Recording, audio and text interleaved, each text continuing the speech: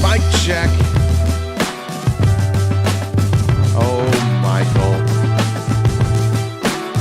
Just a little checkaroo for you.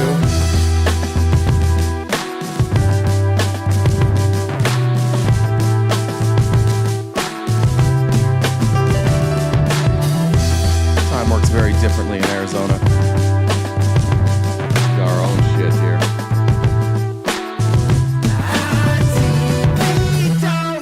Good morning. Sorry for the delay, everybody. That's let's call it TikTok's fault. We had to re-merge our TikTok with our Streamlabs account after they banned us last week. But you'll notice we're back on TikTok. So welcome everybody from TikTok. The chat is not loading in from TikTok. Let me try one more time and see. Otherwise, I've got to open another window here and get the TikTok chat in. This hat is black. Yeah. It does look a little bit navy. The blue light coming off there. It is a black hat. Let's see. Still not loading in TikTok chat. All right, give me one. Let me pop the TikTok chat up here on the side so I can see both. God, I hate when they do this. This really makes things hard to see. I'm gonna move that. Move this. What's up, TikTok? Good to see everybody back. We won our appeal. They didn't even tell our agent that we won our appeal. It just all of a sudden reemerged one day. I've been told that I need to be a little more careful when discussing Donald Trump, maybe using code words for Donald Trump. Some suggestions that were given to me were Cheeto Jesus, maybe even in the chat. Maybe we just, I don't even know if we can do that in TikTok chat if you can ban words, but maybe we just ban the word Trump in the chat. Can you do that? You can. Maybe we just do that. I don't know. That's what I was told. I said, what do I got to do? And they said, with this merger coming up, they're very, very careful. Same with that country over there in the Middle East where Jesus was born. We're not supposed to talk about that without code words. Fucking dumb, but there we are. I need Brock. Oh, go ahead. We can ban words over on TikTok. I've done it many times. So. Sweet. Happy 49ers Monday. We got Monday Night Football tonight with the 49ers. I'm seeing some of you talking about the Colts already. I swear to God, if we lose to what's his name, Phillip Rivers, I'll cry. I'll cry live on the stream on Tuesday. Wouldn't be the first time I cried on stream, but it's been a minute. Donald Trump has this ability to wipe away your feelings. You really have to repress them. And so I feel like my feelings have taken a back seat lately. I haven't cried it's been the longest I've gone without crying. I used to cry a lot and not crying so much lately. Probably should. How about the Bears? What did they beat the Packers yesterday? Looked like they were cheating. From what I didn't watch any football. I had my daughter yesterday. She does not allow football. And so, but I did see that the heaters went out on the sideline. Who's older, me or Phillip Rivers? How old is Phillip Rivers? He's like 44, isn't he? Shut up. First of all, shut up for asking that question. He's 44. He's 4 years older than I am. Take that. I do remember when Phillip Rivers was drafted. Like, I remember that specifically. He and Eli Manning. Seems like he's old. It still is weird to watch professional sports when you're in your late 30s, early 40s, and you're older than most of them. But I don't know. Maybe it's the inner child in me. I've never felt like I was actually older than they were. Anybody else ever have that happen? Move this around too so I can see all of TikTok's chat. I got my throat coat here. A little cold this weekend, so I apologize if I sound hoarse, but we're coating the throat nicely today. And shout out to TikTok chat. I didn't even know what throat coat was until a couple of years ago when I had a sore throat. A bunch of people kept saying throat coat, and I thought you were making fun of me, and it's not. I'm so happy with the Jags this year. Yeah, congratulations, Jags. I did cut the sides of my hair a little bit. I did it on my own, so it's not great. In fact, I even thought about going no hat for a Christmas surprise this week. Maybe we still will, but I need to adjust my own haircut. It didn't go very well. It looks really rough. But welcome everybody. Welcome back on TikTok. Just a reminder, we're crowdfunded. So this week we're going to go Monday, Tuesday, Wednesday. So we will have a Christmas Eve show early in the morning, the normal time. We'll be off on Christmas. I don't know about the 26th yet. may have an event on the. We might have an event on the 26th. I'll let you know. But for sure, Monday, Tuesday, Wednesday, off on Thursday. Iffy on Friday. I'm not sure yet. I got to check with what my daughter's plans are. Do I think the Lions should have tied the game? I don't even know what happened in that game, to be honest. I didn't see any of it. Yeah, they should have tied the game for sure. That's what they should have done. RIP Chiefs. Love that. Did they lose yesterday? I bet they looked awful. Get yourself a Flowbee. Is that like that vacuum haircut thing? I have one of those for my dogs. I've actually used it on my own head before. It's just convenient because it sucks up the hair while you do it. The refs cheated. Okay. Right. Lions have been on the wrong end of some bad calls historically. That would suck. You guys deserve better than that. Chiefs got rocked by the Titans. Oof. That's not good. We are going to talk about Nicki Minaj at AMFEST. That was not on my bingo card. I did not see Atmir's live yesterday. No idea. I did hear about that, about attacking ignorance, that he's not doing well. I don't know him well at all, so I don't know the details on that. All right, we're gonna jump into it. Kristi Noem announcing a very Merry Christmas to all of us today. I just feel like if you're gonna talk about Christmas, maybe if you're gonna use the word Jesus, maybe don't use it in a way to demonize people. Well, it's home for the holidays season. So, not only are we returning those kiddos back to their families that Biden lost, we also are saying that if you voluntarily want to go home now to your country, if you're in this United States of America illegally, we will give you $3,000. Fuck, no video. Sorry. My bad. Every day. This will take about 6 months of you guys mocking me before I figure it out. Through the holidays to send you home. We'll buy you a ticket, give you $3,000 to go home, and that includes people that have not been detained, maybe have interacted with us, are detained and don't have criminal charges against them. Yeah, raise your hand. We'll help you get home. We'll facilitate it, and I don't think raising your hand is going to help a lot. Are they just saying that they're actually watching? Everybody raise your hand real quick at your homes where you're at. Let's just see if ICE shows up. Everybody, unless your residency is in question, then don't.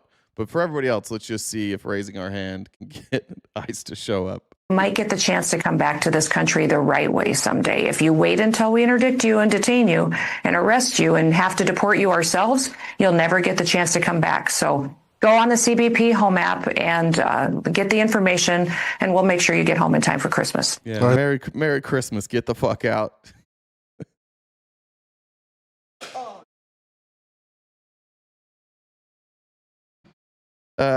Tis the season. I'll take a break here in a minute. I'll clean that up. My bad. Yeah, do my job for me. How expensive is this going to be for us? $3,000? $3,000 because you guys can't get anybody? $3,000 per person?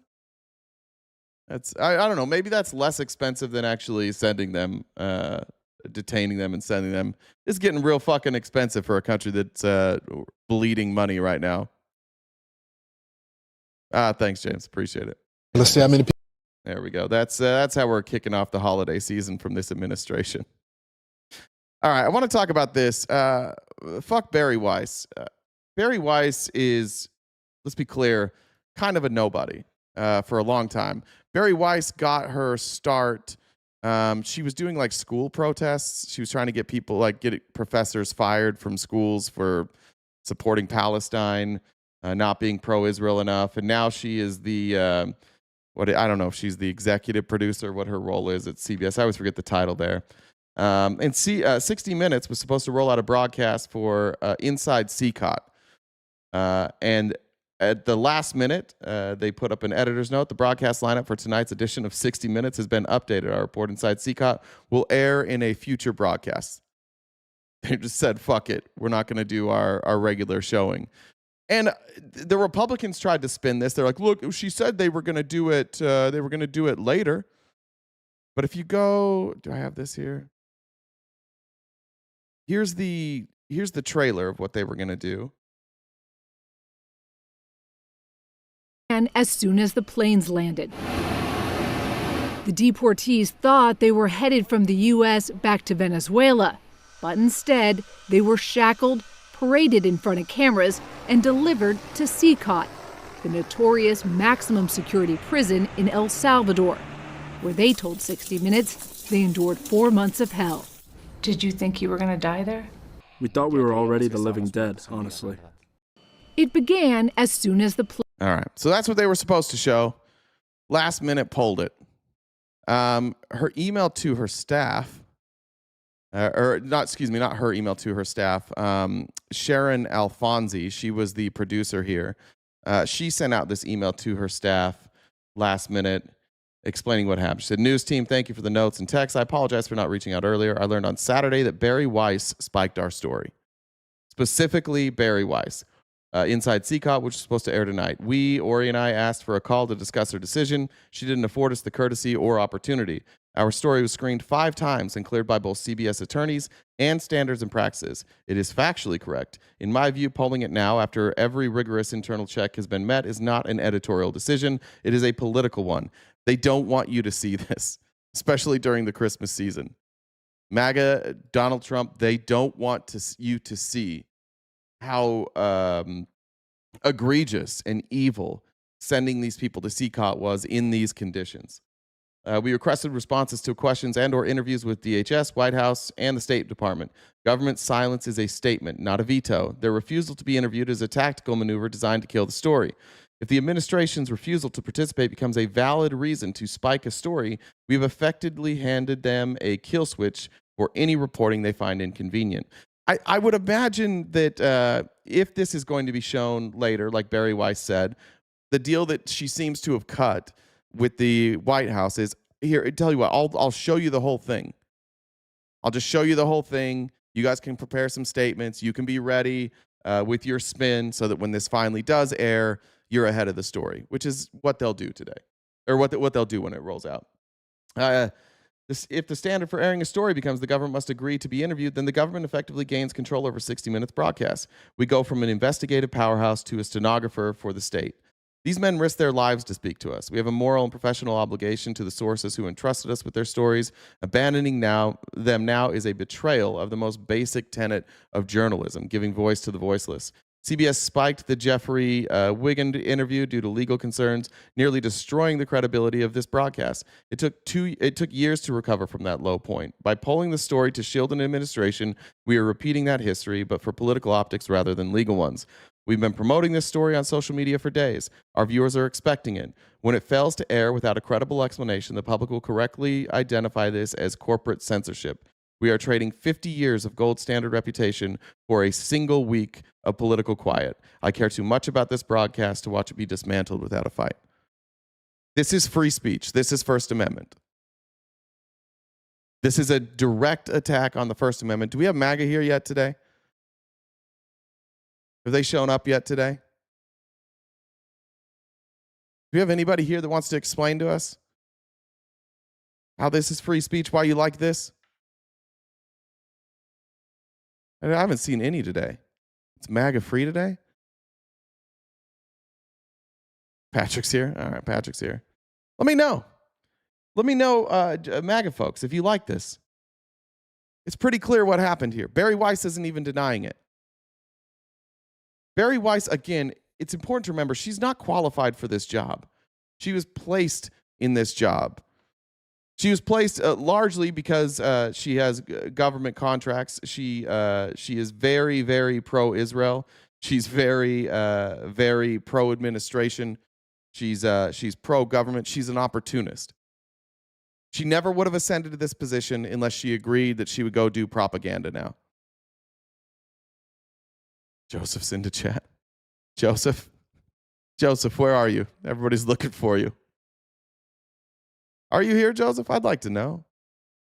Weiss is basically loomer. Yeah, she's like a buttoned up loomer. It's important to remember, it's like Bari Weiss is kind of a, I don't want to say troll, but she's somebody who goes out and she's regularly in front of a microphone and she regularly just says stuff that she thinks that she can't back up. Here's an example. She was on Rogan not that long ago, which was kind of confusing at the time. This was when she was still at the Free Press, and Rogan brought her on as an independent journalist. And while I actually kind of agree with some of what Bari Weiss said here, what this video shows is that Bari Weiss just has opinions and doesn't know why she has opinions. In some cases, doesn't even understand the words that she's saying, but she's absolutely certain that she's right. Kirsten Gillibrand. Oh, monstrous. Monstrous? Ideas. Well, when she was 22, she had... No, she's an Assad toady. What does that mean? She is What's a toady? I think that I used that word correctly. Jamie, can you check what toady means? Like towing the line? Is that what it means? No, I think it's like a... She clearly doesn't know. She's begging for Jamie to come up with this. What's a toady? I don't know. I just heard somebody else call her a toady, and I repeated it. Remember, they used to, Bari Weiss and the conservatives used to really not like Tulsi Gabbard because of her friendliness to Mossad. But this was also when Tulsi Gabbard pretended she was against regime change war. I sat with a friend of mine who was not a Trump voter, but a Republican who loves Tulsi Gabbard, absolutely loves Tulsi Gabbard. I sat with him Saturday morning after we played some golf, and then we had breakfast. And he's just like, I loved her. It was like the saving grace for me for this administration, and they've totally sidelined her. Like all that stuff that they talked about where they weren't going to do regime change war anymore. It's obvious that was a lie. It's obvious that they just wanted whatever influence Tulsi had, and they wanted that voice. They wanted somebody who looked like they came from the left and moved over to the right, and now they've totally sidelined her. It's gross, actually, what they've done to Tulsi, and I don't feel bad for Tulsi because she should have known what she was getting into. But they used her to release, as DNI, to release that dog shit that they put out about trying to position the Obama administration like they set up the Russia collusion hoax, they call it, which wasn't even Russia collusion. They released a bunch of documents trying to prove that. And all the documents proved at any point. Destiny debated Rob Noor on this. I debated Rob Noor on this. By the way, Rob Noor, because he's a fucking dick lick, blindsided me with it. They allowed him to blindside me with it. And thank God we had done a whole episode on that DNI release from the what's the guy's name? What was his name? What was the name of that document? Whatever it was called. Does anybody remember the name of that document? It wasn't Horowitz. It was, I don't remember what it was. Anyways, the only thing that came out of that is there's like a couple intelligence agents who said that the wording that they used to say that Putin preferred Trump over Clinton might not have been warranted. It's not steal. It's Durham. It was the Durham Annex. That's what it was. Anybody get that? That was the first one. The Durham Annex. But all it said in that entire, like, we read through the whole thing. I don't know if you remember that show. You can go back and you can find it, whatever date that was released. It was like a day or two after that. We read through the entire Durham Annex. And the only thing that's in there that they're claiming shows that this was a hoax is that there are members of the intelligence agency who they don't name who say that they don't know that it's really true that Putin had a preference, that maybe he preferred Clinton. Now, they don't have any evidence that says that he does prefer Clinton, and we had multiple sources saying that Putin preferred Trump, but they're just like, oh, you can't say that with absolute certainty. So in your footnotes, you need to be more clear, and with your language, perhaps you should have been more clear. And that's what Durham ruled, is like the language could have been a little more clear here. And they trot her out and they make her do the press conference like this is blowing the lid off of the Russia investigation, and then they just sideline her again. She played herself as true, Jackie. She should have known what she was getting into, but it also goes to show like what this administration does and how quickly they will use, abuse, and discard somebody. Bari Weiss is going to be collateral damage here. She can't be trusted now. She'll probably at some point, whether it's during this administration or the next, like her career, her reputation is finished. Her only option after Trump isn't president, if we ever get back to normalcy, her only option will be a hard shift to the right and become like a Fox News adjacent commentator. She has no more credibility in the middle or on the left. She's just right now. She killed a story for Donald Trump because it was going to make their administration look bad. But here she is again. Now, remember, she's asking Jamie to look up the word toady because she just said that Tulsi was a Mossad toady. She has no idea what those words mean. Toadie. What does that mean? I think it means what I think it means. Epstein files let us know, Nah Dog, that apparently Trump also preferred Bush. Toady. Definition of toadies. A person A who sycophant, flatters or defers to others I for kinda used it right. self-serving reasons. A sycophant. So she's an Assad sycophant. Is that what you're saying? Yeah, Excuse me, Assad, not Mossad. Sorry. that's known about her. Oh yeah. Like, what did she say that We have to look. qualifies I her? don't remember the details. We I've read probably it. should say that before we say that about her. We should probably read it rather. Well, I have read it. No, I mean, we should right now. now. Oh, yeah. Okay. Just so we know what she said. Look up I've had her Tulsi on Gabbard. here before. Look and up I really Tul- enjoyed talking to her. I like her a lot. Are you serious? Yeah, she calls her a toady, doesn't know what it means. And then they asked to explain, okay, well, I meant sycophant. I should have said sycophant. Okay, well, how's she a sycophant? It's known. What do you mean it's known? I don't remember. That's the person that's running CBS now. Yeah, I like talking to her. Okay, I like okay. talking to her. I don't know about... I think she's like the motherload of bad ideas. Whoa. I'm pretty positive about that, especially on Assad, but maybe I'm wrong. That's what they say about who's the guy that was famous for that? Fuck, my brain is going to shit. The Sam Harris. He says that about Islam, just generically. That way he doesn't have to go through and compare like Islam to Christianity or other religions. They just say they're the motherload of bad ideas. I don't think I'm wrong. Well, my take on her was that I think as a person who's coming from the left, who's also a veteran and is very articulate and sensible and a woman, and in talking to her, we didn't get into Assad or any of those things, but talking to her about what she feels is wrong with the current administration and the way things are running and a direction she thinks things Yeah, Rory, could go. that's who's running CBS now. When? What do you mean, how did she get the job? You all know how she got the job. She ran the Free Press, which was her own organization. It was largely backed by Israel. Israel used her to go after anybody who was not pro-Israel. And then I think they just probably cut a deal with Trump. They're like, look, she's going to do what we ask her to do. Trump put her in CBS through... I'm trying to find this right now. I'll let this play. But there was another story when Brendan Carr, I'm trying to find the clip. Brendan Carr actually just basically said, we're going to install somebody from the White House at CBS, and their job is to report back to the president on what they're going to do. She had some very promising ideas. I didn't know about this. But doesn't she also, did she ever apologize for believing in conversion therapy? I didn't even know she believed in conversion therapy. Am I crazy? She did believe in conversion therapy. That's true. She comes from a cult. Here it is. Wait, no, that's not it. Where's this Brendan Carr one? I don't know how I didn't get that on the outline.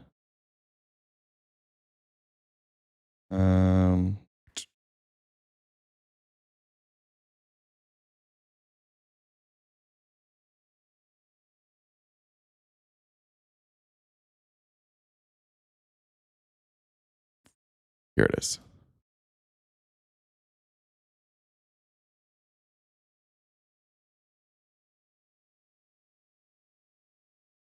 And it is giving ammunition to those who believe the skids were greased, that the settlement, the $16 million settlement by Paramount. He was talking about Tulsi Gabbard, Dolphin.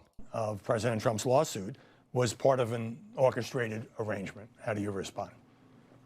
Well, there's a lot of misinformation out there. The reality is our review here followed our very standard practice at the FCC. In fact, the timing was right in the wheelhouse of when we ordinarily approve these types of transactions, or at least reach a final decision, both at this administration and the last administration as well. So we ran normal course. We had a full commission vote. And I'm really excited about the outcome. I mean, one of the things that the new buyers of CBS have committed to is unbiased, fact-based reporting. They're going to report on a wide variety of political and ideological perspectives. They're committing to getting rid of invidious forms of DEI discrimination, reinvest in local journalism. So I think it's a great win for the American people. That wasn't actually the clip I was looking for. I'll have to find it. I'll show it tomorrow. But part of this negotiation with the Skydance takeover of CBS was installing somebody who would report back to the president within CBS. I don't know why I didn't save that clip when I saw it, but that was part of the agreement there. Somebody said, do you want to talk about Greenland? I missed this morning. We may get to it in a little bit. I assume we're talking about this announcement from Trump. I'm pleased to announce that I'm appointing the great governor of Louisiana, Jeff Landry, as the United States special envoy to Greenland. Jeff understands how essential Greenland is to our national security and will strongly advance our country's interests for the safety, security, and survival of our allies and indeed the world. Whatever you want to say about what Trump's plans are, and we don't know, he's doing, like, this is very similar to the buildup of World War II. There's a lot of escalation, and it's us. Like, we're doing the escalating.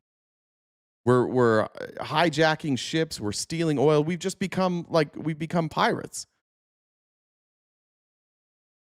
And now, yeah, I mean, Greenland, if we're going to have a world war or we're going to try, imagine being all these NATO countries. As Trump is talking about abandoning you, Russia's coming towards you from the east, and now you have the United States on the west. And the United States is basically going to say, like, yeah, you can have Europe, but you can't have us.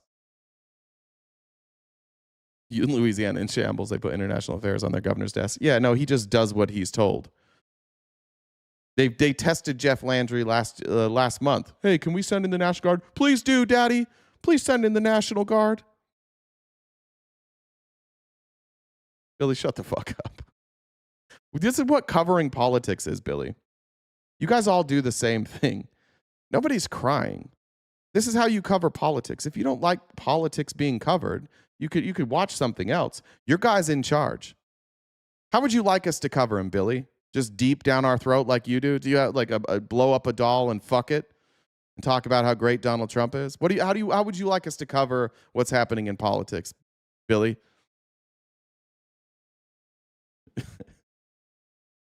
Like, you're in here whining. I don't know. I know this bothers you. But I don't know how you cover news without covering the news. I think as somebody who does this, I think this is what I have to cover, unfortunately. I would also like things to be a little more boring. I would also not our president to be a fucking moron. That would be sweet.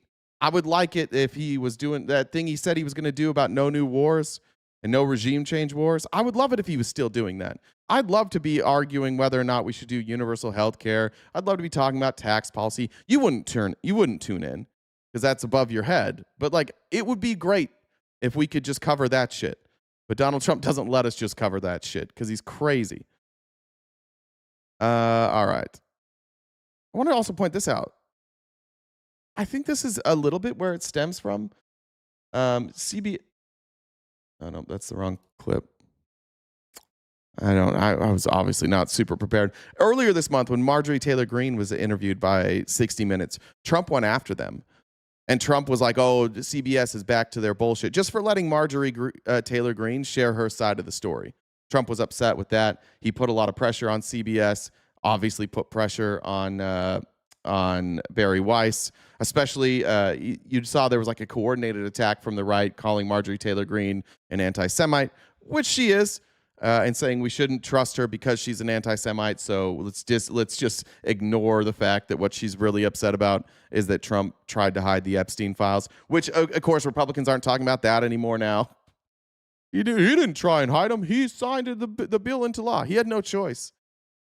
If he didn't sign that bill, they were gonna send it back to Congress. They would have sent a veto-proof bill. There's nothing he could have done about it. He only signed it when he didn't have the votes anymore. And all these Republicans just pretend that didn't happen. Let's just erase our memories. Let's forget that Congress went home in the middle of the summer. Let's forget that Donald Trump was threatening them online. Let's forget all of that. Let's forget these meetings where they were bringing people in. Let's forget all the Republicans who were like, we shouldn't release the files. And then when it became too toxic for them and they had to agree to release the files, you all just went, oh, yeah, we were always going to do it. Yeah, look, he signed it. See? We're not hiding anything. You tried. You lost. Even when you lose, you claim victory. Wasn't me said for the Nicki Minaj's Dead Career Memorial Fund? Yeah, I think. Was Nicki Minaj still strong? Look, Nicki Minaj got paid to be there. Every speaker at TPUSA got paid to be there. They pay those people a lot of money to be there. There's a reason Nicki Minaj didn't sound like she knew what she was talking about, because she wasn't, or she didn't. She just got paid to be there. And yeah, it's probably like, you can't side with conservatives and Nazis right now. It's not going to look good when you go out in front of a crowd full of people. Like, the other speakers are all like, DEI is a terrible thing. Everybody is treated the same in this country. That's why we need to remove protections for people who haven't been treated the same. It's not going to go well. She got a bag and she's out. I hope she starts making Christian music though. That'd be sweet. We did get flagged here on TikTok now. What do we get it for? It violates fake engagement. Okay. How did that happen? How did we get fake engagement? Do we run are there a bunch of viewers in TikTok right now? Usually that happens when a bunch of new viewers show up at once. All right, moving on to more important stuff. I think you might have horizontal layout on TikTok. You're really, really small. I'm small on TikTok? Yeah. What does it look like? Let me look. It looks fine on my end. Let me take a look. How does it look on YouTube? Am I small on YouTube too? YouTube looks normal, I think. I can send you a screenshot of it. Interesting. I've got to switch accounts. Yeah, send me a screenshot of what it looks like on TikTok. I'll send it. Just want to remind everybody we are crowdfunded, so if you guys could help us out with the pay links, this is our job. We do this each day, Monday through Friday. So if you guys could help us out, knock out that gift goal, that'd be fantastic. I don't even think I can fix that on TikTok because it's fixed on my end. And you guys said on YouTube it looks normal. I don't even think I can fix that. You guys may want to, if you want to see my face, which this might be a good thing for a lot of you. Maybe you didn't want to see my face. Look here. Oh, it came out. Oh, I know what happened on TikTok. Oh, no, that is my fault. I did the wrong output on TikTok. Yeah, that's what I figured. All right. Sorry about that. That's all right. You don't need to see me. You can see the whole chat there. Women tell you all the time how small you are, they. That's pretty good, T-Money. That's pretty good trash talk. I appreciate that. They don't. They don't say that because they're nice. They would never hurt my feelings like that. They just tell me I have a good attitude. Nobody would ever say that to me. Nobody that I would date. And we only date nice people here. I have the face for radio. That's not the first time I've heard that. I appreciate that. Let's talk about the MAGA youth rally, whatever we want to call what happened this weekend in Phoenix. I should have gone. I thought about it a bunch of times, but it's not worth it to me. That's a toxic place. Before we get into the TPUSA rally, I don't know what we call it. I want to introduce you to something called the BITE model. This was written by Dr. Stephen Hassan. He is an expert on cults. And the BITE model is something that you can use to identify whether or not you're in a cult. And I guess when we go through these videos, we'll discuss whether or not it fulfills the definition of a cult. B is for behavior control. Regulate individuals' physical reality. Dictate where, how, and with whom the member lives and associates or isolates. When, how, and with whom the member has sex. Control types of clothing and hairstyles. Regulate diet, food and drink, hunger and or fasting. Manipulation and deprivation of sleep. Now, these are mostly applied to religions. So a lot of this is not going to apply. Just off the bat, a lot of this isn't going to apply directly. Financial exploitation, manipulation, or dependence. Restrict leisure, entertainment, vacation time. Majority of time spent with group indoctrination and rituals and or self-indoctrination, including the internet. Major time spent with group indoctrination and rituals and or self-indoctrination, including the internet. There's a reason that if you bring up Russia, all MAGA goes, Russia, Russia, Russia, collusion hoax. There's a reason they say it 3 times. There's a reason they say collusion. It's been pushed into their brain. Nobody ever even investigated the crime of collusion because there is no crime of collusion. And the reason you say Russia, Russia, Russia is because they know that type of messaging embeds in your head and you repeat it. And it's your way to be able to deflect from having a real conversation. Permission required for major decisions. Yeah. And the major decision seems to be, can you say anything bad about Donald Trump? No, you cannot. Permission has not been granted for that. Rewards and punishments used to modify behaviors, both positive and negative. This is used in more. I've never seen a political movement operate in this way. where when you support Trump, you literally make more money. You get contracts, you get speaking fees. When you don't support Trump, when you don't, even if it's just criticism like Marjorie Taylor Greene, suddenly they use all that money against you. They pull funding from you. No more PAC money, no more ads, no more support. That's all pulled. And it's not because you did something horrible. It's simply because on one issue, and that issue is Trump, you decided to go against him. And not even like, she still loves Trump. She still thinks he's the fucking GOAT. She just thinks he was hiding the Epstein files, which he absolutely was. Discourage individualism, encourage groupthink. This is a weird way that like cults, like my cult did this. We would say in our cult, you should, you can be an individual. You'll hear JD Vance later saying like, come as you are, be whoever you want. But then there's always a groupthink. But here's our unifying feature. And this year's CPAC, or excuse me, TPUSA, more than ever has been, you have to be Christian. If you're not Christian, you're not going to be with us unless you just keep quiet about your beliefs. As long as you go along with Christianity, but keep quiet about your own beliefs, it's fine. Impose rigid rules and regulations. Yeah. We're just beating the fuck out of the First Amendment right now. Beating the fuck out of other Republicans. Look at what happened in Indiana when they refused to redistrict for Trump. Look what happened to them. Any Republican who refused to redistrict for Trump was getting death threats. They were being threatened. They were being pointed out by members of MAGA, including the president. They were branded traitors. Mitt Romney, what happened when he spoke out? Traitor. Jeff Flake, traitor. Justin Amash, traitor. Adam Kinzinger, traitor. Who are they traitors to? Donald Trump, right? Not any of your ideals, not any of the things that you stand for, not Christianity, not small government, not lower taxes, just Donald Trump. I'd like to bring up how this is a large issue that exists on, I don't know what that means, on the entire spectrum. Are we getting them mad yet? Start talking about cults and watch them try and defend it. Try and defend that. Please. Please try and make a comparison. Show me another political party in this country that operated that way. I've never seen it in my life. You haven't either. No matter how old you are, at most we have people that might have been like 70, 80 years old here. They've never seen it in their life either. This has never happened before. Punish disobedience by beating, torture, burning, cutting, grape, or tattooing and branding. I would say that, maybe not physically here.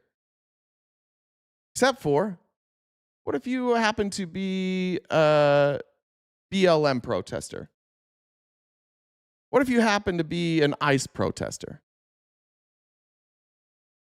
Are they not being beaten? What if you are here illegally? That's disobedience, right?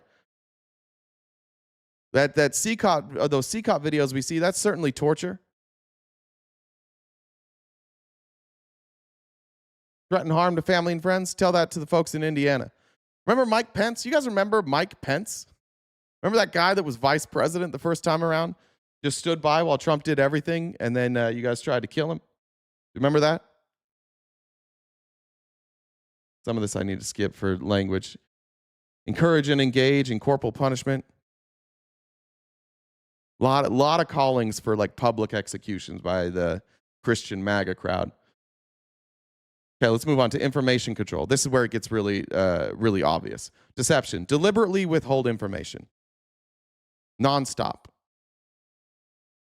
The one thing I know when I'm going to debate a MAGA is that they will not know the information. It is hidden from them. The information that is incriminating not only is hidden, but it is viewed as like unacceptable to view. You shouldn't even engage with that information. Distort information to make it more acceptable. We have a president right now in the files, and I'll get to the Epstein stuff later. In the files, it talks about the accusation of rape of a 13-year-old girl. But they distort it. Oh, yeah, well, no, she's just lying. She dropped the case eventually. This is the big story. I don't know how the media is missing this, and again, we'll get to it. But in the files that were released, we have evidence that people who threatened to come forward Epstein said that he was going to blow up their house. They were threatened with their lives. That's why all these accusations against Trump, yes, they went away, but no, they weren't retracted. None of them were retracted. Systematically lied to the cult member. Oh my God, we're going to show you lie after lie after lie. Minimize or discourage access to non-cult sources. I'm going to go through these quicker. Internet, TV, radio, books, articles, newspapers, magazines, media. Don't trust the mainstream media. Every day, if I show a CNN logo, someone in here is like, CNN, ha ha, what a fucking joke. What a fucking joke. CNN, MSNBC, New York Times, That's where that comes from. Don't trust anybody that's not us. Minimize access to critical information. The Epstein files, perhaps, as we hid those. The drone strikes during Trump's first administration that he just stopped reporting on. The jobs numbers that aren't being reported. The strikes now in the Pacific that we can't see. The double tap, we can't see that. We're not going to tell you anything. Pam Bondi, Kash Patel, how many times did they say in their hearings, we're not going to show you that. We're not going to show you any of that. Don't listen to former members. As somebody who left a cult, I can tell you, the last person any of those members want speaking to me, or the last person they want their members to speak to is me. They don't want you to listen to Mitt Romney. They don't want anybody who ever disagrees with them. They immediately become evil. They immediately become discredited because they speak out. Keep members busy so they don't have time to think and investigate. Sound familiar, MAGA? Every day there's 15 fucking stories. That's why you guys still to this day, there's going to be multiple people in this chat who are going to bring up Minnesota. When we get into what's in these files and what we saw at Turning Point USA this weekend, a bunch of people are going to go, talk about the files. Talk about Obama. Talk about Joe Biden. Talk about Bill Clinton. They'll want to talk about anything but this. Keep them busy with other shit. Keep them busy with the lie that the Russia investigation was a hoax. By the way, there's a Destiny debated, what is that guy's name that did 2,000 Mules? Dinesh D'Souza. And it was a mess for Dinesh D'Souza.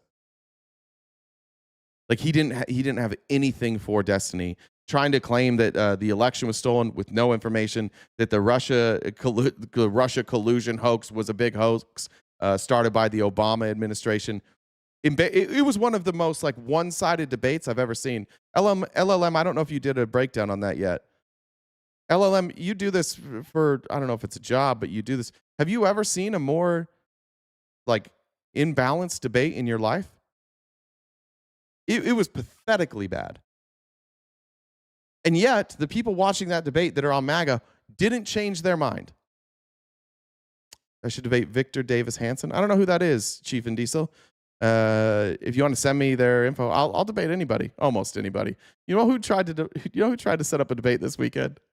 Mod tried to set up another debate with me, and I said, well, if we're going to do that, we got to pick a topic and have a good moderator. And they said no, she wants no moderator and no topics. I was like, pass.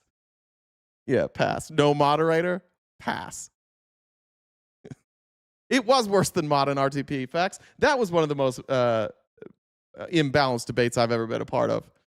And she said, don't worry, I'm not going to do it. She said, I wasn't prepared last time. This time I'll do better. It's just about her ego. She wants to do better this time. But she doesn't want to have topics, and she doesn't want a moderator because she wants to be able to do the only thing that Mod does, which is Millie does the same thing, where they just take shit out of a document, a sentence that you may or may not have read, and then they want you to remember that sentence. And when you don't remember that exact sentence, they're going to bang you over the head with it for hours at a time. They don't want to have a real debate on real topics. She is bad. She's bad. What was the other one? Control through cell phone with texting, calls, and internet tracking. We're doing it. This is why we're building out this massive deep state where they're surveilling everything that we do here. There's a reason for this. There's a reason now you're asking for people coming into this country for 5 years of their social media history. Compartmentalize information into outsider versus insider doctrines. This is what we're talking about. Fox News, yeah. CNN, yeah, right. Never turning on CNN ever. Liberal news, fake news. Label everything that criticizes you fake news so that people learn to compartmentalize that information with outsider versus insider. This is what I did when I was Mormon. Anybody who's not Mormon here, you can name things that are critical of Mormonism. You know them. I wasn't allowed to pay attention to that. And if you said it, I immediately assumed you got anti-Mormon literature given to you, and that's why you're saying what you're saying. It couldn't possibly be because that information's true. Check over here. Paul said, this is for Jen. Thanks for editing work this year. Dustin said, hung with my MAGA buddies this weekend. They actually think the Epstein release is to make him look bad, not to hold people accountable. My friends suck. Yeah. Oh, sorry, I didn't understand that for a second. Yeah, they think this is all. That's how MAGA is spinning this right now. You saw it. They all came out and they were like, oh, look, Trump's not even accused of a crime. Did you? Okay, fine. He is, first of all. Did you read it? Did you read how our government helped cover this all up?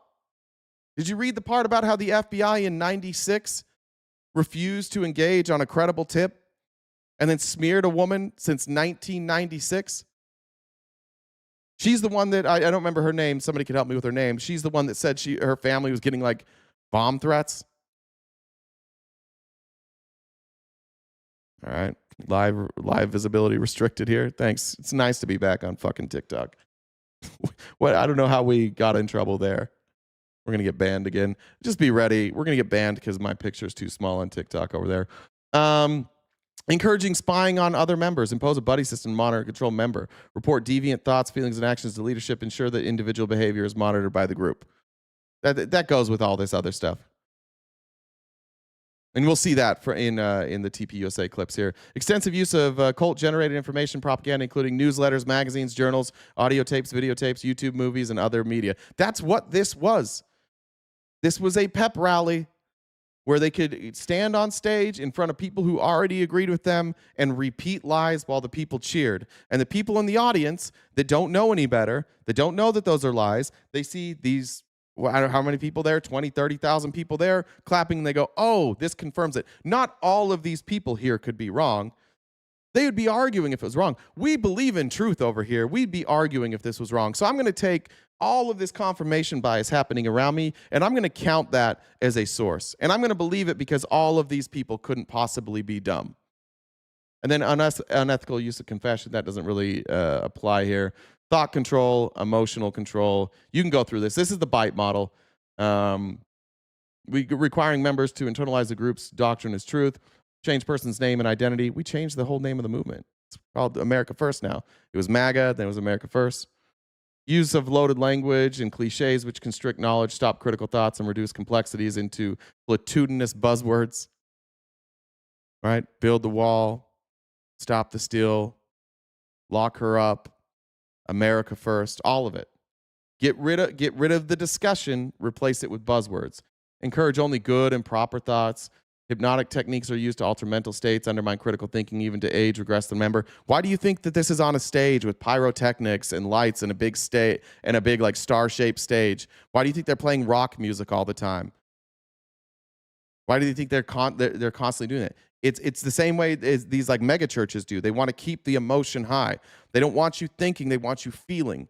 When you go to a Turning Point USA event and you come out, they want you to feel it. Any of you ever seen an MLM, like a big MLM, something like, doTERRA, when they do their convention? It's the same thing. Everybody that comes out's a fucking rock star. They have a big screen behind them, shows highlights of that person, glamour shots of them. They have lighting. They have a walkout music. They treat everybody like a superstar. They want you, as that person walks out, like, oh, this makes me feel good. I want to feel good about this person. And then that person gets up and just hollers a bunch of taglines at you. And you're like, yeah, this is cool. Memories are manipulated and false memories are created. Jan 6. This is perhaps like, this one's the most telling. We lived through Jan 6, all of us. We watched everybody on Fox News. We watched everybody on Newsmax. We watched everybody on CNN, MSNBC. We watched all these members of Congress come out and say what an atrocity it was. We saw all of them point to Donald Trump, who on that day, everybody knew he could have stopped this. He was cheerleading it. We all watched it in real time, and the MAGA people in this world now pretend that that didn't happen. They pretend it was the FBI did it. We all fucking watched what happened.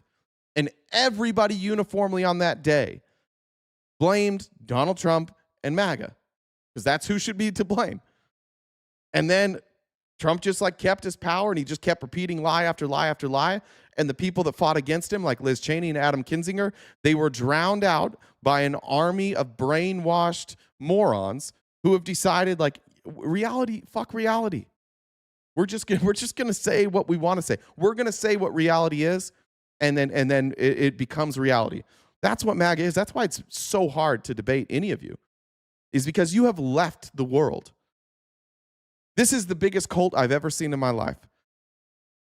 And it's becoming more cultish as now they're bringing in Christianity. They're using the death of Charlie Kirk to change the movement from like everybody's welcome to like this is a Christian movement now. Very important that this becomes a Christian movement. Why would you want to create a Christian movement? It's easier to control, right? Tie people's political beliefs to Christianity, and now they're intertwined. And now when you see Jasmine Crockett, she's with the devil.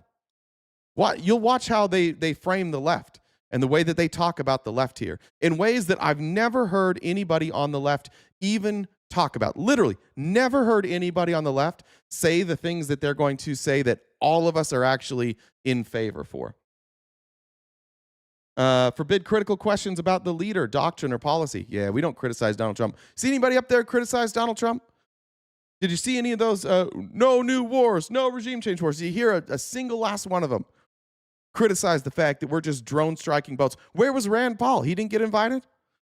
Where was Thomas Massey? He didn't get invited? No speakers? Not one speaker that was up there is somebody that's critical of Trump. Not one. Labeling alternative belief systems as illegitimate, evil, or not useful. I'll show you Tulsi Gabbard. I'll look at the chat here. This guy doesn't celebrate Christmas. You're proving my point. When you say, I don't celebrate Christmas, you're proving the point here. That you guys are in a cult. That I am bad. I am evil. I am the enemy because I don't celebrate your holiday. By the way, I do celebrate Christmas. I just don't tie Jesus to it at all. It's a winter holiday. Time I can spend with my daughter, give her presents, tell her how much I love her. We don't talk about Jesus. But you're doing it right here. Right here, you're saying like, oh, somebody who doesn't celebrate my holiday is evil. That was a thought that went into your head, and then you typed it out. Like while we're saying it, while we're saying that you guys reject anything different than you and paint it as evil, you did it. And then emotional control. Manipulate and narrow the range of feelings. Some emotions and or needs are deemed as evil, wrong, or selfish. Empathy. How many conservatives have you heard this year? How many times have we shown you clips on this show of prominent conservatives talking about the problem with empathy? Toxic. They literally called it toxic empathy. That's now evil. Welcoming people from other countries. It's evil. Allowing a trans child to like go through their own journey. Allow them to live on their own terms. Allow them to identify how they want. No, that's evil. It has become an actual cult. How's it like to be receiving the shit you spew? I don't think I'm receiving the. I don't think you're giving me what you think you're giving me. You are confirming that you're in a fucking cult.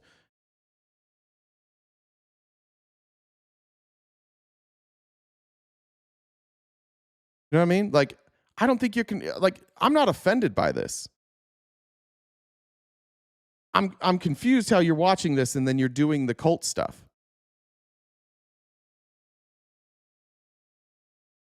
Teach emotion-stopping techniques to block feelings of homesickness, anger, or doubt. People who are hurting their wallets are hurting right now. We're going to teach you emotion-stopping techniques there. We're going to teach you not to care about your wallet. Oh, it's going to be fixed. Don't worry about it. Don't worry about the fact that you can't pay your bills. Don't worry about the fact that you've alienated some members of your family. We're gonna teach you how to ignore that, because we're all in this movement together. Make the person feel that problems are always their own fault, never the leaders or the group's fault. What's Donald Trump's fault in MAGA? Nothing. In fact, you guys, conservatives have been doing this for a while. The only people that are ever at fault are poor people and Democrats. Elon Musk, not a problem. All these people who are literally running a shadow government right now because they bought all the politicians, they're not the problem. They're not the problem. It's poor people who are getting SNAP benefits, poor people who are getting Medicare and Medicaid. All Republicans this entire year you have spent going after marginalized people and poor people. It's their fault that they're poor, you say. It's not the system's fault. It's not our leaders' fault. It's not our ideology. It's you. It's your fault that you're poor. If you're poor, that's on you. Couldn't have anything to do with anything else. Promote feelings of guilt or unworthiness, like identity guilt. You're not living up to your potential. Your family is deficient. Your past is suspect. Your affiliations are unwise. Your thoughts, feelings, actions are irrelevant. Selfish, social guilt, historical guilt. This is what you will see. They're talking about the government's role as like with culture. They think that it's the government. When you listen, somehow Republicans now think culture is the responsibility of government. Promoting traditional family values is the role of government. Since when? Since when is that the government's role? Well, since now. You know why? Because they want control over you. Watch the chat now. Look at this. His parents probably paid for his first car and helped him go to college. See, they ignore what's being said and make me the enemy. You're doing it right now. Pay attention to the Republicans today. Pay attention to how fucking oblivious they are. That when I'm walking them through what it's like to be in a cult, as somebody who was in a cult, they double down on being in a cult. Nobody thinks it's Republicans versus Democrats. I think it is. This isn't Republicans versus Democrats. This is MAGA. They're not even calling themselves Republicans anymore. They're calling themselves the America First movement. And they're giving you what the America First movement is. And most of it is demonizing the other side and trying to get you to be a Christian nationalist.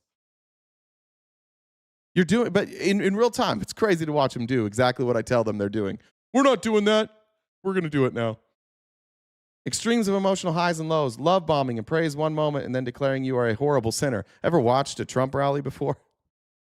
Fucking roller coaster. Ritualistic and sometimes public confessions of sin. Phobia, indoctrination, including irrational fears about leaving the group or questioning the leader's authority. No happiness or fulfillment possible. Now remember this part, that there is no happiness or fulfillment outside of the group. They're going to sell you on this whole rally. Terrible consequences if you leave. Hell, demon, possession, incurable disease, accident, suicide, insanity, 10,000 reincarnations, etc. Shunning of those who leave. Fear of being rejected by friends and family. It's huge. Shun anybody who leaves or criticizes. Where was Marjorie Taylor Greene this weekend? Why isn't she there? She shares all of these beliefs. So why wasn't she there? Because she had the audacity to tell the truth about Donald Trump. Never a legitimate reason to leave. Those who leave are weak, undisciplined, unspiritual, worldly, brainwashed by family or counselor, or seduced by money, sex, or rock and roll. You'll see a bunch of this. We are the good. They are the bad. The only reason they don't agree with us is because they've been indoctrinated as they indoctrinate you. Threats of harm to ex-member or family. We'll get into that. I'm going to leave this up behind here, so because we'll have to revisit it. But I want to start off with Jesse Waters making an astonishing revelation that somehow none of you give a fuck about. Food. And he goes, Jesse, you want to see the rendition of the big beautiful ballroom? I said, sure, let me see it. He rolls the whole thing out. And guys, I don't know if you know this, the ballroom is... Yes, ever notice the ones who scream the loudest are the problem? These guys are connected to massive speakers in an auditorium. They are literally speaking the loudest. They are literally given a microphone to speak the loudest. I agree. Speaking the loudest here. These are the problems. Huge. Like, I said, Mr. President, the ballroom is 4 times the size of the White House. He said, Jesse, it's a monument. I'm building a monument to myself because no one else will. We're going to talk about that? Why is he building this ballroom? He's building a monument to himself. Hey, Chris, go ahead, Chris. Let's ask what lies am I spewing right now? Do you see how upset this gets? Epstein was Democrats' problem. You want to talk about anything but this? You want to talk about everybody in the audience laughed. Nobody thought. Oh fuck, that's not good.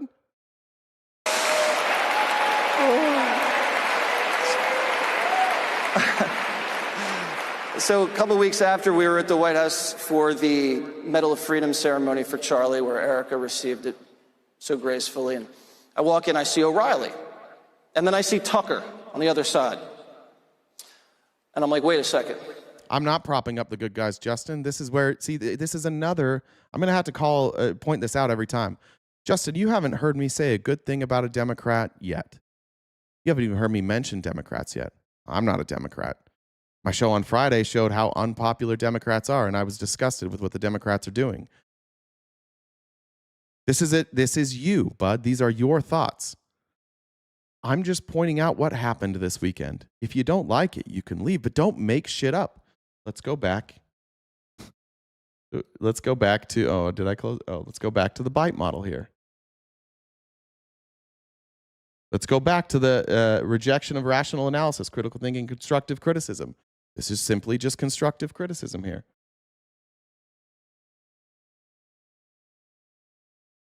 Labeling alternative belief systems illegitimate, evil, not useful. Encourage only good and proper thoughts. Use loaded language and cliches which constrict knowledge. Stop critical thoughts. You're doing this thing. Those thoughts are in your head, bud. You're seeing criticism of probably your side, and you're saying, why are you propping up the Democrats? I'm not. I'm just showing you what they're saying in their words. These are the 3 guys at 8 o'clock. I got to get a picture. So I go over to Tucker. I said, Bill's over there. We got to get a picture. He said, okay. So I bring Tucker over to kind of like the middle. And then I go over to Bill. I said, Bill, Tucker's over there. Like, we got to get this picture. And he goes, you bring Tucker to me. He big-footed him. So I go tell Tucker to come over, and Tucker's laughing. And we go over, we take a picture with Bill. All right, that's enough on that. Fact said, for the CK tent replica will be available in cold. I don't know. I'll get to that in a second. The answer is America first. Yeah. See, you're doing it now. Now you've just see, we told you earlier, when you can't respond to what we say, you give us a slogan. You just gave me a fucking slogan, Justin. Your response to what I said was a slogan. You're doing the thing, bud. You gotta wake the fuck up. And for everybody who's watching this, maybe clip it. Watch how often they do exactly what we just told them they would do, and they cannot help it. That's what being in a cult is. You can recognize what's being said. If I was talking about a different cult, like if I was talking about Scientology, or if I was talking about NXIVM, or if I was talking about Mormonism, none of this would bother you. You wouldn't say those types of things for Mormons. You're only saying it now because you're part of the cult. You're doing the exact thing we just told you we would do. You would do. Sorry, I was reading a comment at the same time. All right. This is fucking weird. Somebody explain to me why this isn't weird. Behind me, this is a recreation of the tent where Charlie Kirk lost his life at Utah University in September, and people are taking selfies with it. You can see from behind. Billy, there's no definition of being in a cult about being chronically online all day, every day. I'm also not chronically online. I just do my show and I leave. I'm not very online. But that's not being in a cult, Billy. Now what you're doing is you're making up new definitions to ignore the real definitions of experts of cult. Like the bite model I showed you, that's almost universally accepted by cult scholars. It's like the model. Behind me, this is a recreation of the tent where Charlie Kirk lost his life at Utah University in September, and people are taking selfies with it. You can see from. That's not. Yeah, that's some cult shit. What are we doing there? You guys really, you're gonna pretend that's not weird?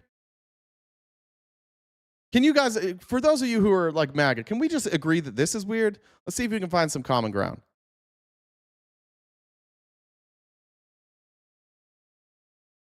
Amanda said, happy Monday, RTP and fam. Thank you. Happy Monday to you. We can't admit that that's, yeah, thank you. That's weird. That's very weird. Let's go here. Here's Mike Johnson. Here's the other thing you want to do when you're in a cult.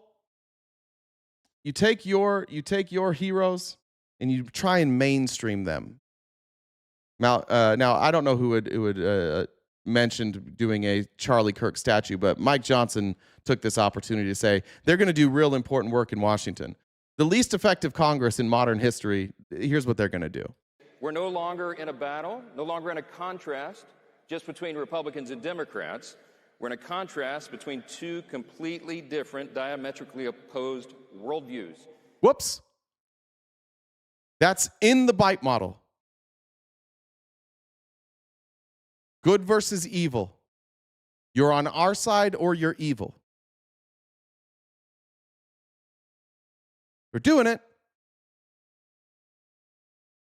And you guys hear this, and if you're somebody who's on this side and you hear this, it's not going to flag. It's not going to register that what he's saying is a big deal because you think that you're on the right side, and that's fine. Like, we think we're on the right side. But this good versus evil shit is weird. What are the main differences between our two parties? I don't think policy-wise, it's not substantially different. The only way that we're crazy different is when you take all of this stuff that they're doing. You take all of the social policies. You take all of the culture stuff, the culture wars. They're just flat out saying it. And this works. It works really, really well because people who are here that like Mike Johnson, that's encouraging to them. That props up that they're doing the right thing. Oh, I didn't even think of that. I knew I liked Mike Johnson, but I didn't know I was on the good side and that was the evil side. I had no idea. Diametrically opposed worldviews. Charlie stood for that. I knew him a long time, and yes, Andy Biggs, we're going to work on that statue. It was Andy. I should have known it was Andy Biggs. Okay? The largest applause here is putting up a statue. Charlie Kirk. Yeah, Billy, but the difference, you know what, Billy? I appreciate that. Almost as weird as the George Floyd statue. Can you show me, Billy, when the Democrats got together and held a big rally and talked about putting up statues of George Floyd? I know people did it. If Charlie Kirk wants a statue in his own hometown, I don't give a fuck about any of the statues. I think statues are dumb. There's statues of him already in the works. There's streets being renamed after him. Fine, do your thing. That's fine. Why is this the biggest standing ovation? Because it confirms to them, it validates who Charlie Kirk is to them. Oh, if he's got a statue, that'll force everybody else to be on our side. Can somebody explain to me what Charlie Kirk did that was statue worthy? Where the federal government's advocating for a statue of him? No federal government employee that I know of asked for a statue of George Floyd. What did Charlie Kirk do to deserve a statue? He died for our sins. That's right. I forgot about that. Charlie was a pillar of the community. What community was he a pillar of, Billy? If you're talking about Arizona, sure. There's places in Arizona where Charlie Kirk meant a lot to a lot of people. I have no problem with them renaming a road for him. They can do whatever the fuck they want. He advocated for peaceful debate. I've never heard anybody, I don't know a single debater who didn't advocate for peaceful debate. Every debater I've ever debated advocates for peaceful debate. That's just what all of them do. Fought for free speech? I don't think he fought for free speech. He fought for Donald Trump, who is attacking free speech right now. They're taking down the freedom of press. They're buttoning up the press. We just had a story on 60 Minutes that was killed, that was critical of the administration, and the administration got it killed. Charlie's main goal was to get Trump elected. I don't know. But it's weird that you guys are cheerleading that.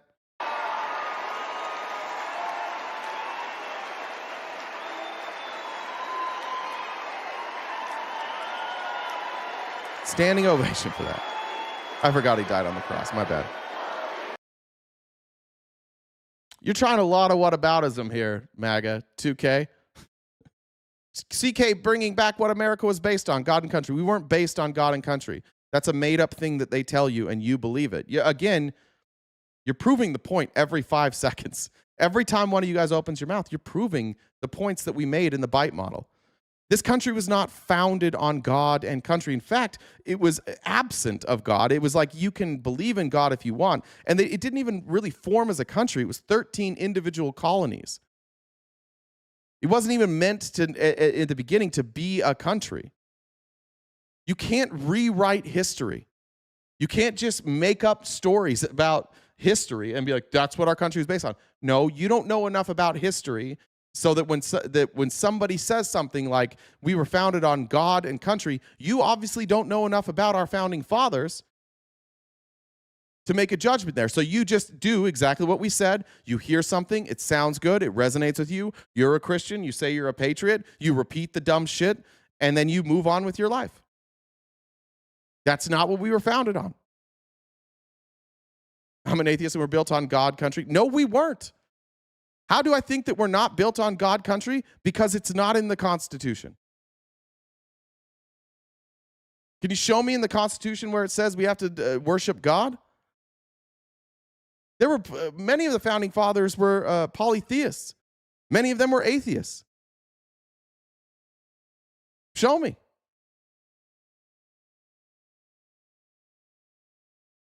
They just keep. How are we built on God and country? Because we are, and you're dumb. Okay, what's the evidence of that? We are. If you don't believe that, you're dumb. You're doing the thing. You're doing the thing where when you're asked for evidence, you just say that the person who disagrees with you is wrong. I hope that there's some in here. I hope that there's some MAGA in here who are watching the people. I hope you're watching silently, and I hope you're watching the result of indoctrination and the power that indoctrination has on people. I spent 30 years of my life lying, and I believed with everything I had that the lies I was telling, and there was proof that the lies I were telling were lies, I thought everything I said was true, and the fact that there were arguments against it reinforced my belief that it was true. You're being manipulated. You Christian MAG out there, you are being fucking manipulated. Tell me what this country has done to bring God back in. What has Donald Trump done that is godlike? He's out there currently stealing oil tankers. He's murdering people in the seas. They're beating the fuck out of immigrants in this country. They're coming into our neighborhoods. They're coming into our houses, into our places of businesses. They're detaining people. They're locking up U.S. citizens. They're deporting people without due process, just like Jesus would do, right? Just like Jesus would do. Jesus was always like, we got to have strong borders. We got to do that. What did Jesus do when he was with sinners? Did Jesus when he sat with a sinner, did he call him evil? In fact, the only people that Jesus ever really seemed to get super upset about were the people like the fake Christians who used the religion, used God to hurt other people. Those are the main people in the life of Jesus. Those are the main people he got upset at. He got upset at the people that were using the word Jesus to control people through the government. There's nothing Christian about this administration other than they say that they believe in Jesus and also they hate the same people that we do. There is nothing Christian about your movement. except for that you never shut the fuck up about Jesus. You smear that man's name. I'm not even a Christian anymore, but if I was still a Christian, like, you're smearing his name. Tying Jesus to Donald Trump, an adjudicated, held civilly responsible for sexual assault. 30 plus accusations. Now we have accusations from children of him abusing them. His own wife accused him of sexual assault. 3 times married, cheated on every one of those wives. Attacking other religions, attacking people based on their looks, attacking people based on their ethnicity, murdering people indiscriminately in the name of strong borders. There's nothing even remotely similar other than you hate the same people. And I hate to say it, but like Christianity in this country has become a bit of a hate group. On the right, at least. You guys unify around who you hate, not who you love, not the teachings of Jesus. The unification of the right is who you hate and what you fear. Give me an example of something what policy is Trump? I'll read the chat now. And 2K, you're getting real close. Like, we're going to get real close here. At some point, I'm going to get frustrated with you guys never staying on topic. But 2K, here's your example. You're going to have to answer this question or you get muted for 2 minutes. Give me an example of a Trump policy that is Christian. I just want an example. Anybody can answer this, but 2K, you've got to give me an example. And when you give me that example, I'm going to ask you to cite me where that was. Mute me. Yeah, that's exactly what I thought. You're a bitch. Yeah, exactly. I'm not going to give an example. Mute me. All right, mute him. 5 minutes for 2K. He wants to be muted. Anybody else? Any other Christians in here want to give me some examples of what this administration has done that's Christian? Saving women and children. What did they do to save women and children, John? That's generic.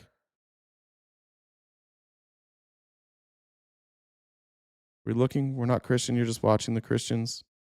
I don't know what that means. He has concepts. Yeah.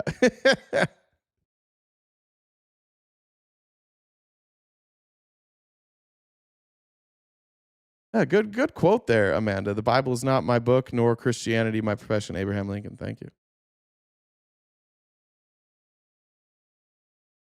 Well, you guys get this is tough. Is this a tough question for you? The Bible tells us anyone who removes the boundary stone of another is cursed. What are you saying? Are you saying that for borders? This is tough. I don't think that Trump is godlike. I think he got kicked out by the Democrat Party, and now you guys will regret. No, he didn't get kicked out of the Democrat Party. He ran to other parties who would accept him, who were dumber. When I worked for the GOP, they didn't want him either. He just chased Mitt Romney now. He was a Mitt Romney fanboy. Can't think of one thing. Damn, this is tough. Trump policy that's Christian, demanding praise 24/7. That's a good one. Yeah, replacing Jesus with himself. Rights like freedom of speech. We've already covered freedom. I don't know that Jesus advocated for freedom of speech or not, but Trump is taking away the rights of freedom of speech. I'm not allowed to say the things that, like, I got permabanned last week on TikTok, and I had to because I was critical of Donald Trump. So I don't think he's fighting for that. Being able to defend your life, that exists. But Democrats also believe in that, and I don't know what Trump's doing to advocate for that. But I don't think that Jesus talked about property rights. I don't think Jesus talked about property rights. Boy, this is tough. I gave you guys the floor. Why say anything? Don't even engage. There's the other cult thing. See? Remember what? If you ask them a question they can't answer, they demonize you instead. When they don't have a question or an answer, they decide what your response is. Oh, I'm not going to say anything. You'll just scream at us. Give me a real example. It's Christian to hate your neighbor and hate people who don't agree with you. Yeah. This is tough for you guys. The Religious Liberty Executive Order? What was in the Religious Liberty Executive Order? Did he have one?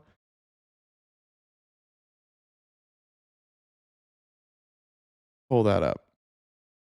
Establish of the Religious Liberty Commission.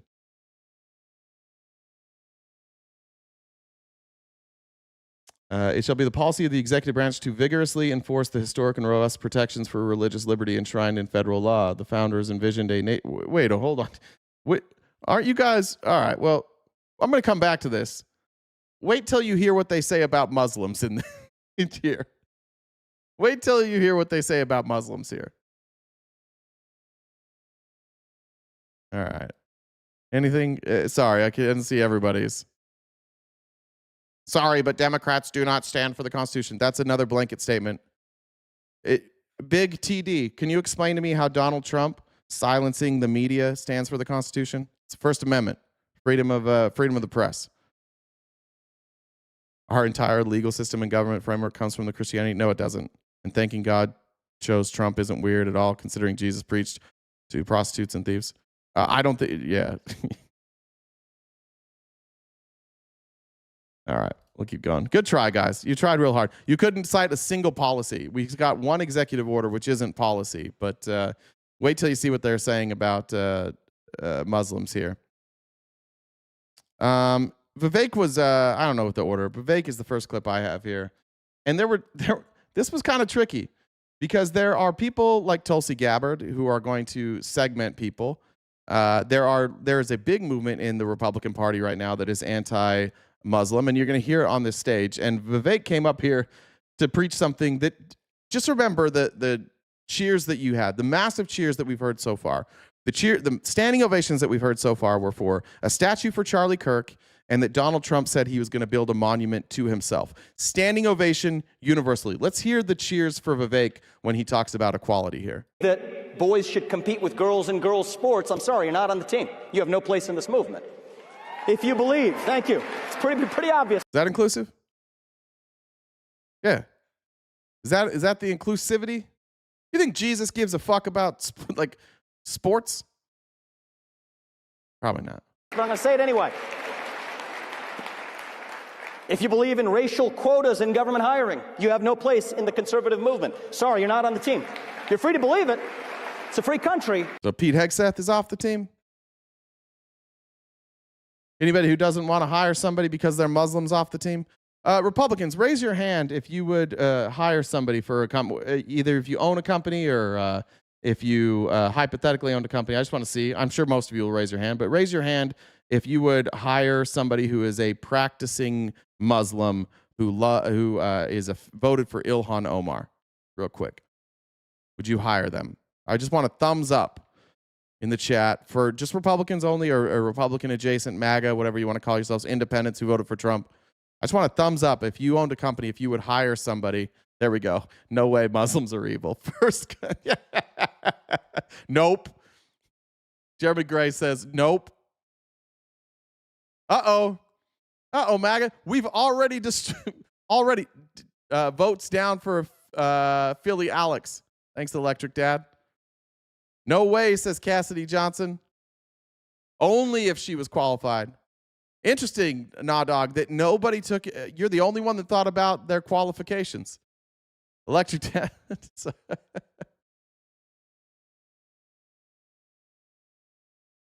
I appreciate a handful of you thought about, I hope they're qualified. A lot of you went straight no. Cool. Let's keep going.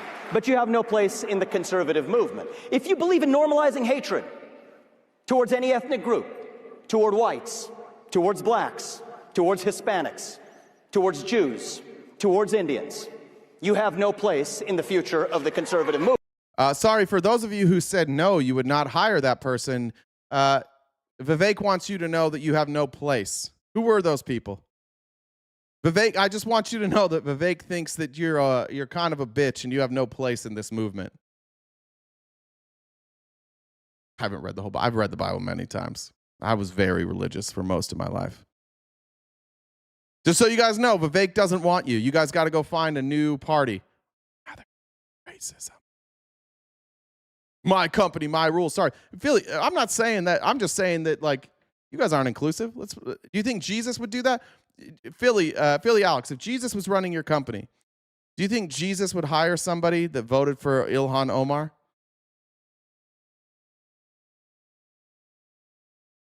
Yeah, Jesus would, but you wouldn't.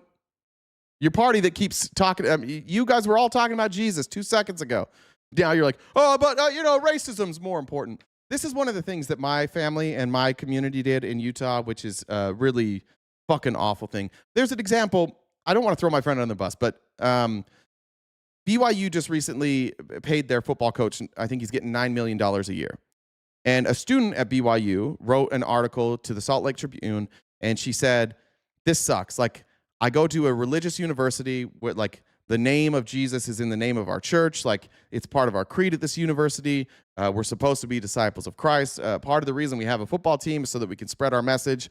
And so when I look at what we're doing, giving $9 million to a football coach, paying players $2 and $3 million, my thought immediately goes to, wouldn't Jesus want us to use that money to pay for like clean water, food, take care of people who are needy, either in this country or other countries?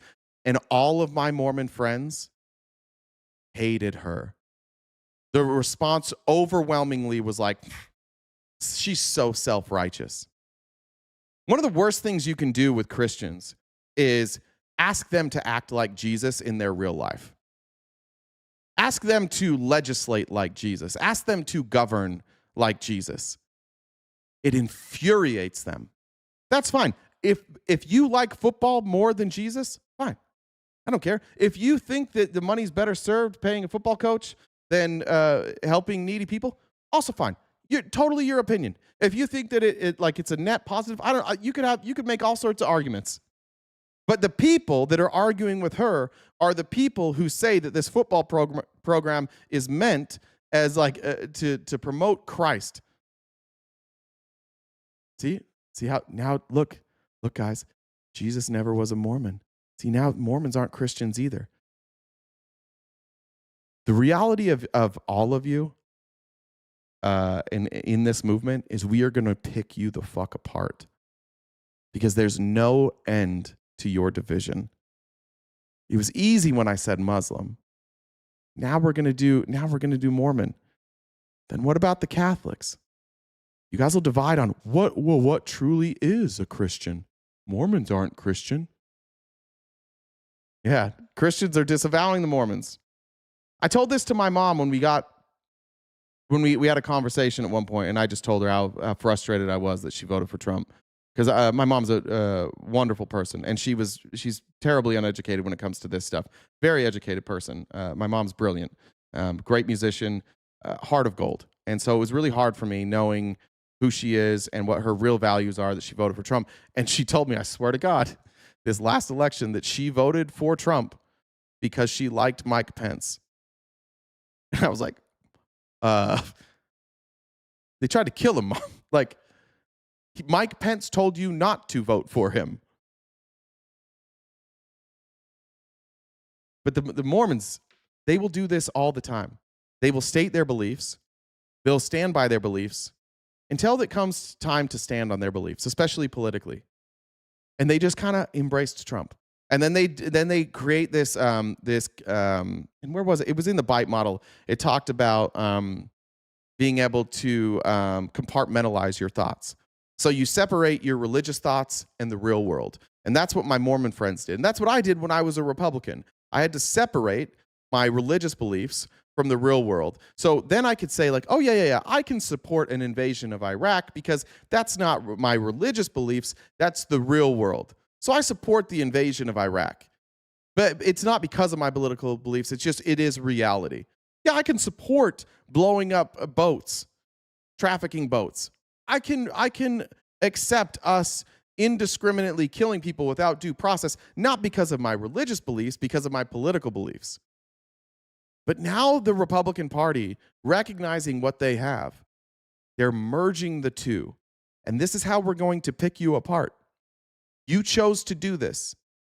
You chose to say that this was a God-first movement, that you were putting God at the center. And we're going to pick you apart over the next 3 years. And it's going to get fucking exhausting. I remember the people coming after me for my religion, picking apart every little thing and dividing me and the leaders of my church. Not because like they had to lie. They just told me what the leaders said. And then I had to figure out a way to square that. One of the examples was I remember teaching this guy, not teaching, it was more of a debate. I was knocking doors in Spokane, Washington. If anybody from Spokane, I was up on the North Hill of Spokane. And I was knocking doors. And this guy opened the door, which doesn't usually happen. And he sat on the porch and he talked to us for a long time. And he knew a lot about our church. And what he asked me is, he said, your church wouldn't allow black people to hold the priesthood until 1978. Why is that? And I gave him the Mormon answer. Well, in this country, unfortunately, people are racist, and black people were persecuted. And so our church didn't want to put a target on black ministers' backs. And so we didn't allow them to have the priesthood so that they could be protected themselves. Right? Then he showed me the words of Brigham Young, who was the second prophet in the 1800s. And Brigham Young said, in response to why the Mormons didn't join the Civil War, they said, would you fight with the North or the South if you were a state? And he said, neither. They asked him they asked him about the Civil War, and they asked him about like the freeing of slaves. And he said, I don't want black people in my state at all, not even as slaves. And I had to figure out a way, because the prophets all speak to God. So I had to figure out a way in my head to like manipulate that. And what I came up with is, that he must not have been talking for God that time. And then you start to play this game where if you find something that doesn't mesh with your values or your beliefs, you just say, that's not the religion part. The religion part's this. And then you compartmentalize, and you have this compartment over here of shit that you justify. We called it a shelf. You put it up on the shelf. I'm going to ignore that. I'm going to ignore that. But eventually, there's too much weight on your shelf, and your shelf breaks. Every MAGA Republican in here, the reason I'm saying what I'm saying now is because I dealt with that, and it was Trump. It was Trump who broke my shelf, both religiously and politically. Because there's too many things that in order to support Donald Trump, you have to be intellectually dishonest. You cannot be right. You have to believe things that simply are not true or did not happen. You have to justify lawlessness to continue to support him. That's how we're going to pick you all apart. Let me catch up on some messages. I apologize. We are crowdfunded, guys. Just a reminder, if you can help us knock out our gift goal by the end. I know I've been terrible. I've been ranting. C.A. Johnson said, ask how many of the 10 Commandments are U.S. law. Good question. Tanya said, have a great week. Thank you. This is great. This is from Ryan. I want you guys to see this. Best show online. Love you guys. Love the taunts for the MAGA bitches. Thank you, Ryan. Luna said, where does it state freedom for Christians only? Jerry Mandarin said, Patrick thinks it's Christian because it uses AD. The U.S. is not and will never be a Christian nation. That was, what is that?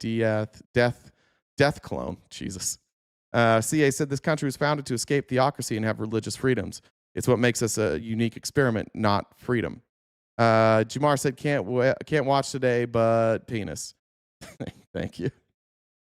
That really actually added a lot. I appreciate that. Let me update this real quick. Shit, these are really all screwy. Gotta find it. This one. There we go. And we're off. All right, let's keep going with Vivek here. Period. And I will not apologize for that. I will not hedge when I say it. If you believe, and you will forgive me for giving you an exact quote from our online commentator, Nick Fuentes, if you believe that Hitler was pretty fucking cool, you have no place in the future of the conservative movement. Bad news, Groypers. Bad news, Groypers. You can't be in the movement either. You could debate foreign aid to Israel all you want. That's fine. That's fair. But you have no place with that level of hatred. You could debate the right resolution of the Russia-Ukraine war, but if you believe Joseph Stalin is someone... Yeah, Justin, no surprise that you're a Fuentes guy.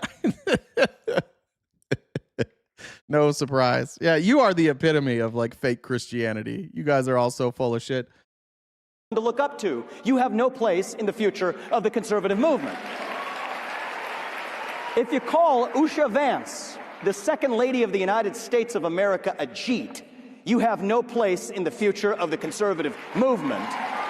Now, later on, we're going to see JD Vance, who has never defended his wife against these types of attacks. It's ironic that Vivek has more respect for JD Vance's wife than JD Vance does. You're not going to see JD Vance talking like this. JD Vance is like, come on in, schmazzies. And if you can't say those things without stuttering, then you have no place as a leader at any level in the conservative movement either. Certainly not in my state of Ohio. That's a good point, Nikki said. The Mormons are another cult that fell for a guy as bad as Trump. Joseph Smith was a complete liar, only he did the religious con where Trump is doing the political con. Yeah, but except for now, Trump's also doing the religious one. Like, Trump has adopted the religious one. You have to remember, Joseph Smith also ran for president. He tried to tie the two together, too. And the Mormon church has basically, Ezra Benson, who was one of the Mormon leaders in the 90s, is how the Mormons became conservatives. He was a conservative. But yeah, I see what you're saying. But good point. But also, Joseph Smith did the same thing.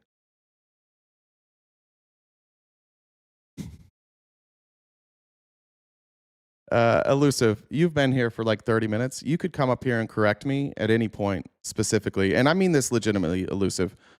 Everything you say to me is generic. Even if I tried to take your advice, you said, humble yourself and more people would listen to you. Also do a lot more research because you just say what I've been hearing D's say for years now. No new information. I don't think that you've heard a single Democrat go over the BITE model. Elusive, have you ever seen the BITE model before? I think I was the first person to talk about the oligarchy. If you want to give me real advice, give me real advice, but you're just giving me generic advice because, again, you're following the BITE model. This is uncomfortable for you. You're figuring out ways to dismiss it, and now you're giving out advice rather than engaging in what we're watching here. I'm reading some of the comments, guys. I can't read all your comments. This is a good reminder. You actually can come up here and interrupt me anytime you want. If you look at the Venmo username, that's Jen's Discord username, and she's the one that can bring you up here to talk to me. You don't have to pay. It's free. You send her a message. You can come up here during the show. I can't read all of your comments. I apologize that I can't read all your comments, but you can come up and talk to me. Whatever you want to say about you versus me, I have the courage to show my face and get in front of a microphone. Be the same. Have some courage. If you want to, if what I'm saying is so wrong and you need to stand up for Christianity, do it. Come up here. Show me where I'm wrong. Happy to hear it. All right. And now we have Tulsi. Remember, right after we have Vivek saying, everybody's welcome here. Tulsi Gabbard, who also was raised in a cult, a pretty severe cult in Hawaii, I forget what it's called, says, not so fast, Vivek. The threats from this Islamist ideology come in many forms. As we approach Christmas right now in Germany, they are canceling Christmas markets. I want to be clear. What she said is Islamist ideology. So she's talking about Islam. That's as a whole. Right after. He's like, everybody's welcome. She's like, nah.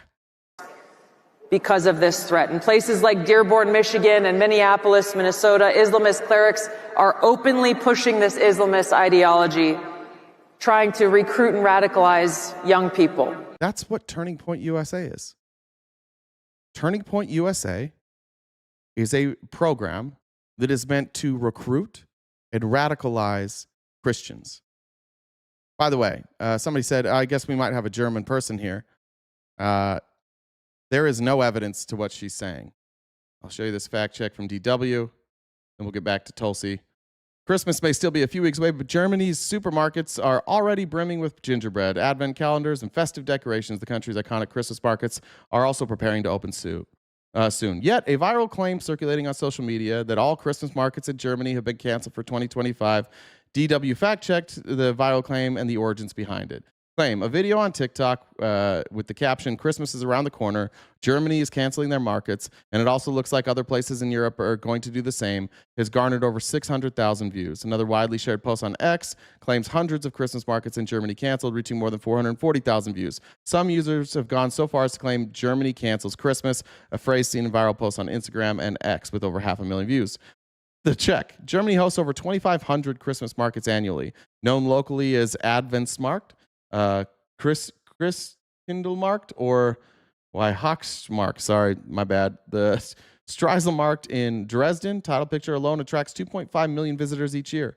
While there have been isolated cancellations of smaller local markets, there is no evidence nor any official confirmation of widespread closures across the country. Most markets are scheduled to open from late November. Berlin alone will host 60 markets this year, with numerous others planned in Leipzig, Dresden, Cologne, Frankfurt, Hamburg. Many are already beginning to set up. German media have reported only a few confirmed cancellations so far. In Rostock, a historical Christmas market already canceled last year, will not return in 2025. In Hamburg, Rahlstedt district, the local market was called off after stall holders opted not to return due to low revenues. The romantic Christmas market at Dortmund's historic Bodelschwing Castle, I love it, Bodelschwing. I like that, has been canceled for both 2025 and 2026 due to extensive renovations. What is the source of this claim? The Ex-Post claiming that hundreds of Christmas markets in Germany have been canceled cites a single source, Duna Press. An article titled Germany Cancels Christmas Markets 2025 was published on October 18th by J&M Duma Press, which describes itself as a part of an independent communication and education group. The article claims that organizers in small towns cite unaffordable security costs as the main reason for cancellations allegedly stemming from recent terror attacks. However, it only mentions two specific examples, Rheinfeld and Schongau. DW reached out to officials in Schongau, which includes a district named Rheinfeld and Rheinfelden, in case Duna Press had misspelled the town's name. Schongau responded clearly, the 2025 Christmas market will take place as usual. In previous years, there was no Christmas market in Dormagen's district of Rheinfeld, and none is planned for 2025 either, the city of Dormagen informed DW. Rheinfelden has not responded by the time of the publication. However, the official website of Rheinfelden confirms that the 2025 market is scheduled to go ahead. That's all it takes to convince Christians in the Turning Point USA, America First cult that you are being persecuted and you are rallying around fake persecution.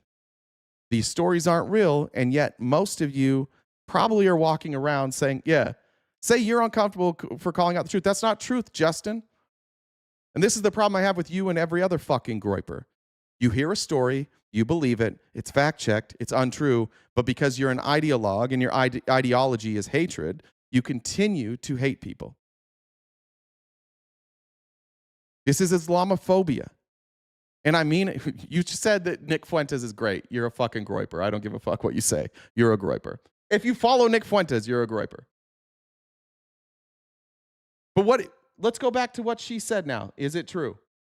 The threats from this Islamist ideology come in many forms. As we approach Christmas right now in Germany, they are canceling Christmas markets because of this threat. In places like Dearborn, Michigan, and Minneapolis, Minnesota, Islamist clerics are openly pushing this Islamist ideology, trying to recruit and radicalize young people.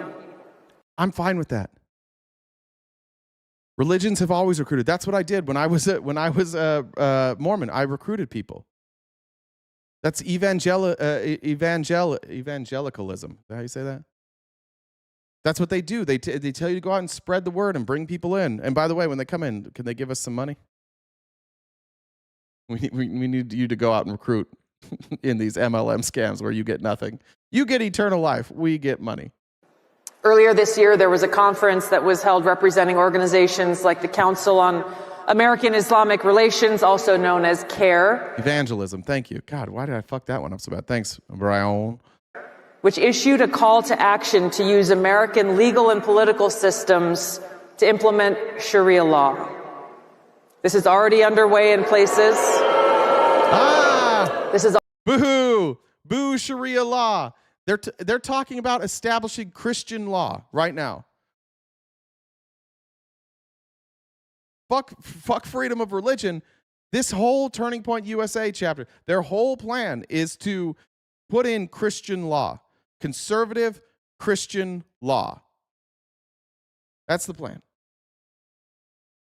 So again, you are booing somebody who's doing exactly what you're doing with the same amount of evidence. You telling me that radicalized Christians in this country aren't violent? Happens all the time. You tell me we haven't seen radical Christian attacks in Germany, in England, in Italy, Yeah, but guess what? You would never stand for it. You would never allow somebody to equate the actions of radical Christians to you. You wouldn't allow that to happen, but then you turn around and you do it with Islam. Already underway in places like Houston. This is not something that may possibly happen. It is already happening here within our borders. Paterson, New Jersey is proud to call themselves the first Muslim city. They are... Oh no! Oh no! Who the fuck cares about that? They can't call themselves what they want? This is fear-mongering, and it's Islamophobia, and it's as blatant as it could possibly be. You would all lose your fucking minds if we did this about Christianity. Fox News, if there was a city that called themselves the first Christian city, which there might be. Let's see if any city does any city in the U.S. call themselves the first Christian city? Utah called themselves Zion. Before it was called Utah, it was Zion. No U.S. city officially claims the first Christian city, St. Augustine, Florida, founded by Catholic Spanish. Okay, no. You would lose your mind if there was a city that called themselves the first Christian city, and then we were on here going like, you should all be worried. Our country is being destroyed. There's a city that calls themselves the first Christian city. And I wouldn't do that because that would be really fucking stupid. It's equally as stupid when you do it with Islam. Working to implement in their own governments these Islamic principles that are forced on. Islam is not comparable with the West and what they do to Christians in their country. What do Christians in this country do to Muslims? What happens when you try to leave that religion? You know there's Christians in Iran, right? You know that there's people openly practicing Christianity in a lot of majority Muslim countries, right? You're just saying dumb shit because you think this is, again, your Islamophobia and your indoctrination. You think that these countries are run by Sharia law. What is it, like 2? How many countries are actually run by Sharia law? I think it's like 2. It might not even be that.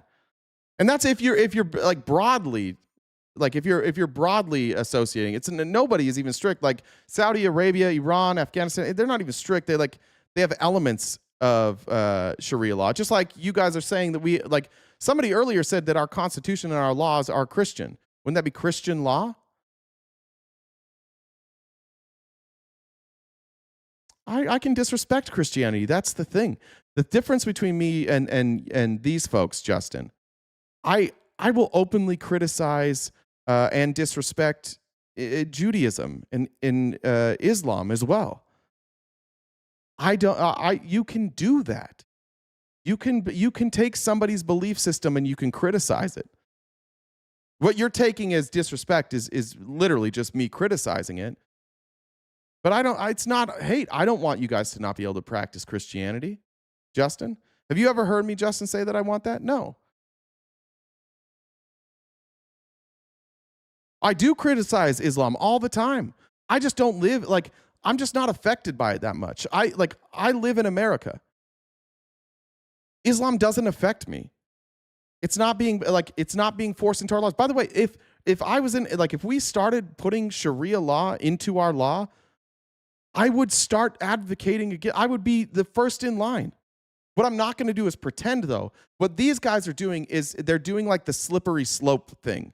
They're saying, oh, these people, for example, in Dearborn, they are Muslim and they are in office, therefore Sharia law. That's not Sharia law to me. The same way that like a Christian in elected office isn't Christian law.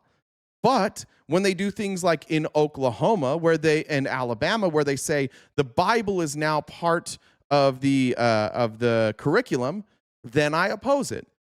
If Dearborn put the Quran into the curriculum, I would oppose it in the same way. I do not like religion. I'm fine with you liking religion.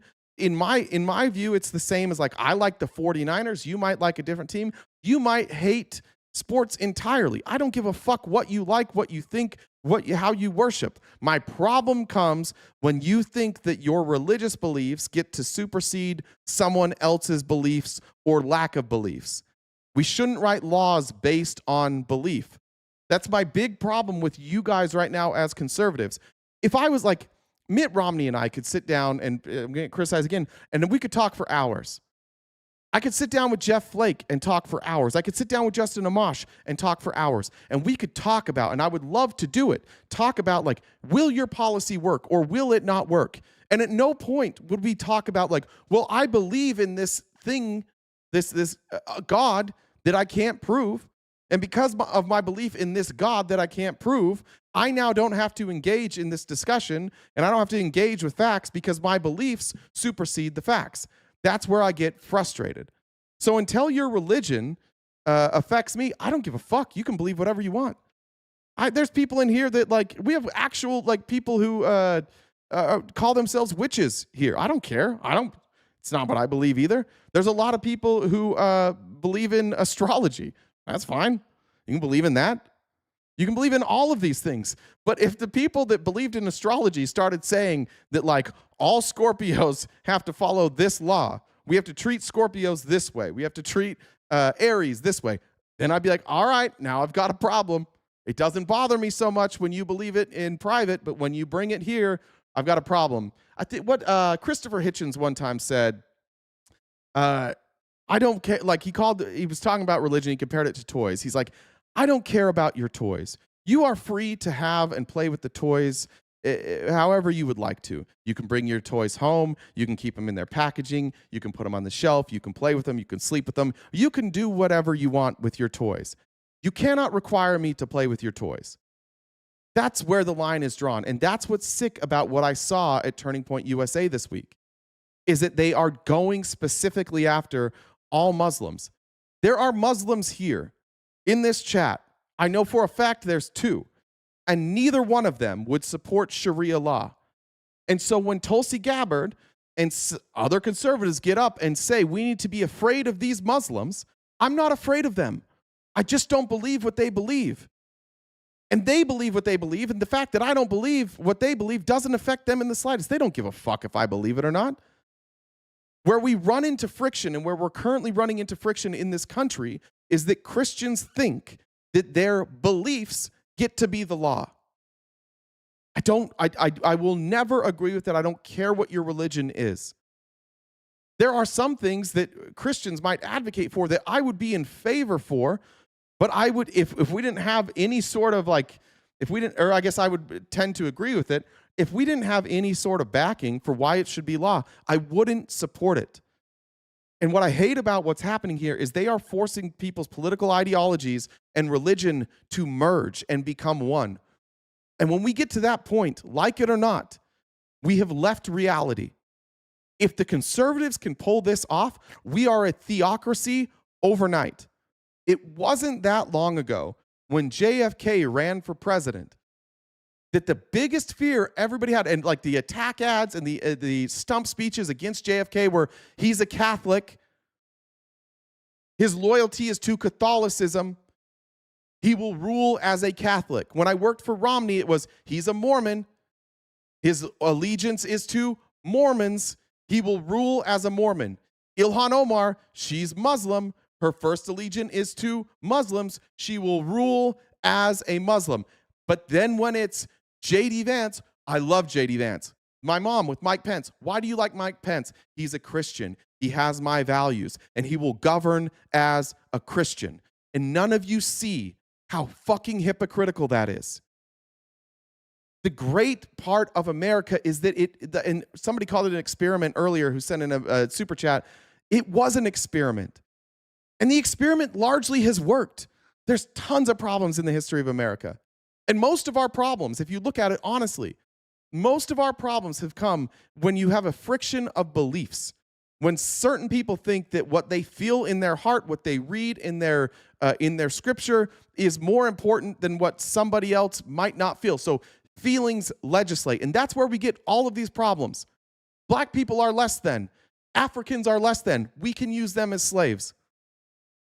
When Italians came over here, I don't know if a lot of you know this, but like Italians came over here and there was the Italian mafia. And as the Italian mafia got set up in the United States, people started being really, really bigoted to Italians. And it was the same complaints that they're making about the people in Minnesota. They're taking their money that they acquire here in America and they're sending it back to criminal organizations in Italy. That's a fair criticism of the mob, of the mafia. So go after those people specifically. But in America, we broadened it. I didn't know, and I think you could say like WOP is a slur that you would use for Italians. I didn't know what that was. And I tell this story because I think I'll just be honest. I said it to an Italian guy, but maybe, I don't know, 12, 13 years ago. Like everybody's kind of joking around and I said it and he didn't say anything at the time, but he pulled me aside. And he was like, look, I know that we're just like talking shit to each other. And I know that like you didn't mean that, but WOP means without papers. It was a literal sticker that my grandparents had to walk around with. And people called them that word to say that they were less than. We have to learn from this at some point. At some point, Americans, conservatives, and I'm speaking specifically to conservatives because it's not a Republican or Democrat. Conservatism will always be late to adopt the right thing.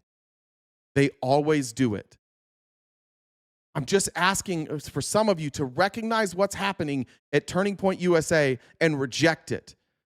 Because it is extremism. It is Christian nationalism. It is saying that people like me, people like my Muslim friends, people like my Wiccan friends, people like my Mormon friends, and we haven't got to Mormons yet, they're all a problem. And they can be here and assimilate, and they can shut the fuck up, but they can't outwardly be who they are because then we're going to demonize them as a threat. I'm shocked, terrified, sick to my stomach that in my home state of Arizona, thousands of people flocked to Arizona to hear a bunch of people say, if you're not Christian, you don't deserve a voice. I fucking hate that. And I wish you guys hated it too. We can get back to arguing politics. We should. If you think my politics suck, that's fucking great. Let's talk about it. Let's argue about it. But I don't know what we do about the situation we're in now, where if you're not part of this, you are evil. Vivek just gave us a speech about how, like, don't be part of the group. We don't do group stuff here, except for if you think trans people should be allowed to play in sports. Then you can't. For some reason, that's a weird cutoff for you guys. But I don't want to do this anymore in this country. Every horrific group that has risen to power did it exactly like this. It might not have been under Christianity. It could have been behind the communism. The name of communism. It could have been behind the name of Islam. It could have been behind the name of nationalism, socialism. It doesn't matter. When you see a movement that is identitarian and others people, you should be opposed to it, even if spiritually you align with some of the stuff they're saying. These blanket statements about groups of people are problematic, and they will lead to death, and they'll lead to the undoing of our country. The other thing that you have to remember is no country has ever become more successful after doing this. When you start othering people, when you start running out immigrants, it's never worked. The ethnic cleansing, the ethno-state shit that we're talking about here. And when I say ethnic cleansing, I don't necessarily mean it in the way that they did it in Germany. I'm talking about like the Nick Fuentes, let's like white America. Let's all have our own little place. Let's all have our own little communities. That never works. It always fucks up. It always leads to bloodshed. It always leads to a leader who gets in over their skis, and that's where you're at. JD Vance in this weekend was anointed as the next king, basically. Turning Point said, that's our next president. You guys haven't heard the debates. You haven't had the primaries. They've already endorsed. The most powerful right-wing organization with the most money has already endorsed JD Vance for the next election cycle, and we don't even know what his policies are. It's because of what they're doing here. They're creating a movement, and they are creating solidarity and uniformity. And it might feel good right now, and it might feel like you're all on the same page, but I'm showing you, these speakers aren't on the same page. Vivek Ramaswamy has no place in this movement if it continues like it's going. He will be run out. Usha Vance will be replaced by Erica Kirk. Be aware of what you're watching, please. People through the use of laws or violence. The bottom line is this: when we talk about the threat of Islamism, this political ideology, there is no such thing as individual freedom or liberty. As Charlie said over and over again, it is fundamentally incompatible with our nation's foundation of freedom. Yes, that's a good point. His policies are clearly laid out in Project 2025. Good point.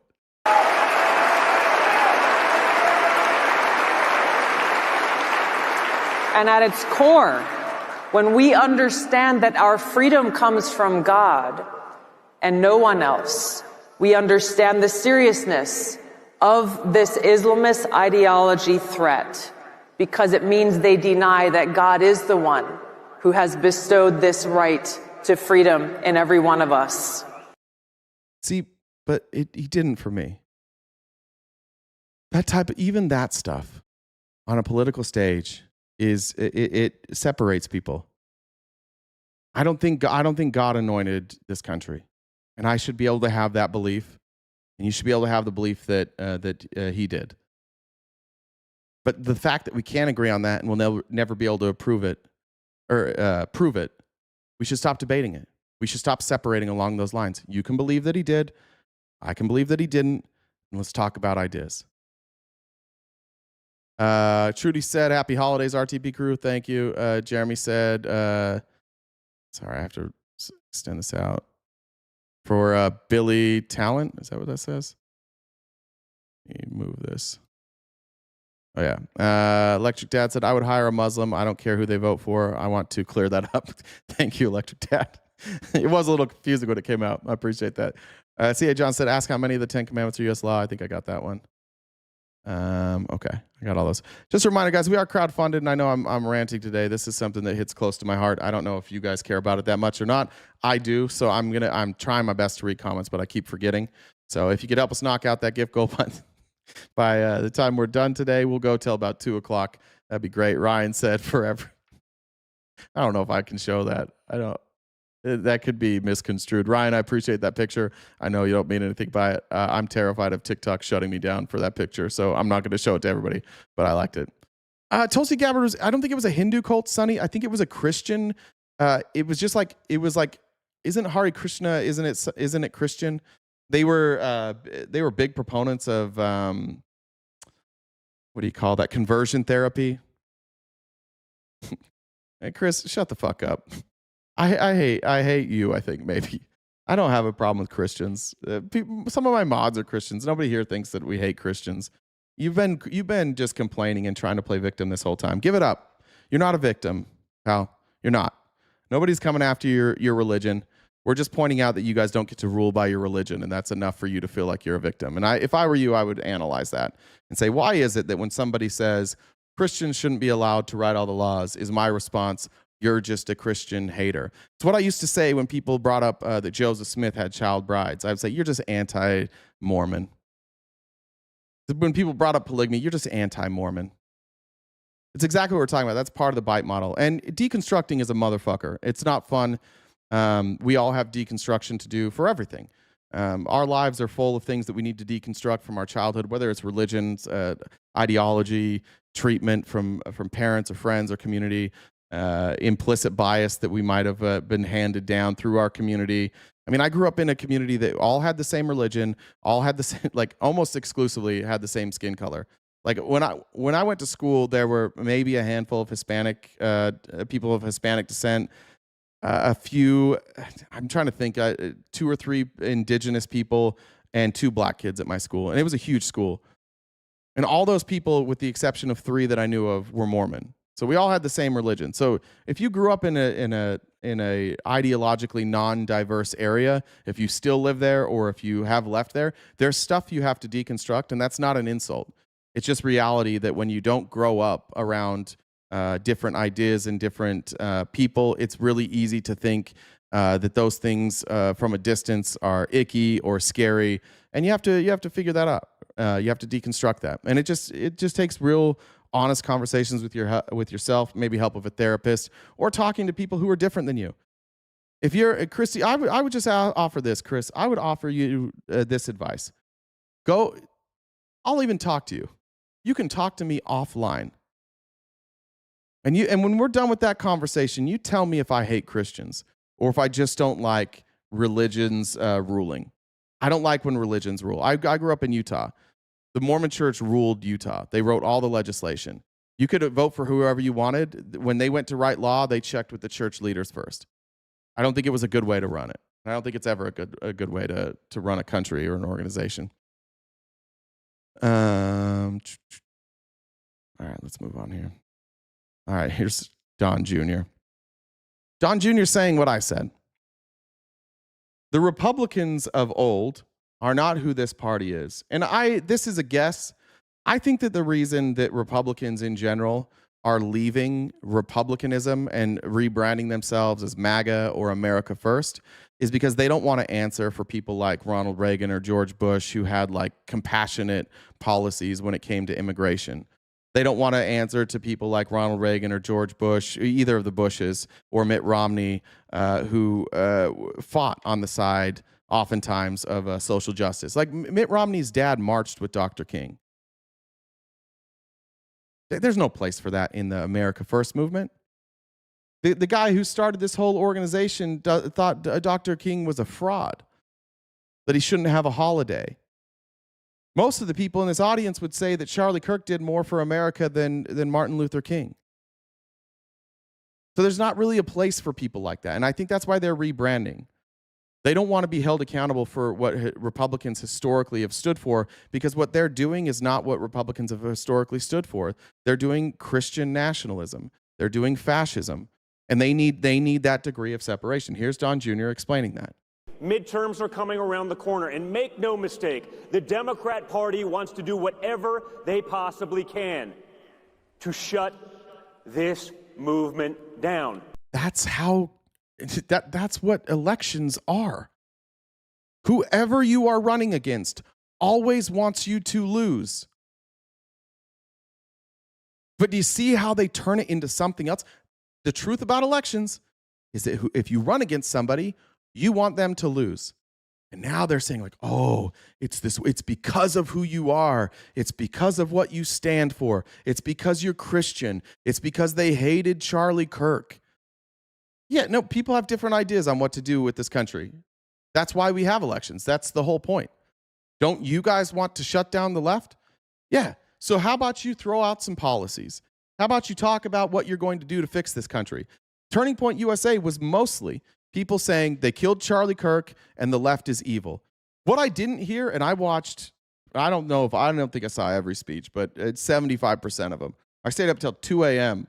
Saturday night watching these fucking speeches. And I can't think of one that I watched that had like policy prescriptions that talked about here's our plan. Here's what we're going to do to get things on the right track.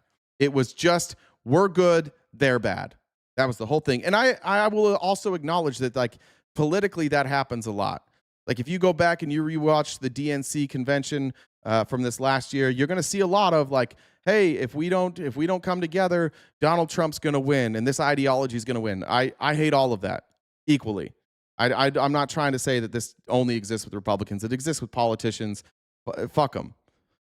But like, it's the way now that we're doing, and I think it does go both ways. Like it's good versus evil now. It really is. That's kind of what everybody in this country thinks. And why is that? It's because we're not talking about anything that's real. What's the reality in this country? Nobody can afford health insurance. Well, Philly, I've lived in 33 states since I moved from Utah, including a ton of major cities. So And also I can read data. You don't have to move, by the way. You can grow up in a small town and know what's going on in major cities. You can look at data. Anyways. Not just the Democrats, the rhinos. You see the manufactured attacks on JD, myself, my father, anyone. First of all, nobody attacks you, Don Jr. Nobody gives a fuck about you. Don't put yourself in there with JD Vance. Let's talk about the attacks, though. Manufactured attacks. Republicans, I need your help here.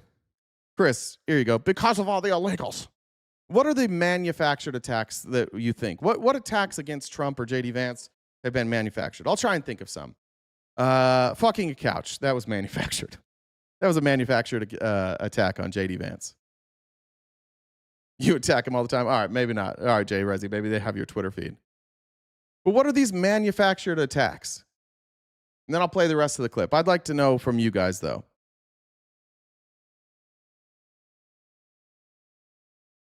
That was actually fact.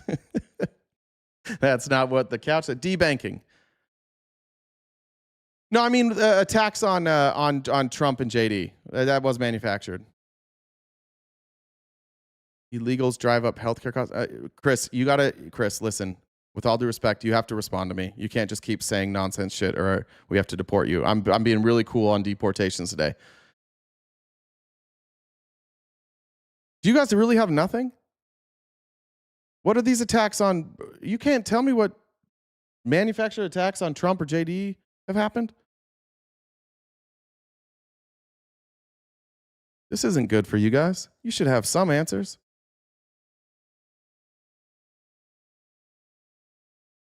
This isn't good. You guys are better than that.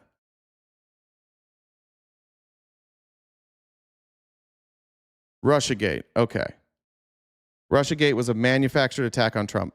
Gremlin, are you aware that that was not an investigation into Trump? I'll stay with you. Are you aware that that investigation was just between any and all connections between the Trump campaign and Russia?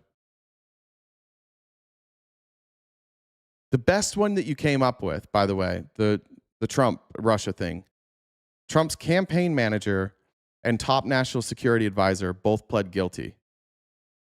The guy who ran his campaign and the guy that gave him national security advice both pled guilty. Trump wasn't even accused of that. It was his campaign.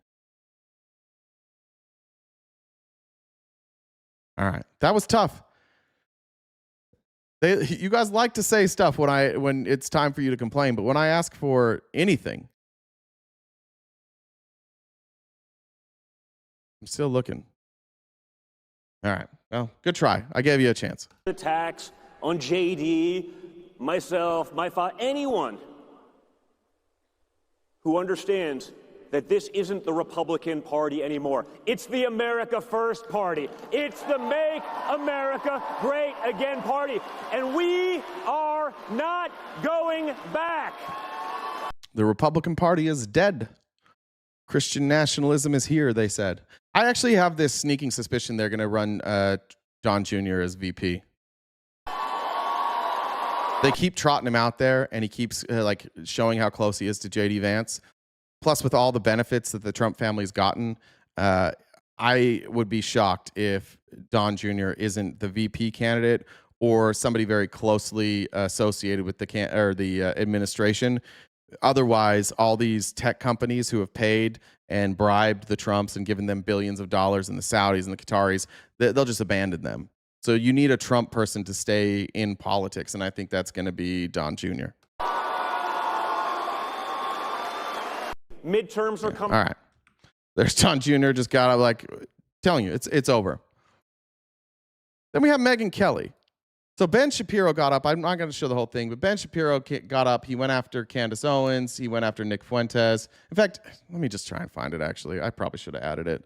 I don't think it's fair for me to not let Ben speak for himself here. And by the way, if you're here and you're on our side of the aisle, I know it might get frustrating sometimes covering all this stuff. And I'm the accusation that maybe I cover too much when it comes to Republicans might be true, but I do think that this is actually worth covering because this was the unveiling of their plan, And this was the unveiling of like Christian nationalism and what they plan to do. And there's fractions here, and there are people who clearly are not going to be part of this. And it's going to be Ben Shapiro, and it's going to be Vivek Ramaswamy. They're going to run these people out. But here's Ben Shapiro. You cited during your speech truth as the most important. Oh, dude, nobody's ever said I wasn't biased, Justin. We're all biased. Anybody who says that they're not biased is crazy. Everybody's biased.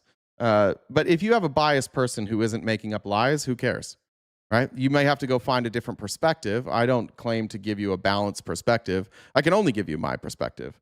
Everybody who gives their perspective is giving their biased perspective, and it's just me up here. What I would say is, am I telling the truth? Am I lying? Some of my opinions you can disagree with, but like when it comes to factual statements, am I lying, Justin? I do. Oh, Justin, you might not have been here for a while. And I'll just say, you haven't been here. Everybody in the chat will tell you how much I criticize Democrats for taking AIPAC money. I actually had to apologize for accusing, I said I was real critical of Jasmine Crockett like a week and a half ago for taking AIPAC money. And then I was corrected that she didn't take AIPAC money, and I had to issue an apology. But everybody here will tell you, Justin, the one place where like there's a lot of groypers that watch this show from time to time. There's been some groypers who have watched for a long time, and a lot of times they'll DM me and say, look, you and Nick are the same on this issue. And one of the places where me and Nick are the same is AIPAC and Israel. I criticize them all the time. You cited during your your fault. You just haven't been speech here. truth as the most important tenet of American conservatism. Why, therefore, did you call irrelevant the Israeli attack in 1967 on the USS Liberty, which left dozens of American servicemen dead and hundreds wounded? Here's why I say Ben Shapiro's done with this movement. Again, the big applause that we've seen so far is Don Jr. said Republican Party was dead. It's America first. You had the announcement of the statue. I can't remember the other one. And now listen to the ovation there. Most of this crowd wants to talk about the problem of Israel. And I mean, some of these people might be anti-Semitic. I don't know this kid. Some of them may not be, but whether you're anti-Semitic or not, the influence that AIPAC and Israel has over our government and the decisions that we make, for fuck's sakes, like 70 to 80% of our country doesn't want to fund Israel, and we do it. They're not doing the will of the people, and that's Israel having influence. You can't even argue that Israel has way too much influence. And what he's talking about here is one of our ships, the USS Liberty, that was attacked by the Israeli army. And then they said, or these, I guess maybe Navy, and then they said like, oh, we didn't know it was an American ship. And so this is something, admittedly, that some people use for anti-Semitism. And I do want to say this too: the rise of anti-Semitism in this country is also troubling. There are some people who can talk about the USS Liberty and the fact that the Israeli government has historically lied to us, and that's fair. And then there are some people who take this and say, we shouldn't trust the Jews. And there's a difference. The anti-Semitism is the people that say, we can't trust Jews. And the non-anti-Semitism is people saying, we can't trust the government of Israel. And so I've thought about this a lot this week because I don't know that I've been careful enough, but like, if I was a Jewish person in America and I was catching collateral damage for what the government in Israel was doing, and people were just blanketly calling it, the Jews, I would feel that way. So both of those things are true. I don't want to advocate for anti-Semitism, but I also want to point out that Israel's a fucking problem. Benjamin Netanyahu is a fucking problem, and I want it clear that I don't think that has anything to do with the fact that he's Jewish. So what I actually said is that if we're looking at modern Israeli-American relations, looking at an attack that happened mistakenly by multiple Navy reports, multiple Israeli reports, and all available evidence, and using that attack in order to undermine today's relations between Israel and America, that's irrelevant. See, but Ben Shapiro's doing the same thing that he accuses other people of doing. He is stating something as a fact that is not a fact. He is taking the Israeli government's opinion and the opinion of our government and saying, therefore, it's fact. They said it was an accident. No matter what any of those people say, you could never prove that it was an accident. So let's talk about the reality that it did happen. Did it happen? Yeah. How could we why would we trust somebody who accidentally bombs one of our ships? Should that at least create some lack of trust? Yeah, but Ben Shapiro's doing exactly what he criticizes everybody else of doing. Taking something that isn't proven and saying, oh, I trust these people, therefore it is a fact. As irrelevant as it would be to cite a piece of evidence from World War II or from 1776 to define America's relations with, for example, Great Britain or Germany today. That does not mean that the attack wasn't horrible for the Americans involved, that it wasn't bloody and terrible. The Israeli government paid reparations to the people who were killed. If you look at the actual military record of what happened on the USS Liberty, it was clearly a mistaken and tragic attack. The people who frequently cite the USS Liberty, however, are not talking about the specifics of the USS Liberty. I suspect that some of us are. And here's Ben Shapiro again, going to take somebody like me or anybody who is fairly criticizing the government of Israel and make it anti-Semitic. Like, therefore we are anti-Semitic. I do think that this is the same thing, though, that MAGA does. And the reason that sometimes this works is one of the things that, in fact, what's-her-face here that's been here all day says this, like, you hate America. If you criticize Trump, then you hate America. If you criticize MAGA, you hate America. It's the same. It's the same thought process. I don't hate Republicans. I don't even hate like MAGA. I put most of the blame solely on Donald Trump, and I think that most people don't fact check a lot. They just live their lives. Most of you are busy. You have a 9-to-5. You might have families. You might have a life. Like, this is my job, so I should expect to be more up to date on stuff than most people, just because it's my job. But like, he's doing this exact same thing. Well, I can't stand Ben Shapiro. He's playing the exact same fucking game. And it's thought stopping. That was one of the parts of the BITE model, is that they present you something that says, like, stop thinking about this.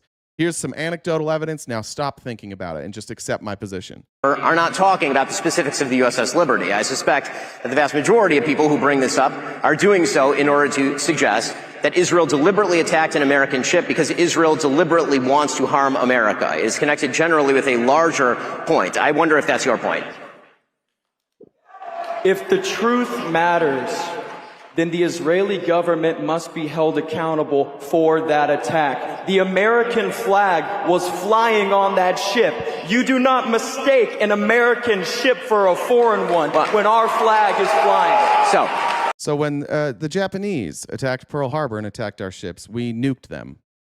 When some Saudi-funded terrorists attacked the Twin Towers on 9/11, we went to Iraq and Afghanistan, and we've been in the Middle East ever since then, attacking them.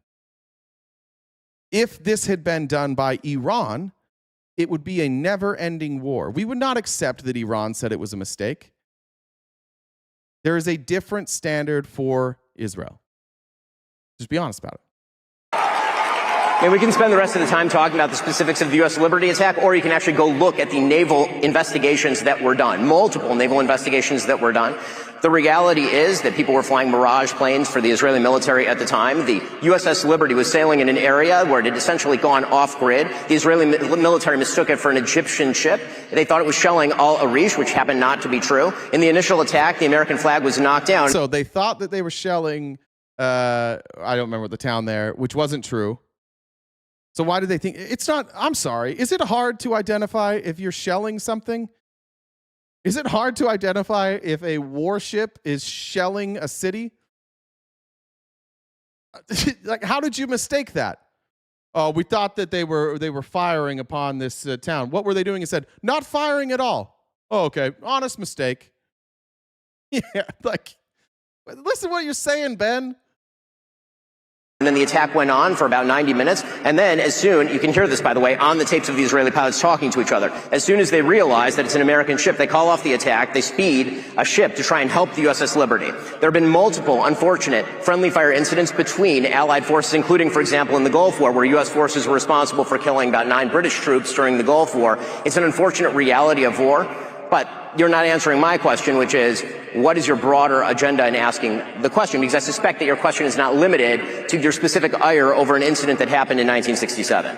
Yeah, their own investigation proves they did nothing wrong. That's a good point. Yeah, we should just take their word for it.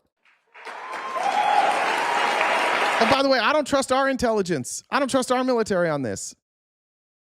The amount of times that we've been lied to by Israeli intelligence and then we co-signed on it, like there's a long history. Go look it up. We're not doing the show on it today, but yeah. Stay on topic. I think we should question any foreign country's relationship with our government. That's totally fine, but I'm just wondering why you serve American interests. Again, I'm perfectly fine with questioning any country's relationship with the United States. But again, I'm wondering what your motivation is in bringing up a 6-decade-old. Why does it matter, Ben? Why does it matter what his motivation is? Because Ben views criticism of Israel as anti-Semitism. That's why. He himself is indoctrinated in a cult. Now, his two cults are running up against each other. His political cult has turned on his religious cult. It's a tricky place to be in for Ben. There's a documentary with the actual men on this, the day Israel attacked America. The Navy men are in the documentary. I'll check it out. Danielle, send it to me, would you? Attack as though it is the number one issue in assessing the relationship between Israel and the United States today. Well, many problems persist to this day, but it's interesting that you say 6-decade-old incident when there are many people in this audience who were alive for that attack, as if this is something that's irrelevant. Well, no, it's just not particularly relevant to assessing the relationship between the United States and Israel today. In this point, Justin, Judeo-Christian is absolutely made up. It makes no sense. If you've studied religion, like if you just know the two religious doctrines, go read about what they thought about Jesus. They don't believe that Israel is the promised land. They each think the promised land is for each other or for themselves. They don't believe like it's a shared promised land. Judeo-Christian is a silly, silly thing that we made up. Same way that in 1967, there are a wide variety of countries with which the United States had different relations. Okay, it's clear you're not going to actually. I can answer that, Cassie. Why do liberals care so much about Palestine but barely speak up about Ukraine? Is it because of skin color? I wouldn't consider myself necessarily a liberal, but I can say just like from my perspective, what I would say is that the reason I care about Palestine, and I do think that the reason that we talk about Palestine more than we might talk about other genocides that have happened or ethnic cleansing, is because it was funded by us. So my opposition, and I can only speak for me, but my opposition to what's happening in other countries, in this case, is that our government, Joe Biden and Donald Trump, and Congress, both Republicans and Democrats, helped fund it. And in Ukraine, we're helping fund a defense of themselves. And Israel painted this as like a defense, but it obviously wasn't a defense. It was a genocide. None of us thought like on very few of us thought on October 8th, like Israel didn't have a right to go back at the Palestinians, or I guess Hamas. But that's why, for me, that's why it became a bigger issue, because I cover politics. That's what I cover. So I'm not always going to cover like all across the world, all the atrocities that happen to people. Every once in a while, I try and bring on an expert to talk about that stuff. I'm nowhere near an expert. But my opposition politically is that we fund it. And I'm not opposed to funding Ukraine, who is protecting themselves. I don't really have a problem with that. Like if somebody gets invaded by a foreign power, especially somebody like Ukraine, who, we have kind of handshake agreements that will help them out. I don't have a problem with that at all. But I do have a problem with us not only funding Israel, but then like lying on behalf of Israel, closing our eyes to a genocide. That would be why I covered that more than others. I can't speak for anybody else, but for me, that's why. Answer the question, so I'm happy to move to this one. All right. So there was Ben Shapiro. He also went after Nick Fuentes and Megyn Kelly and said that these people are just anti-Semitic and there's no place for them in the party. And so Jack Posobiec had Megyn Kelly on after. Oh, I already have it up. Had Megyn Kelly on and said, go ahead and respond to that and let the infighting continue. By the way, this war inside of MAGA is going to be won by the America First crowd and the Groypers. The Ben Shapiros are going to lose. The Vivek Ramaswamis are going to lose. The angry right, the Christian nationalist right, they're winning. And you'll know that because they ended it with JD Vance. And when we listen to JD Vance's messaging, it will be very clear that JD Vance is not going to even consider disavowing Nick Fuentes. He's not going to disavow the anti-Semites. In fact, he's going to say, we all just need to get along. but he won't. So Ben Shapiro, I think writing is on the wall for Ben Shapiro. He's bleeding subscribers. I think he thought this was going to go well. And whatever we want to say about Ben Shapiro, at least you know that Ben Shapiro has there's some stuff that he's not willing to set aside for Donald Trump. I don't know. You can argue whether or not what he's doing is good principles or not, but he does at least seem to be principled there. But here's Megyn Kelly on Ben Shapiro. You mentioned him, and your name came up on this stage last night in regards to pretty much all of this. Would you like the opportunity to respond? Before this goes, I know that I'm stopping it a lot, and it's been hard to communicate. Reminder: we got about an hour and a half left. We are crowdfunded. If we started a dollar train right now, we'd knock that gift goal out in a hurry. I know money's tight. If you can't, or if you can't donate, or if it's tight, I understand. We're going to be here no matter what. But if you are here and you're enjoying today's show, please consider making a donation. That keeps the lights on here for myself and for Jen. This takes a lot of work, believe it or not. And so we'd greatly appreciate your support. Dollar Train starting now. Here's Megyn Kelly. Well, I found it kind of funny that Ben thinks he has the power to decide who gets excommunicated from the conservative movement, which shows a willful blindness about his position in it. It reminded me a little. You know wait, sorry. Let me actually keep this going. I'm sorry.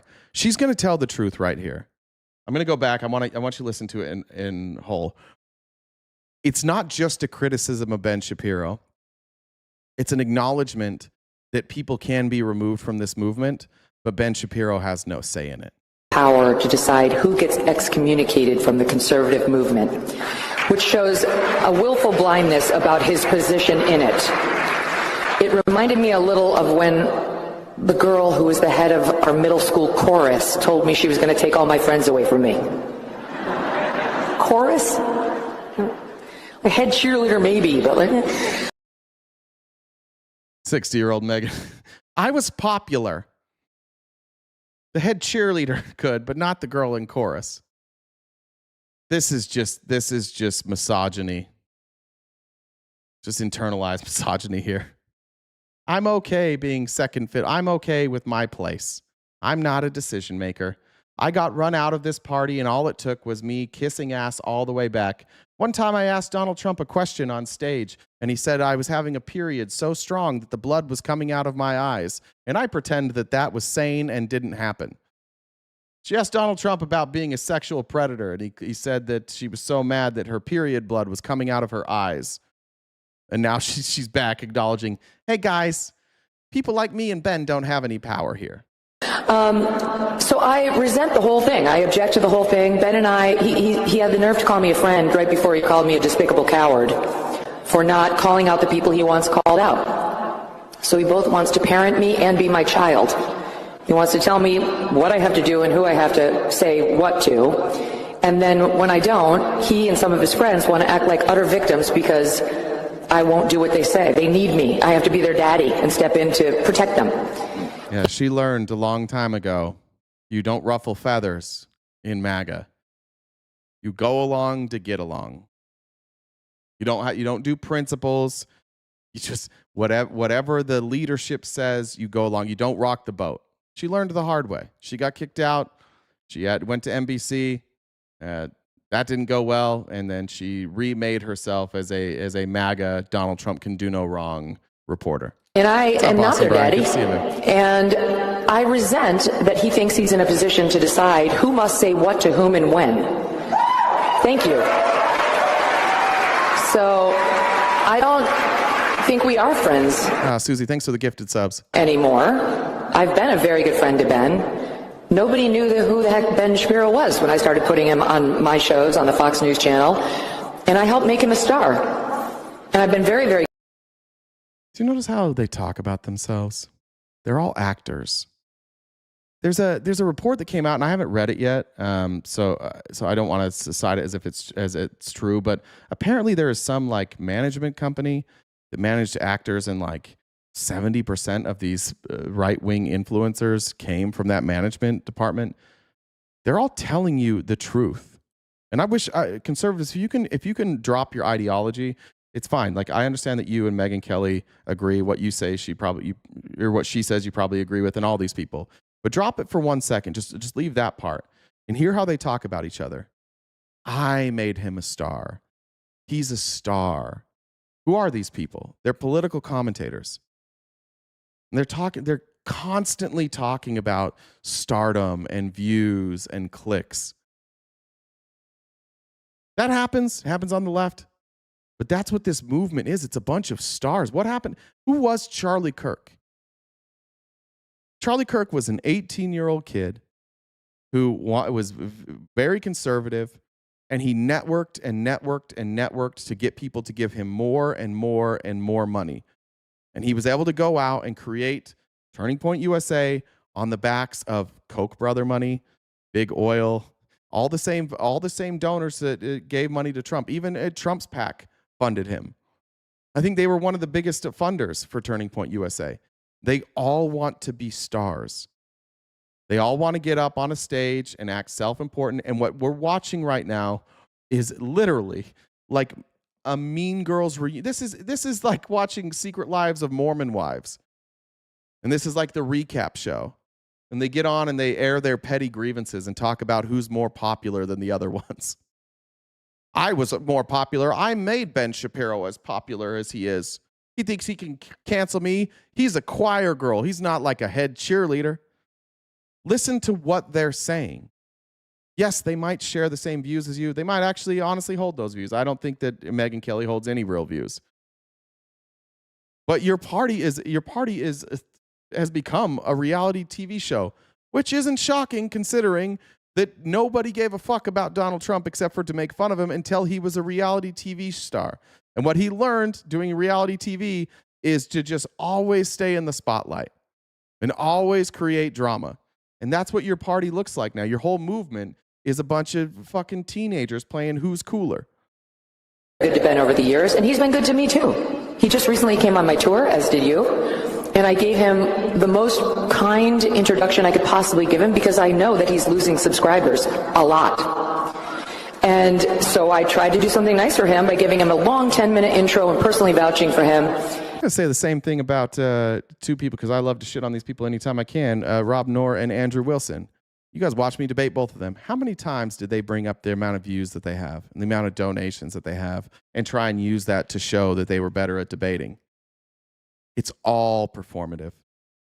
All your big creators, it's all performative. I think a lot of creators in general are performative, but like these people are not only performative, but they have massive, massive private backing. I will tell you this about the left. The one thing that is different, almost nobody has private backing. The biggest voices that we have over on the left, as far as independent journalists or independent programs, you have Destiny, who just in the last year, like got that Unfuck America tour money. And I don't know what kind of money that's like. I know what Dean and Parker said they were going to get. It wasn't substantial. You had the group of people, they were getting like $8. I think David Pakman was getting like $8,000. Hassan, like who the fuck's going to pay Hassan? Honestly, think about all the organizations, Republicans, while you're here. Think of all the organizations that you can think of that are politically active. Who the fuck would pay me? Who? Who would pay me to advocate to get rid of the insurance companies? Who would pay me to advocate breaking up monopolies? There's no corporate interest that would want my voice to be bigger. Majority Report, they're pretty big. Yeah, completely independent. They don't get any. The only people I know of that got any corporate money recently was the Young Turks, and they took they took casino money from, well, not casino, I guess, gambling money from like a right-wing organization who wanted them to start promoting theirs is not Kalshi, it's the other one. Whatever the other one is, the not Predict It, whatever the fuck one it is. There's no money over here. The amount of, even George Soros, like he gives to PACs, but he gives to legislators. People on the left that are legislators, they get money, and they'll get money from some of the same, they'll get big oil money, and they'll get big pharma money, but they would never pay us. I don't think anybody pays Fuentes either. I agree with that. Good Tex. Good to see you sneak back in with your fucking girl dad name. I'm a girl dad. I advocate that women should not have the right to vote. That's crazy. That's a crazy name there, Tex. But yeah, no, I agree. I don't think Fuentes takes back. Nobody would give him corporate money either. But that's how Steven Crowder got all his funding. That's how Jack Posobiec. That's how Megyn Kelly. Most of these people that just stay in line with the Republican Party, they all take corporate money, and the corporations are advocating for them to push policy that benefits big business. There's no way we get it. I don't know where Zateo's funding came from. Good question. Not sure. It'd be hard for me to imagine. I don't know. Al Jazeera? I don't know who. Somebody could tell me it was Zateo. I'm not sure on that one. I don't know who Kim Iverson is. I don't know anything about Dave Smith's funding. I don't think so. I don't know if Dave Smith's also a libertarian. He's outside of like the Republican structure. Dave Smith is regularly criticizes Trump. He's not going to get a bunch of money that way either. And he's a libertarian, so he doesn't want big business. I don't know anything about Kim Iverson. I have no idea. But yeah, that's the point. There's no money for people that criticize corporations. So like Bari Weiss, for example, she was viewed as on the left. She got a ton of corporate money. Why? Because she was like on the left socially, but she advocated for big business policy. She obviously advocated for Israel. She's going to get money. There's people that are in the middle. Like News Nation. They're getting corporate money. Well, yeah. Guess what? Guess when Steven Crowder started criticizing Trump? When he lost all his corporate money and he went to Rumble. He has about a tenth of the money that he used to have. And then all of a sudden, he's like going after Trump. A lot of these people. Tim Pool used to be independent. Remember when Tim Pool used to be critical of Trump and now he's not? It's because he started getting money. He got Russian money, then he gets corporate money. I don't know about Jimmy Dore. He probably doesn't get corporate money. I'm not sure. I don't know. He's changed. Have I debated Millie? Not really. I would absolutely debate Millie with a moderator. Happy to debate Millie with a moderator. But I don't like just being screamed at by a panel. Midas Touch, I think they get corporate money. I don't know. I'm not a big fan of Midas Touch. Well, Jimmy Dore changed in a good way for you. He became like anti-vax. All right. Let's get to rest of Megyn Kelly, actually. And yeah, I debated her on date night, but never like a structured one. I'd be happy to debate her, though. You guys can tell her that. If she wants to get a decent moderator, I'll debate her. We mixed it up on Israel out on stage. It wasn't Israel because we're on the same place on Israel. We mixed it up over whether Tucker Carlson should be excommunicated from the conservative movement, which I do not believe. And thank you. And when it was over, we hugged, said goodbye, and then we had a nice text exchange a couple days later saying our friendship was. Wait, Kremlin, you don't think Tim Pool got Russian money? Oh, go look that up. Tim Pool doesn't even say he didn't get Russian money, Gremlin. Tim Pool admits that he got money. What he says is he didn't know it was coming from Russia. Yeah, go check that again. Tim Pool doesn't even say that he didn't get Russian money. He just says that he didn't know that it was coming from Russia. Midas fired an employee for pointing out the stuff we talked about this weekend. Oh, shit. Send me a link on that. Important to us. And the next thing I saw was him attacking me on stage last night as a coward. So that's not friendship. And I think that's fine with me. Okay. With friends like that. I don't know about Breaking Points and their money. They might. I mean, Sagar has been pretty, again, I've really liked Sagar and Breaking Points lately. I doubt it. They are way too anti-Israel to get corporate money. I'd be shocked if they're getting corporate money. It's pretty easy to tell who is and isn't. Just think about, like, is there a corporation that would pay somebody to say this? I don't think there's anybody that would, like a corporation that would pay me to say what I need to, what I want to say. Somebody can tell me on Breaking Points. I'm not sure. Yeah, Sagar's, that's another one. Like, Sagar, I do think is genuine. I think that he and I hold different views on a lot of stuff. But like when he's faced with obvious evidence, like a genocide happening in front of him, he doesn't just be like, oh, I've got to stick with my friends that I'm politically aligned with. Yeah. Let me read some comments here real quick, and then we'll get back to it. There we go. Amy, I did see your comment, by the way, and you have been incredibly supportive, and do your thing, and we're with you, and if there's anything we can do for you, let me know. You've been perhaps our biggest financial sponsor since we got started, so I appreciate all of that. I saw your comment, and we're thinking about you, and we're with you. So please keep coming around. You're always welcome, and we love your commentary always. Just Moa said, it's all I have today. Fuck text. Take it. We all need to read The Culting of America by Danielle Mestayanek. I can't remember her name. I've talked to her, the author of Uncultured. She was in intelligence in the Army and former cult baby. She's like knitting cult lady, I think is her name. Newsom or Vance in 2028 or World War III or Civil War II. Newsom, I don't think Newsom's going to win the nomination. I hope not. If he does, yeah, all right. Now I'm going to be a conspiracy. I'm going to be a conspiracy theorist.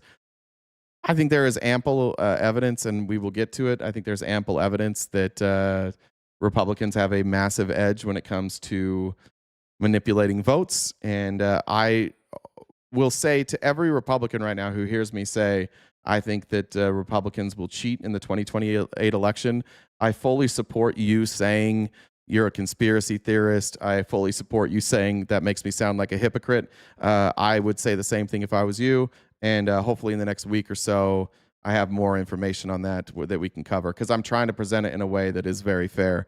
But let's say it's a clean election, I don't think Vance has a shot in hell, because I don't think their policies are going to make things better. I think things will continue to flow up, and it's going to become really apparent in the next couple of years who has been paying off the GOP when you watch a bunch of people get rich and a bunch of basically everybody else suffer.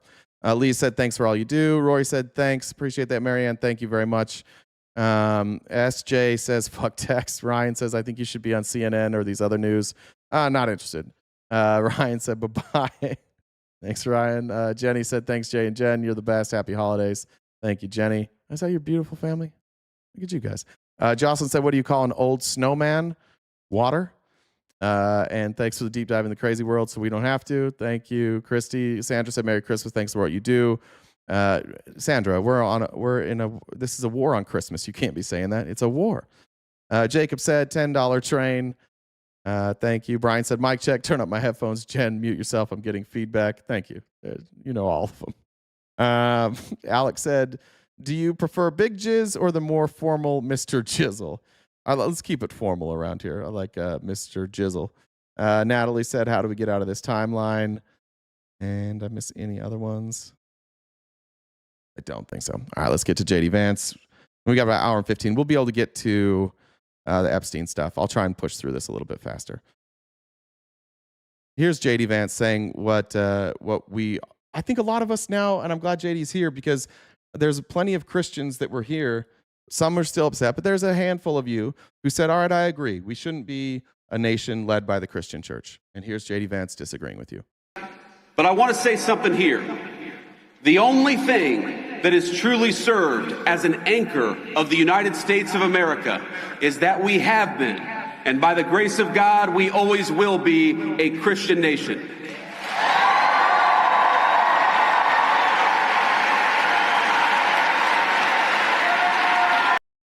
These same people would absolutely shit their pants if any other religion said this in America.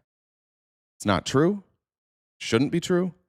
It is anti-American. It is anti-constitutional. It is not in the spirit of our founding fathers. None of them. And the reason that JD is embracing this is because this is going to allow people to overlook a lot of shit that's about to happen. They are going to fully take control of this country if they can. And JD's friends who got him this position, remember, none of you gave a fuck about JD Vance. In fact, most of you didn't like JD Vance because he was critical of Trump. Not one of you gave a single solitary fuck about this guy until his rich friends told Trump they would give him millions of dollars if they made JD the vice president. And then they convinced him to grow a beard, take a little Ozempic, and start leaning into the social wars. And JD Vance went from everybody's welcome here, it's a melting pot, I don't like that Trump goes after marginalized people, to Fuck that. We are a white Christian nation, and we will live by the teachings of God.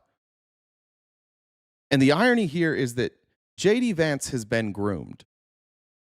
I'm not trying to like justify JD Vance. I'm not trying to justify these talking points. JD Vance came from a broken home. And when JD Vance went to college, Peter Thiel saw what he always sees, somebody that he can groom. Peter Thiel's a groomer, and he groomed JD Vance. He went into Yale. He plucked him out of Yale. He made sure he was a conservative. He helped him get a ghostwriter for his book. He helped him fund what he wanted to do. He funded his company. He funded his Senate campaign. And JD Vance does what Peter Thiel says JD Vance should do. This is not a free thinker, which is why he has gone backwards on all of his views. This is an actor and somebody who they purposely are putting here to do the bidding of his billionaire friends. And they've all realized that this is the way to do it. Like, get these people to talk about religion. Everybody who has ever spent a dime on JD Vance, anybody of consequence, any of these tech billionaires who have invested in him, every one of them is on record saying, we want to undo democracy. And the only way we're ever going to get to undo democracy, because it's failed, is by winning through democracy first. So they recognize that democratically you have to elect these people, and you have to elect people who are just going to allow this to happen. How could you convince millions of Americans to abandon the Constitution? Convince them that they are victims of a war on their religion, and tell them that you are going to use the government to protect them. Remember I showed you on Friday, we went over that study that showed like how just generally how like conservatives and progressives' brains work differently, and how like progressives are more apt to focus on like problem solving or like the minutia of details, and conservatives are more likely to be to respond to fear and just genetically, like thinking of how we are wired. We went back centuries where people stayed in tribes. Why did you run around in tribes, in packs, in groups? Because you weren't safe, and that was your protection, right? Like, and those were echo chambers ideologically and physically. And if you are a conservative, by definition, you are conserving the old ways, and the old ways was groupthink. The old ways was that people that looked different than you or dressed different than you were probably going to come into your village and fuck you up. That's ingrained in their heads. It's hardwired in their heads. So even though that's not happening to them, if you tell them it's happening to them, and social media is great for this, you can show them 50 videos of a Hispanic-looking person doing something illegal. And for the average person, because you never see that crime. You've never seen that crime in your life, maybe once or twice. But if you see on repeat over and over and over again Hispanic people committing crimes, you start to believe, oh my God, I am in trouble. It's just a matter of time before it's me. And so what the Republicans have done well is convinced all the other Republicans that they're actually under attack at a time when violent crime in this country is at all-time lows. At a time when, like, before Trump came into office, the world was actually fairly peaceful compared to the rest of our lives, or the previous to our lives. The world has been far more violent than it is right now. The country has been far more violent than right now. And it's interesting the stuff that they've come up with. It's immigrants, and they've convinced a bunch of Republicans that we're trying to change the gender of your child. And what they've done is like, oh, because they think it's okay for people who are different to identify differently, because who the fuck cares? Honest to God, I still can't believe this is like something we're divided on as a country. Who the fuck cares what somebody identifies as? It doesn't affect you in the slightest. It just doesn't. And they've done this slippery slope shit all the time. If we make gay marriage, if we make gay marriage legal, everybody will try and turn your kids gay. Yeah, that's not true. It didn't really happen, did it? Same thing with if you're left-handed, then you are mentally incompetent. So everybody's like, I'm going to write right-handed. And then they're like, never mind, we've done some research on that. Doesn't really matter. Just some people are left-handed. And then all the left-handed people are like, oh, fuck yeah. And they started writing left-handed. And it wasn't like you said you went from like 4% of the people being left-handed to 10%, and then it leveled off. By allowing people to identify how they feel, it's actually the solution to the very stuff that Republicans talk about. There's validity in the fact that like kids growing up right now are going to be very confused. And with gender, they're going to be confused. And part of the reason that they're going to be confused is you have a government or perhaps politicians or parents or religious leaders saying this is evil, and they have their friend who is trans who isn't evil. And they're like, fuck, how do I deal with these two things? And the conservative Christian side of this, the way that their brains are wired to think, they say, come back, we will protect you from all of these other ideas. You shouldn't be afraid of ideas. You shouldn't be afraid of people who are different than you. You should have some confidence in yourself and your kids that you're not going to be duped. Raise them in a way that they are comfortable with who they are so that somebody else being different than them doesn't affect them. It doesn't make them doubt who they are. I live in Arizona. My daughter, we have never once talked about religion and like our beliefs until the last like year or so. I sent my daughter to a Christian school, a Christian preschool, where they prayed every single day. We never taught, she never asked me about Jesus. She never asked me about any of this stuff. She went in and she prayed every day. Her best friends are Christian. And what she has learned, and she says it all the time, she says, I don't say certain things around her best friend. She said, because she's a Christian and I'm not, and I don't want her to feel sad, so I don't say stuff that would make her feel sad about her religion. She just figured it out. People are not stupid. We don't have to protect people from ideas or differences. The only way we're really ever going to figure out like how prevalent being transgender is to get the fuck out of the way. And I think that there's some validity to saying like, hey, maybe we need to be really fucking careful about a 14-year-old who says that they feel like they're a different gender and just going directly to, let's give that person surgery.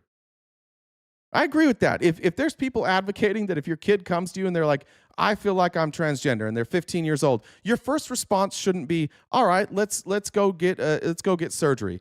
It's also not reality. That doesn't happen. It almost never happens that somebody does get surgery. But what they have to do is they have to take this thing that's outside of your religion and say, this is different, so it's evil, and they've created a platform. How in the fuck is our country divided on how people identify? Like less than 1% of our country, this is an issue with. And we're allowing it to become a central point of our politics. Why? Control. That's why. They want to control, they want to insulate. Guys, a trans child is actually a danger to your child. Come over here where we're protecting you. Look at this video. Ever heard the name Laken Riley? Come over here where we'll protect you. Well, last I checked, Laken Riley, 1, didn't live in a border state, 2, didn't live in a sanctuary state, and lived in a state that was run by Republicans. You can never protect everybody from harm. But what did they do with that tragic event? They said, oh, it's all of them. It's all of these people. They're the problem. What's frustrating about all of this is that we don't get to have real conversations ever. That's what has broken America. Nobody can have conversations, and that's left and right. That happens everywhere. Like you guys know, I don't work with people on the left very often, and the reason is because like sometimes my experience is different than somebody else's, and sometimes I'll be honest. Like one of the criticisms I hate the most is like, you're giving this person too much grace. How the fuck is that an argument? How the fuck is it like if I'm talking to a conservative, like how is the criticism that you give somebody too much grace? How did that suddenly become like a value that we don't like? But we do that. We do it everywhere in this country. We have just decided that anybody who thinks different than us, like they're on the evil side. So while we're watching JD Vance and these Republicans talk about good and evil, I just want to add my voice to somebody to say, like, that's not who we should be. And it's not just them. Theirs is like it's a problem on both sides. It's a cult on this side because it follows the rest of like what a cult is. And they're using like a belief system and a belief in a higher power. It's different, but it happens both ways. And we have effectively in this country stamped out like most discussion. Go on TikTok. When I started on TikTok, the way like I got an audience is I would just bounce from live to live to live, and we'd have real discussions. And then I started hosting my own, and it used to be like before I started working with Felice, I didn't even do a show. Like I would go 5 or 6 hours with just nonstop debates, and we would have debates, and then slowly over time it became like, oh, this person said this on this live, so that person's canceled, and suddenly everybody was canceled, and now we're just like in echo chambers everywhere. We have to acknowledge that this is bad, but on our side, like we've got to do a little better also. We have to do a little better about acknowledging that some people just like, when you're a kid, you learn what your parents teach you. When you grow up in a community, you learn what that community teaches you. And a lot of people don't grow up in a community that teach stuff outside of their community. And we are tribal and we are afraid. And so like people that look different, we're afraid of sometimes. Ideas that are different make us afraid sometimes. And the only way that we can fix that is by not being afraid to have the conversations anymore. You got to keep having the conversations with the people that you can have the conversations with. I'm not talking about talking to a brick wall. I don't think that you need to go in and have a debate with somebody who's not going to do it good faith. But when you find somebody in your life or in a debate stage or a family member, and they're willing to sit down and actually like converse back and forth about what it is, like let that conversation go on.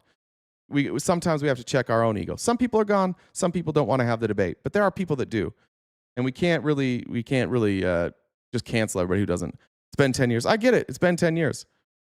But in those 10 years up north, which like I have a lot of friends who went from 100% MAGA to somewhere in the middle, they don't like Trump. I have group chats that were totally pro-Trump in the first administration that are really don't like Trump now. Do they still make fun of me for being a liberal? Yeah. Do they still call everybody who gets upset like a blue-haired liberal? Yeah. Do they still make jokes about gender studies? Yeah. But they're at a place now where like we had enough discussions where they can recognize this is bad. And the reality is our country was made to compromise. We're supposed to meet in the middle. Nobody ever gets what they want. And we're moving so far away from that. It's such a rapid pace that it's alarming.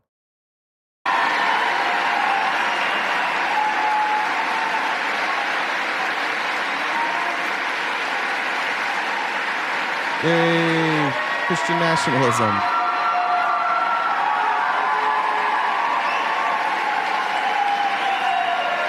We have to be honest about this.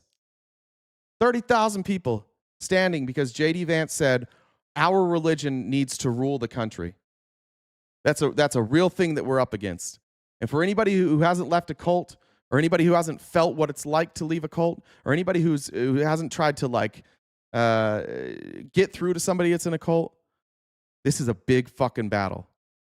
It's not a battle. Like we have to figure out a way to talk to people who feel this, who feel relief when JD Vance stands in front of them and says, our religion will now rule. Yeah, they absolutely want a theocracy. They absolutely do. And we can't pretend that that's not real.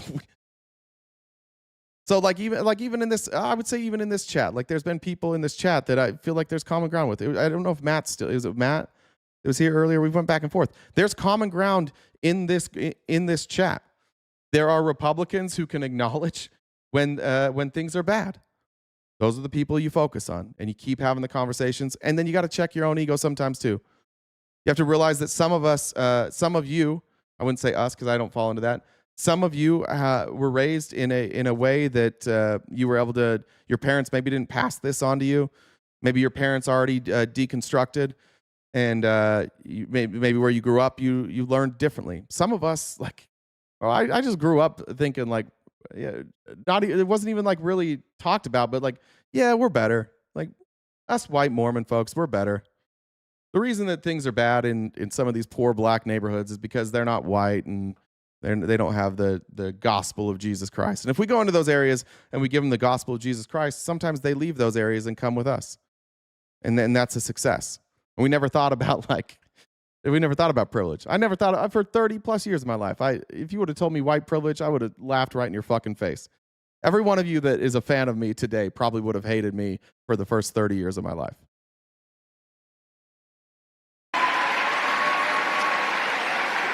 Now, I want to be explicit because, of course, the fake news media will twist everything that I say. I'm not saying... There we go. Now, I'm going to clarify, because anybody who opposes what I say, anybody who's going to be critical of what I say, is fake news. This is back to the bite model. Fuck JD Vance. JD Vance is a fucking phony. He's an actor. He's a plant. He's doing he's doing this because it gets him power. Back to the bite model. Any criticism of me is fake news, he said. Do you feel about them the same way I do? I'm not saying you have to be a Christian to be an American. I'm saying something simpler and truer. Christianity is America's creed. Let me just clarify. And anybody who criticizes me as fake news media, this is Christian. Our creed is Christian. I don't know where the fuck he gets that. I don't know what constitution he's reading. Shared moral language from the Revolution to the Civil War and beyond. Across that history, our country's major... Where's the lie in the Constitution? Let's talk about the preamble. Let's show me in the preamble. So the preamble basically is laying out what the Constitution is. Show me this. I'll pull it up for you guys. Go to the Library of Congress here. We, the people of the United States, in order to form a more perfect union, establish justice, good. Ensure domestic tranquility, good. Provide for the common defense, good. Promote the general welfare, good. And secure the blessings of liberty to ourselves and our posterity. Do ordain and establish this Constitution of the United States of America. Here's what it's for. This is why we're writing this document. This is the intent of this document. It was not about Christianity. It was not about religion at all. In fact, it was about allowing Christians to be Christian and allowing non-Christians to be non-Christian. Polytheists could be polytheists. Didn't fucking matter. This is revisionist history. And I think that the only reason that you guys like it is because you probably are Christian and you like the idea that your church, your religion would rule. Debates have always centered on how we could best as a people please God. That creed, think about it.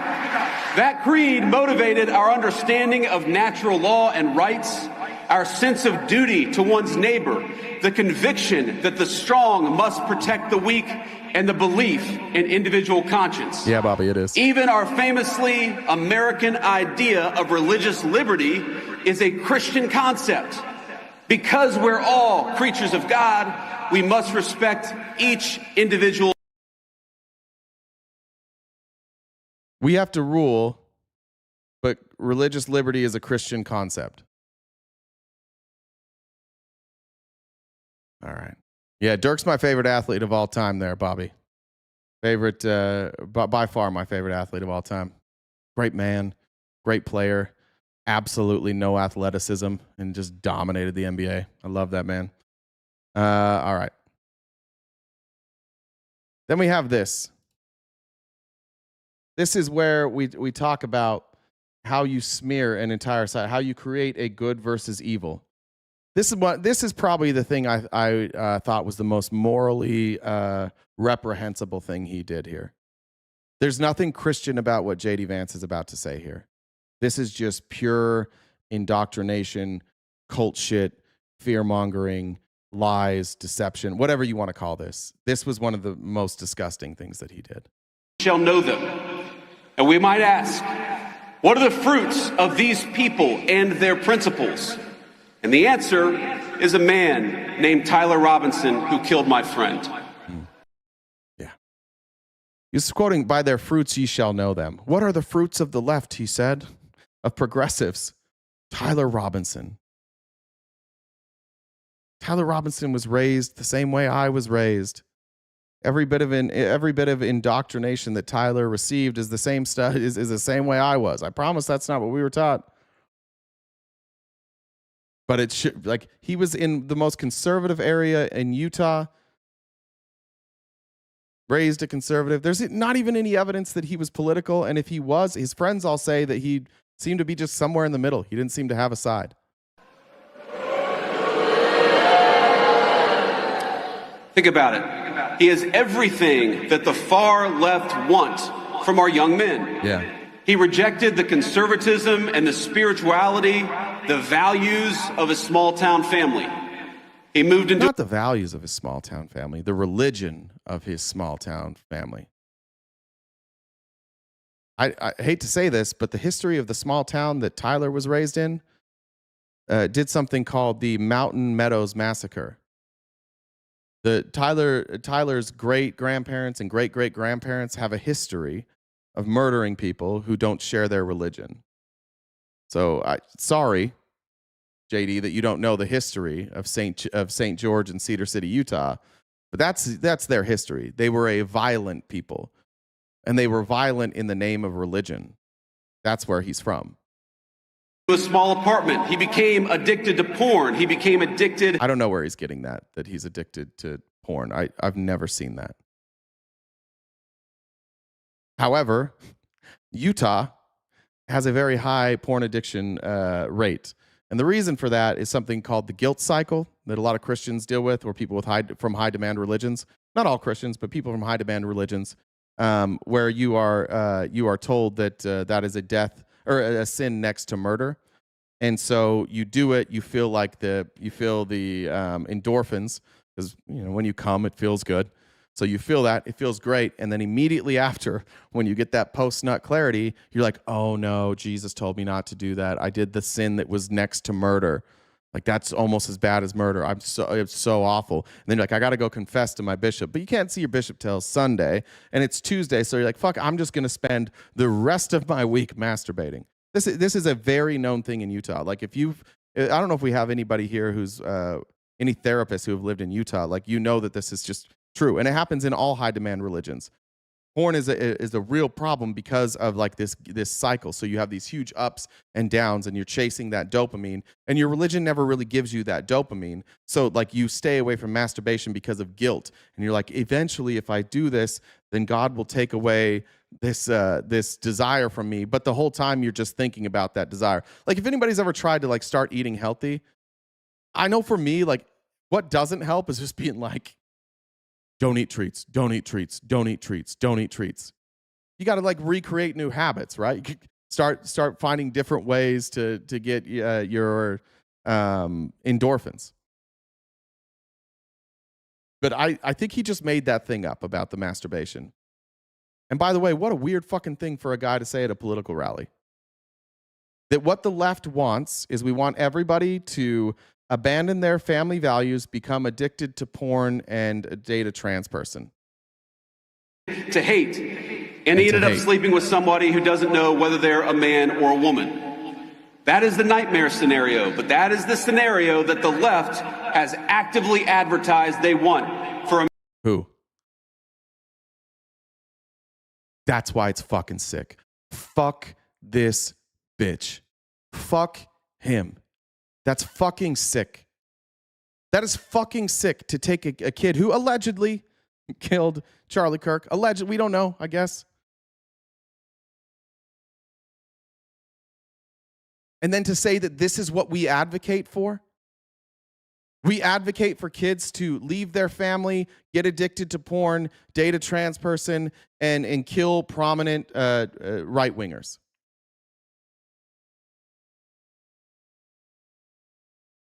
JD Vance is a historically bad person.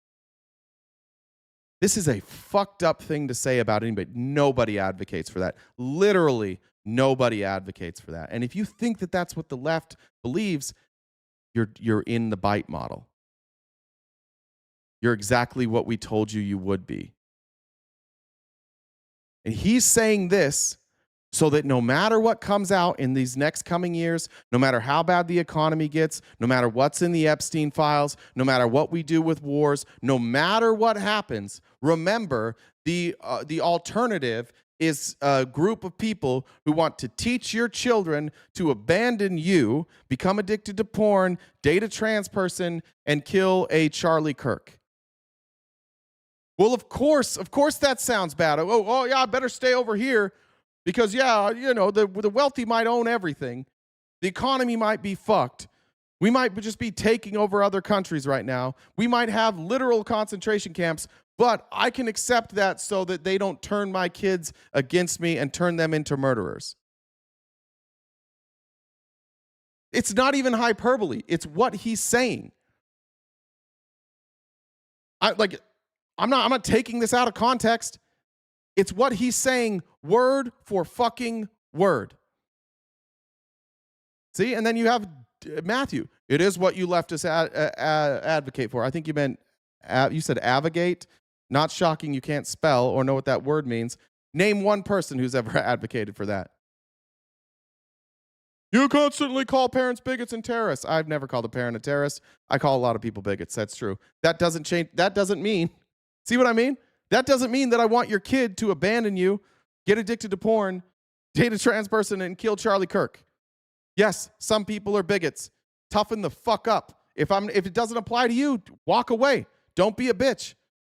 But it's not what we're advocating for.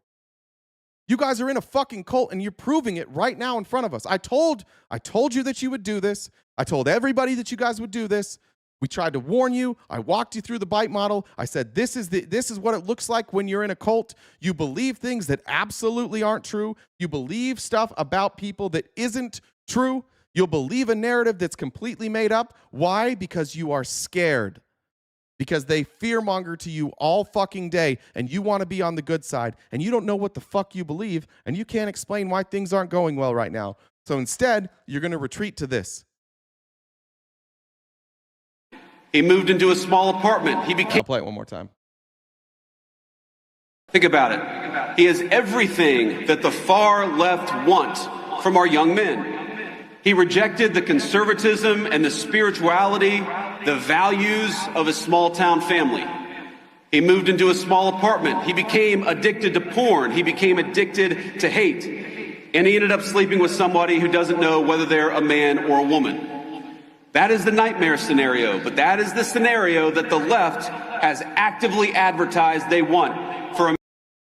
That's what we advocate for? Jeff, shut the fuck up. 2 seconds ago, I literally said, literally just talked about Lake and Riley. See, you guys all believe stuff that isn't true. I don't know what to tell you. It makes me sad. Today it just honestly makes me sad. Nobody defends Lake and Riley's murderer. Nobody. Nobody ever has. You can't find me somebody that has. These are just like the thoughts that are coming out of your mind because you've been told this. You believe that we're evil. And that sucks, man. Like, I spent the weekend hanging out with my daughter, walking around, meeting the neighbors. My next door neighbor, got new neighbors. They're MAGA. We talked with them. We played with their dog. It's not who we are. It's not who anybody is. Nobody, literally, nobody wants that. It's just what this movement has become. You no longer live in reality, and I'm just inviting you to critically think for a second. If this is honestly what you believe, then give me one. Matthew, you have one chance, because honestly, you make me fucking sick. But you have one chance, Matthew Gardner. Tell me one politician, content creator who has ever advocated that children abandon their parents, become addicted to porn, become addicted to hate, date a trans person, and then kill a political commentator. And if you can't answer that, you have two options: apologize or you're banned. I'm not doing that shit with you.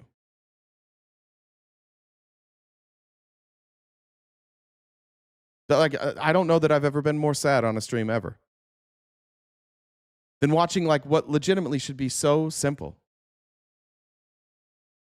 Cassidy, nobody votes for any of that. What are you talking about? Who votes for kids leaving their parents? What policy possibly could you be thinking of? Matthew, I think it was Gardner. Please, for the love of God, like, stop being a troll for 1 second. And I want you to honestly think about this. If you're at all a rational human being, I just want you legitimately to think about this. Who has advocated for any of that? No, Matthew, I just think you didn't hurt my feelings. I just think that you're a sick fuck. Somebody ban Matthew Gardner forever. See ya, bitch. I think that you're sick. Nancy Pelosi's one of them. No, you're gone. She never said that. You're a fucking idiot. Have fun in your cult, man.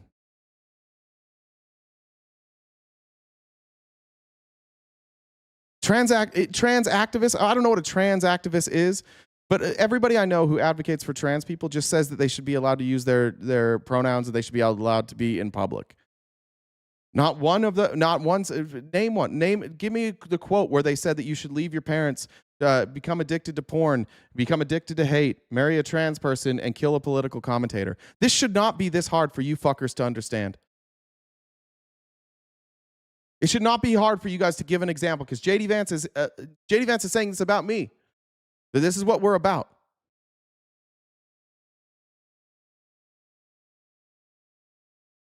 If you don't think that trans people should exist and be able to use their pronouns, fine. I can't convince you of that. I think differently. Don't extrapolate out of that I want you dead. I think it is an argument worth having. A little bit. Because this is the Vice President of the United States. It's not, listen, this makes me sad. JD makes me sad. It's okay to be sad. It's okay to let shit like this get to you. This stuff should get to you.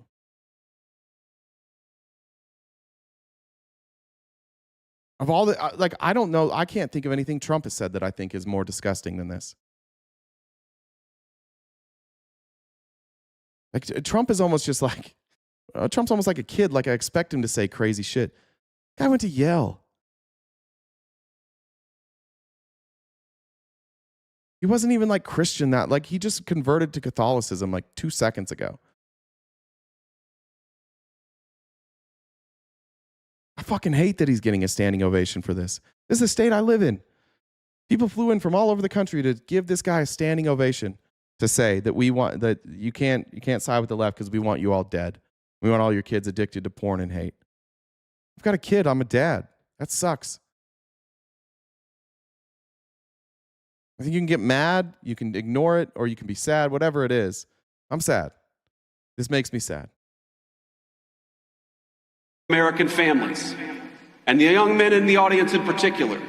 That is exactly why we have to fight them. Because the fruits of true Christianity are men like Charlie Kirk. Yeah.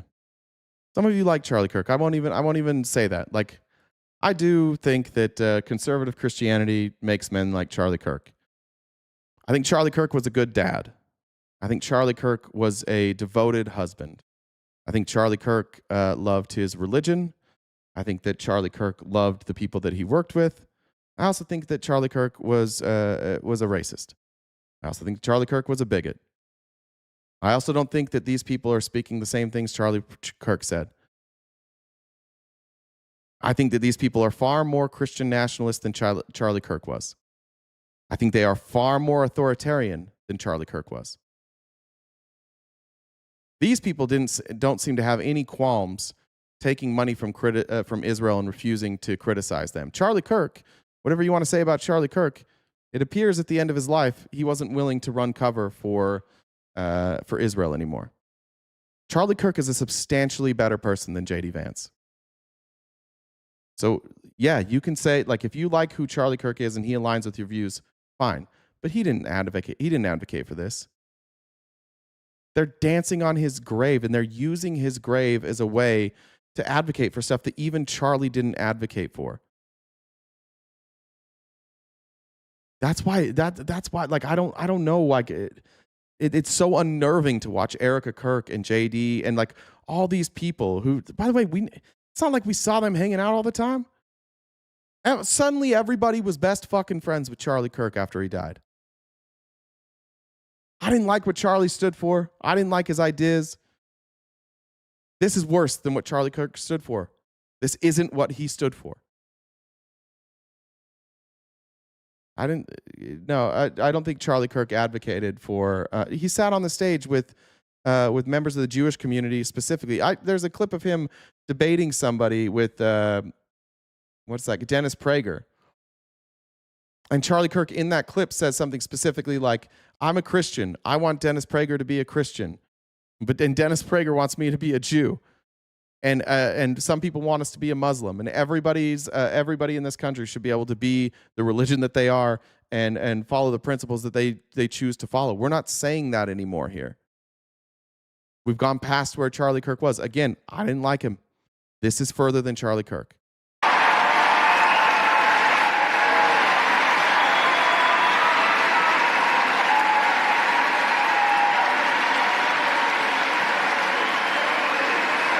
Yeah, I do think that there is a line of delineation there. If Charlie Kirk didn't stand with Israel, I do think that that's a place where he was better than JD Vance. I don't know, we could probably compare their records, I guess. But yeah, I do think he's better than JD Vance on that, for sure.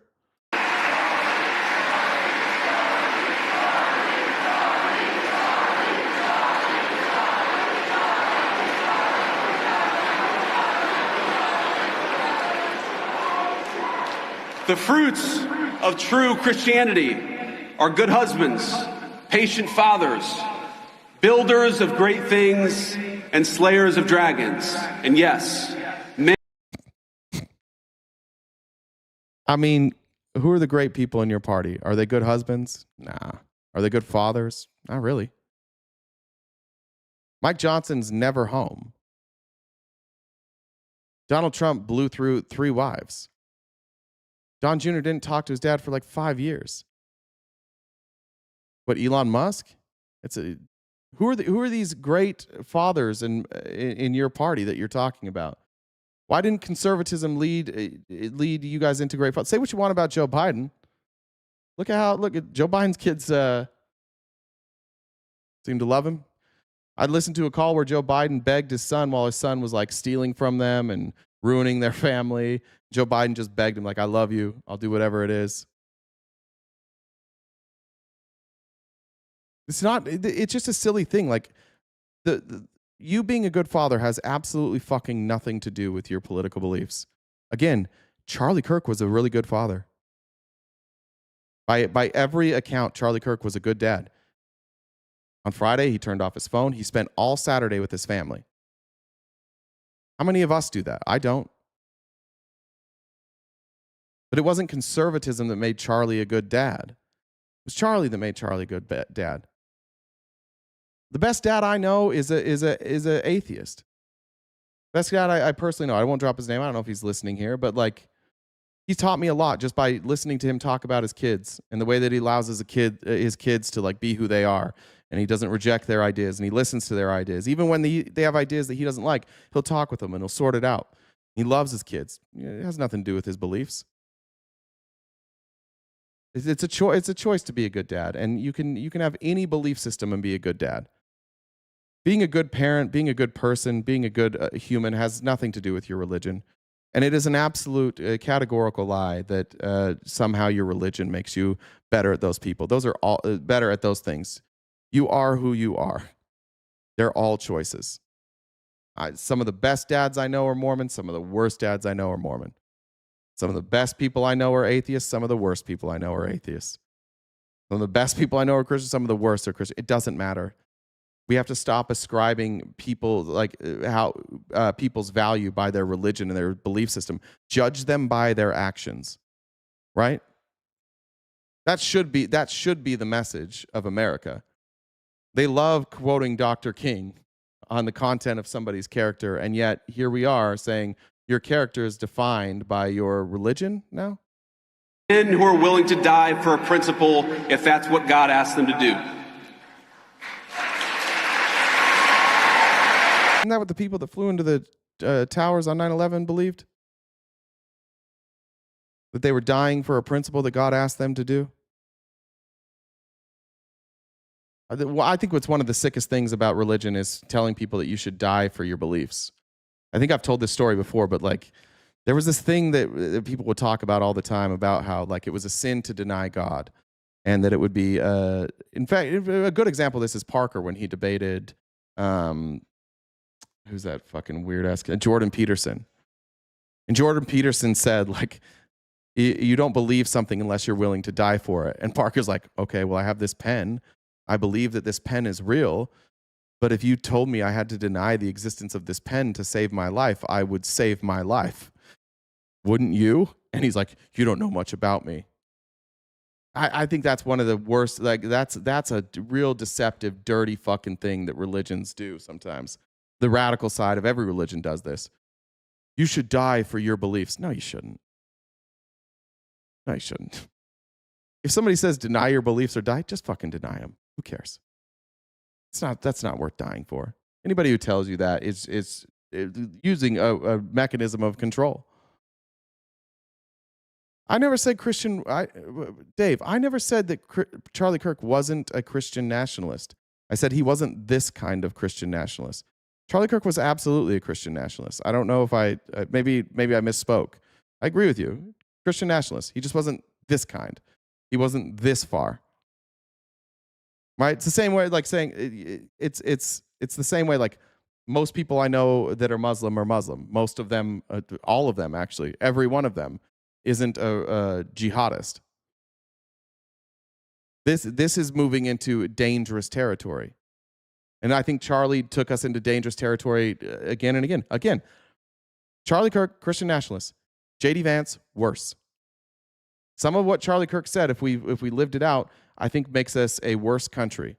And it would lead us to Christian nationalism. And they used his death to like slam on the gas and just accelerate forward all the way. And they're using him. It's this what's sick about all this. They're using a dead man's legacy for their own fucking agenda to gain power.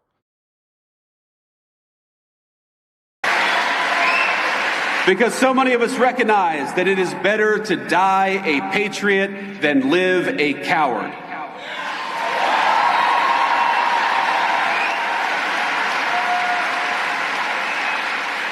Good question. Do I sit to pee? Only when your dad is under me and he pays me $50. Other than that, generally I'll stand up. Unless I'm pooping. So I sit to pee when I poop or when your dad pays me $50.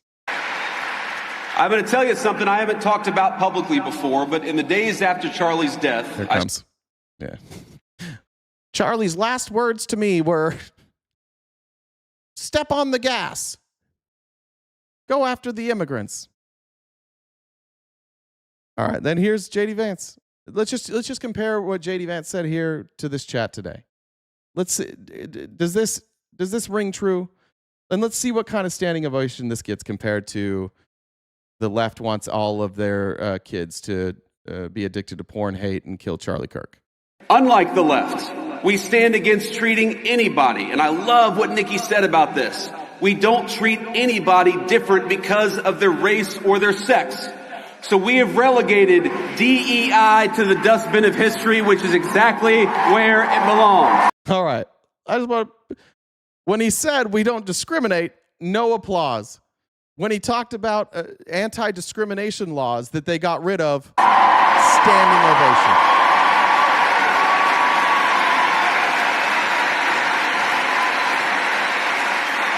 They're talking about removing a law that says you cannot discriminate against somebody who is qualified based on their sex, their gender, their ethnicity. That's what DEI is. It's about people who are qualified being rejected. He said, we don't discriminate. That's why we got rid of the laws meant to make it so people can't discriminate. Nobody clapped when he said we don't discriminate, but when they talked about getting rid of the law, standing ovation. In the United States of America, you don't have to apologize for being white anymore. You never did. Nobody's ever had to apologize for being white.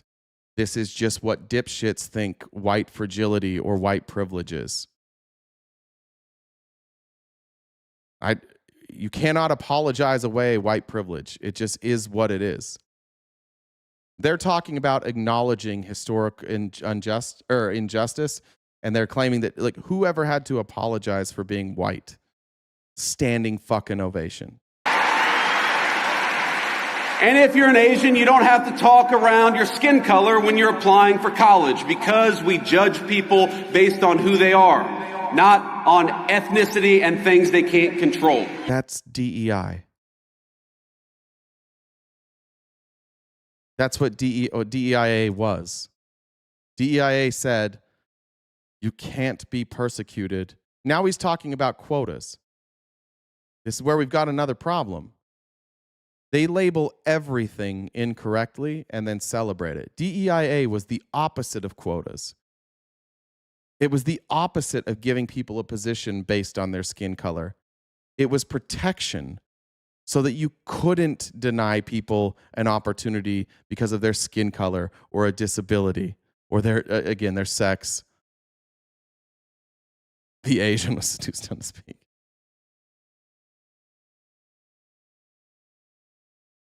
They cheer all of the obvious racist stuff.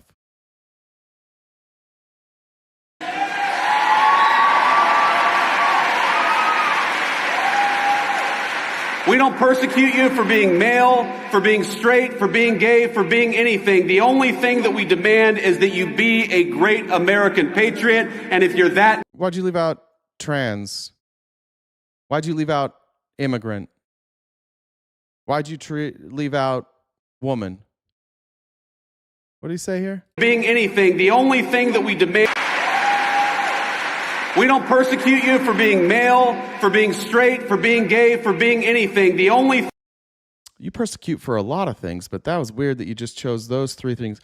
Male, that's you. Straight, that's you. Let's think. Were there any males that are really influential in your life that are gay? Oh, the guy who paid for everything you've ever done. Peter Thiel. Better throw that in there. Left out women. Left out ethnicity. Left out immigration status. Left out trans people. If you're white or straight, oh fuck, Peter, I forgot about Peter. Or gay or whatever. Thing that we demand is that you be a great American patriot, and if you're that, you're very much on our team. That doesn't mean anything though, right? Like, all we care is that you're a great American patriot, which that doesn't fucking mean anything. What did you mean by that? Oh, all the other stuff you said before? All the other stuff you said before about like not being liberal, not being a different religion. Got it. So if you agree with us, that's all we care about. Even when we do the bigotry, we'll do bigotry, but you have to agree with us or you're not with us. Very diverse. Somebody pointed out, yeah, very diverse here.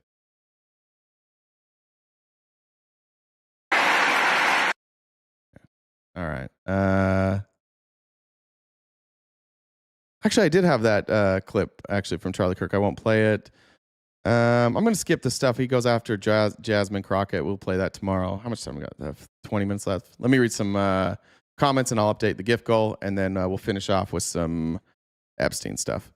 Carol, thank you. Danielle said RTP was filling the world with hate and advocating against his daughter having rights. Don't you think that's a horrible thing for a father to do? I think, Daniel, that's what I'm talking about, though. Like, I said I don't like Charlie Kirk. I just said I think JD Vance is worse. So we're just, like, we have to be, like, I'm trying to call balls and strikes. There are things about Charlie Kirk that I think are fair to say that he was good. Like, I don't think anybody's, like, just totally evil. Yes, I think that those are bad things. I think we talk about them. But like pointing out that Charlie Kirk was slightly better than JD Vance and that they're using his death to springboard ideas that Charlie Kirk at least never publicly held, I think is an honest evaluation of what happened. Ryan said, love you guys, love the show, Jay and Jen. Not sure why MAGA hates trans brown people. They think they have a foothold on being patriotic. It's all just like, it's victimhood. I like that picture. Thanks, Ryan. It's just a victimhood thing. If you're the victim, then you don't really have to care about other people. Just focus on your own victimhood. Nina said, thank you for the show. My daily life is much better since I discovered the show. Merry Christmas, everyone. Thank you. And just a reminder, we are still on this is still a war on Christmas. Sarah said, I'm a social studies teacher, and local MAGA has come after me with false accusations, making me question if I want to keep teaching. Jesus. Danielle said, trans kids don't get surgery, but cis kids do. Get it? Oh, like they're allowed to. Okay, I see what you're saying. Jeff said, for beautiful Jen Spawn, Merry Christmas. They can't call you a conspiracy theorist. Conspiracies do not involve the amount of evidence we have, Danielle. I agree. We'll see. They're still going to say it. Let's go here. Alfredo said, got 99 problems and trans ain't one. Amber said, keep being amazeballs. Thanks, Amber. Alex said, where did the note? There it is. Oh, I did that one.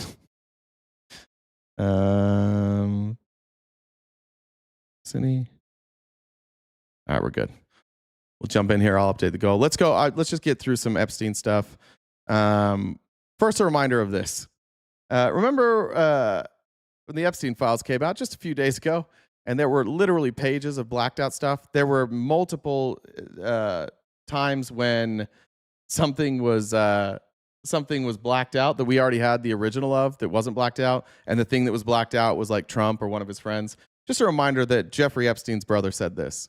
What I do want to talk about is I've been recently told the reason they're going to be releasing these things and the reason for the flip is that they're sanitizing these files. There's a facility in Winchester, Virginia, where they're scrubbing the files to take Republican names out of it.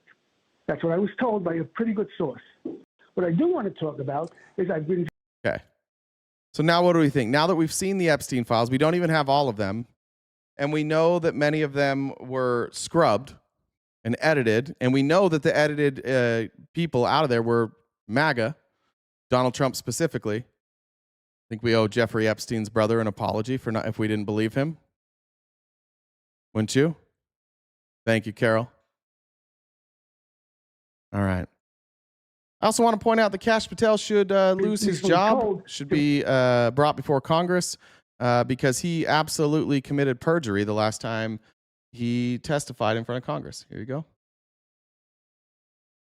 Is no credible information. None. If there were, I would bring the case yesterday that he trafficked to other individuals. And the information we have, again, is limited. So the answer is no one? For the information that we have.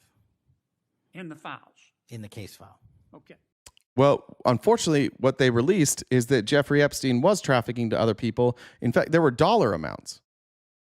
In the emails, there were so these files that Kash Patel said he went through.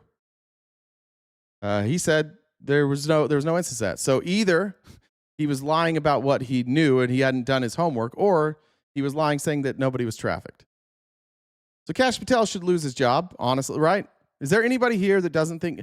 Raise your hand if you don't think Kash Patel should lose his job. He told you that there was no list, that there was nobody besides Epstein, and that he didn't traffic to other people. Prince Andrew should also lose his job, yeah. Anybody in here think that Kash Patel should keep his job? I just want a thumbs up if you think Kash Patel should keep his job. I would feel like most Republicans think he should lose his job, right? Keep his job. Why, Larry? He just lied in front of Congress, didn't he? I don't believe you, Larry. I'm fairly convinced you're just a troll. He did lose his job. Yeah, and Prince Andrew did. All right, while we're going, somebody in the chat, if you think Kash Patel should keep his job, even though he obviously lied, explain it in the chat. Here's Morning Joe, friends with way too many people. Joe Scarborough is friends with way too many people in the Epstein files, and he's uncomfortable with that. And so he came up with this. One of the great mysteries to me and a lot of other people is we've had reporting for some time. Donald Trump is not on Epstein's list. There's nothing in there that's really damning about Donald Trump. And there are accusations in the files of he and Jeffrey Epstein graping a 13-year-old.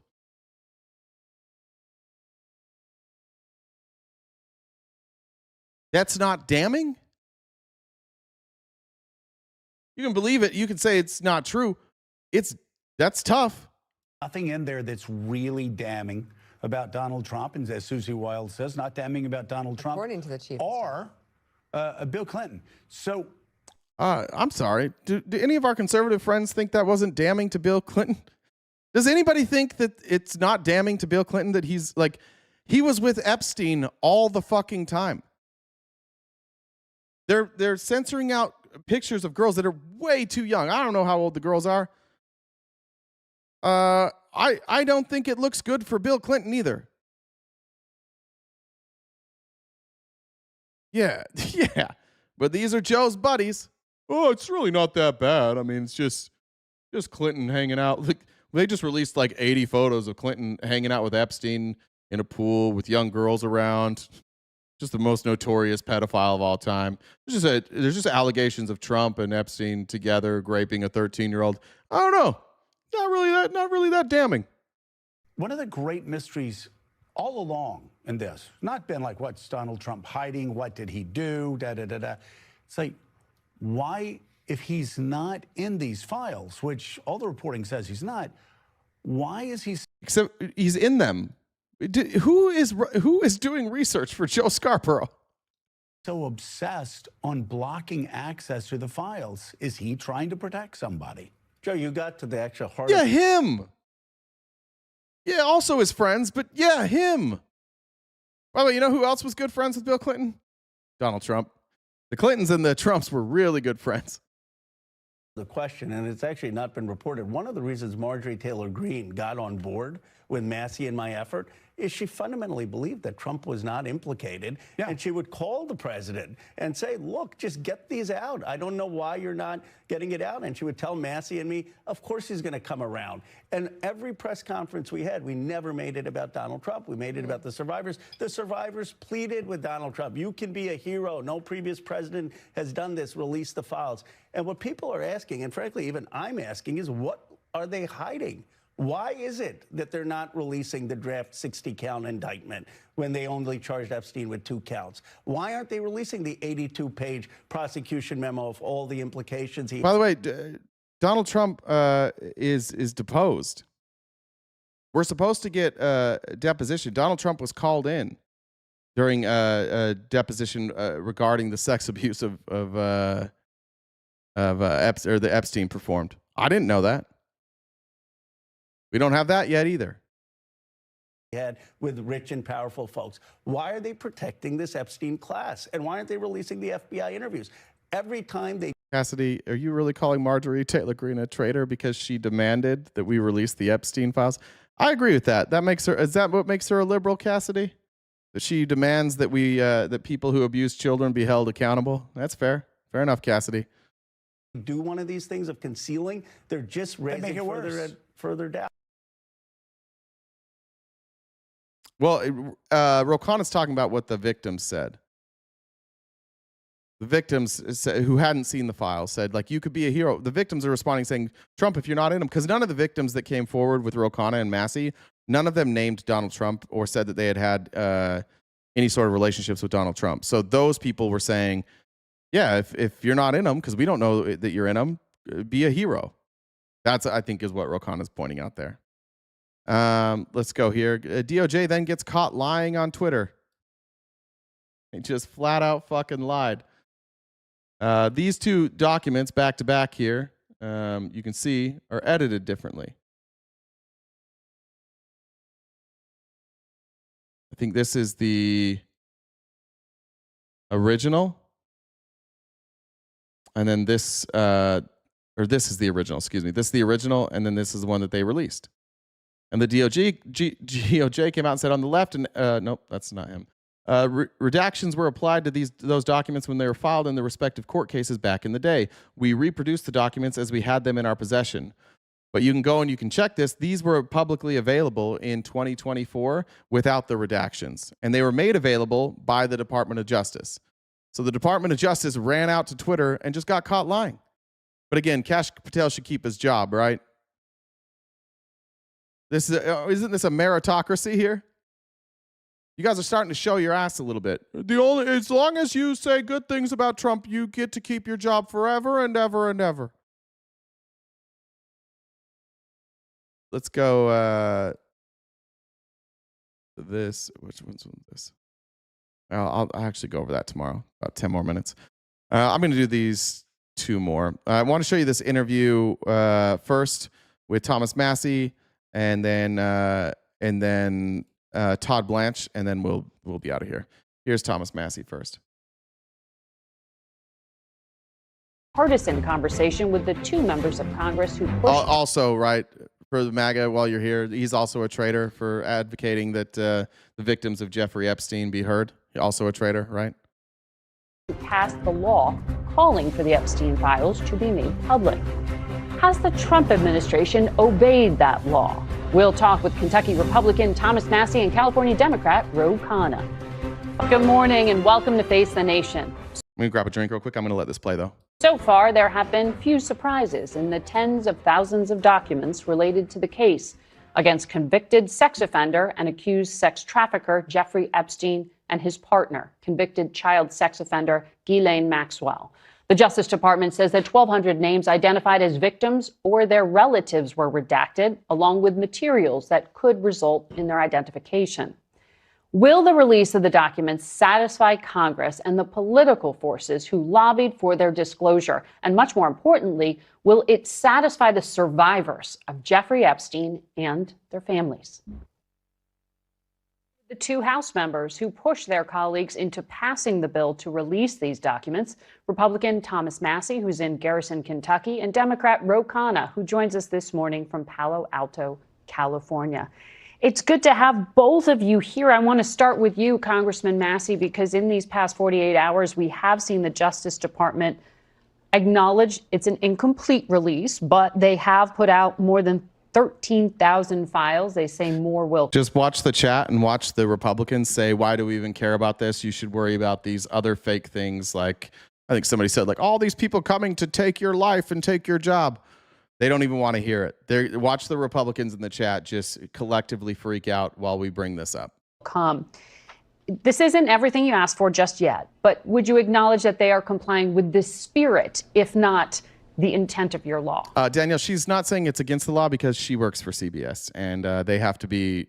I'm going to try and give a little bit of credit. Like, they have to somehow maintain some level of journalistic standards while also knowing that anything they do that upsets Donald Trump could get them fired. It's a pretty untenable place to work right now. No, they're flouting the spirit and the letter of the law. Good, it's Nate. very troubling, like the posture that they've taken. And I won't be satisfied until the survivors are satisfied. You know, I said in the hours leading up to this release that we will know if they are complying if they implicate any of the other criminals that are involved and the suspects that are involved, that the witnesses, the victims themselves have given to the FBI, and they've never been mentioned. Well, there are some disclosures in here that seem new. Congressman Khanna, the documents confirm that the FBI received a complaint about Jeffrey Epstein back in 1996, but the woman whose name is Maria Farmer, who made that complaint, said federal officials failed to follow up. She said the disclosure makes her feel redeemed and that this was one of the best days of her life. Metal Dreams, I would just consider that the amount of evidence that was used against Jeffrey Epstein to take him down for most of these crimes is women's testimony. It is really hard outside of testimony to prove sexual abuse. Really hard, especially with young girls years later. So when you say these things like, oh, they're accusing Trump without evidence, like, what evidence would you like them to have? Just be honest. You like Donald Trump. You don't believe women. It's fine. Do your thing. But this is the reality for women in this country. The laws are set up where they have to prove that somebody sexually abused them, and the standard of proof is incredibly high. You need like physical evidence of that. So especially like powerful men like Donald Trump and Jeffrey Epstein, and we know now from these documents that their lives were threatened. These young girls, their lives were threatened. They said their families would be killed if they told anybody. You want them to have physical evidence 30 years later in order to believe them? What, you think that these young girls from the 90s, the 2000s. Like, they were just all lying. All 30 plus women that accused Trump of sexual assault, Katie Johnson, his own wife, all these people were just lying. The amount of mental gymnastics you have to go through to not accept that Donald Trump is a serial sexual predator is alarming. You have to believe that all these women lied about him, but it doesn't happen to other famous people. It didn't happen to other presidents. It doesn't happen to other like political leaders. Just Donald Trump. Doesn't happen to other rich people. Doesn't happen to like name a famous person who was accused by 30 plus women who wasn't guilty. You would never hold that standard for anybody else. You're in a fucking cult. It's pathetic. Life to see these documents made public. What action do you want taken around a case like this? That was the single most important disclosure of what we got. I know Maria's sister. She sounded the alarm in 1996. She complained to the FBI. The problem is that Epstein was so connected with law enforcement and powerful politicians, the FBI did nothing for a decade. Frankly, she deserves compensation. She deserves an explanation. But the broader point is, Blanche was on this morning saying that Massey and I have a problem, that it's taking too long. That's not the problem. The problem is this was a slap in the face of survivors. What do they want? They want to know who are the rich and powerful men who visited Epstein. That's a good mega. Let's have a poll on Deshaun Watson from Trumpers. Yeah. If we were only talking about Clinton right now, every one of them would be absolute. By the way, there's more evidence that Donald Trump sexually abused kids and women than Bill Clinton. Every one of you is 100% Bill Clinton is 100% convinced Bill Clinton is guilty. And there is far more evidence that Donald Trump is a sexual predator than Bill Clinton. And I believe the women for both. Rape island and covered up the abuse. And the key documents that our law basically said needed to be released, the 60-count indictment that actually implicates a lot of these people, and the prosecution memo were not released. It's not about the timeline. It's about the selective concealment. Well, yet, right? The Deputy Attorney General said there are more disclosures that will be made. You believe that they will not release that particular part? I mean, you did give them some leeway for redactions. Well, first of all, the redactions were excessive, and even Harvard law professors who have looked at that have said you can't redact internal communications. I'm seeing that. I haven't seen Clinton's statement. Apparently, Clinton today is saying release the files. Yeah. Let's just compare the two. I don't know if there's anything in these files about Clinton. There are charges not with children from Clinton that make me agree that Bill Clinton was a sex pervert at the very least. The stuff that stems from Arkansas, sexual harassment, sexual abuse. I don't think that I haven't seen anything in here that says he's with children. Clinton saying to release it. Let's just compare the two. Trump threatened people not to release it. Let's compare it. Republicans, if you're cool with Clinton, like Clinton saying release it, Trump didn't want to. Trump threatened people to not release it.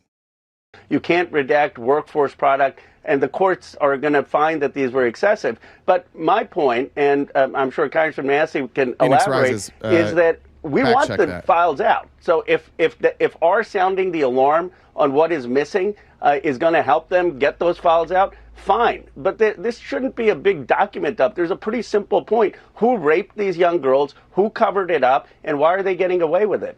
So you're saying specific things regarding the indictment. Congressman Massey, I saw in a video that you posted, you had a very specific benchmark of success here. You said there are at least 20 men accused of sex crimes known to the FBI. How do you know that number? And do you know those names? Guys, we're not talking about Georgia right now. I did predict that when MAGA when we covered this, that they would want to talk about anything but this. You can come back tomorrow. I'm going to cover the Georgia thing tomorrow. You're welcome to come back tomorrow. That is not one. It's not true, and two. It's true they said it. And two. And I know I guess you're talking about the fake electors. Whoever it was earlier that was talking about Georgia saying the votes were counted twice. We'll cover that tomorrow. But try and stay on topic, please. Yeah, the survivors' lawyers have told me those numbers, and they've described their professions in general. But they've only given me one of those names, and I mentioned that in a congressional hearing, Jess Staley. So I searched these documents. I didn't see Jess Staley's name, nor did I see 19 other names. And here's why we shouldn't be optimistic. that Blanche or Bondi are going to release these things. They sent a 6-page memo to Congress and said they cited pre-existing laws as reasons that they weren't going to follow our law. For instance, our law requires them to release information regardless of embarrassment, but they are trying to say that a previous law prevails when it I love this. Trump played us. Okay, let's talk about how Trump played us. Massey and Ro Khanna put together a discharge petition. 100% of Democrats, 100% of them sign on to the discharge petition. 4 Republicans sign on to the discharge petition. Then Trump goes out and threatens all the Republicans not to sign on to the discharge petition. Then Mike Johnson sends them home for the summer. They just go on like a 6-week break. They come back. They're still threatening Republicans not to sign the discharge petition that 100% of Democrats signed. And you're saying that was the play? Why did he threaten Republicans after all the Democrats signed on to the discharge petition? Why then did he threaten the Republicans? Your story doesn't make much sense, Phoenix Rises. They all signed. It was 100%. And then he spent 6 months hiding it and threatening only Republicans, and every Democrat said release them. That's the 4D chess you're talking about? Jesus Christ. This is what I'm talking about being in a cult. You will say literally the dumbest fucking shit ever to try and side with Donald Trump. What a fucking dumb thing you just said. Doesn't. Common sense says it doesn't. The Privacy Act doesn't protect them from that. And then also, as Rose said, internal communications, they're using a FOIA standard that doesn't apply because our law already says they have to give us internal. There's metal dreams. Guys, they're doing the cult shit. Any excuse you come up with is BS. Okay. Yeah, thanks for giving us a glimpse into your mind. No matter what anybody says, it's BS. Yeah, you're in a cult. Communications. In terms of the gentleman there you referenced as accused. No, Democrats wanted all the files released. Phoenix, how about you look into that? Get out of your cult. I mean, being in the document doesn't necessarily prove criminal behavior, right? And in terms of the redactions, what the Deputy Attorney General said is that they were abiding by your law, and also a judge in New York had ordered them to listen to victims. So they're claiming that information that they had initially even published Friday, they had to pull down because they were trying to protect victims. You don't sound convinced that they are abiding by this intent. No, they are not abiding, and all 3 judges who released the grand jury material said that our law trumps the prior law. That's just common sense, Law School 101. So that means our judicial branch has ruled already that this administration is breaking the law. They didn't release all the files. They're required to. There was a deadline. That deadline was Friday. They chose not to. That's against the law. The executive branch can't just ignore the law. They don't get to just say, fuck it, we'll do it how we want. They've already made this ruling. They're hiding it. No. You're wrong, Phoenix. Johnson wanted the files released, only some items released. You're wrong. And let me explain it to you real quick, Phoenix. The discharge petition that Ro Khanna and Thomas Massey put forward said you have to release all of the files by December 19th. And what Johnson wanted to do instead is he wanted it in the, what's Comer's committee? Whatever Comer's committee was. He wanted just that committee to review the files, and then that committee would release to the public what they thought the public needed to know. So he wanted a Republican-led committee to decide which files we got to see. You're wrong about this, and you need to go look this up. Yet Todd Blanche is using a different theory that wouldn't survive first contact with any court, which is he's trying to say that prior laws override our law. That's not the way this works. Okay, what are you going to do about it to force them to comply? I mean, can you do anything? Oh, absolutely. Look, people have talked Oversight about, committee, and by the way. Yeah, Oversight Committee. Google it right now. And then, Phoenix, Google right now, Mike Johnson, Oversight Committee, Epstein files, and you'll find out that everything I just said is true. Todd Blanche is the face of this, but it's really the Attorney General's office, Pam Bondi, who is responsible. And there are several ways to get at this. Some take longer, some are shorter. Good point. The quickest way, and I think most expeditious way to get justice for these victims is to bring inherent contempt against Pam Bondi. And that doesn't require going through the courts. And give her, and basically Ro Khanna and I are talking about and drafting that right now. Okay, well, I mean, on another network this morning, That's a good point. It's exactly, who said that? Josh Campbell. This is exactly what Trump did in Mar-a-Lago. Give us all the documents. Okay. And then they gave him like some of the documents. This isn't all of them. We need all of them. Okay, here you go. And then it was some of them. And it took like a year to get the document. We still never got all the documents back. And then they pushed the court case out long enough that we never even went to court for that. He just became president and it went away. We never even got to see the documents from Mar-a-Lago because they were able to extend it for so long. Democratic Senator Tim Kaine said impeachment or contempt, it is premature, Congressman Khanna. And the Deputy Attorney General said, bring it on. They don't seem to be taking this very seriously. And if you just don't have the math in the Senate, including at least now this Democratic senator not being convinced, doesn't that sort of show that you're at the limit of pressure? No, we only need the House for inherent contempt, and we're building a bipartisan coalition, and it would fine Pam Bondi for every day that she's not releasing these documents. I'll tell you why. I've talked to the survivors, why this is such a slap in the face. One of the survivors said they released her name accidentally, but they still have not released the FBI file about the people who abused her at her request. And the problem here is that there are rich and powerful people. Imagine that. They released the name of the victim, but not the people who abused her. The file that shows the abuse, they didn't release it, but they released the name of the victim. Now, if you were somebody that wanted to be conspiratorial, you might say, maybe they did that on purpose. Maybe they'd like to silence that victim. Maybe they want that victim to know that they'll put her name out there. And if she starts naming those names, maybe something bad will happen to her. People. We all know this. There are 1,200 victims. They're rich and powerful people who either engaged in this abuse, covered it up, or were on this island. And what the American people want to know is, who are these people? And instead of holding them accountable, Pam Bondi is breaking the law. And this is the corrupt system, the Epstein class that people are sick of. So I believe we're going to get bipartisan support in holding her accountable, and a committee of Congress should determine whether these redactions are justified or not. Sometime in January when you all come back, I assume that'll happen. I want to ask you, though, Congressman Khanna, there have been images released in the past 48 hours. Some of them include former President Bill Clinton. There's at least one image of Donald Trump. I should say neither man has... use NDAs, Lou, it wouldn't matter. Like, you can't, even if anybody signed an NDA, this would override any of those NDAs. That's what the law's written for. Been accused of any wrongdoing related to Epstein, though they clearly knew him. But since Friday's publication, we're showing the image here now. One of the pictures was pulled down. There were 15 images total that were then redacted from the DOJ website. And it's kind of hard to see, but it's an open drawer with a photo of President Trump.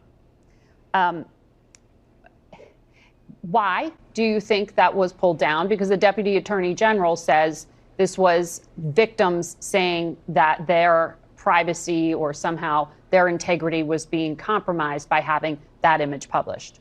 No evidence of that, by the way. The victim hasn't said that. They've provided no evidence of that. They just said it.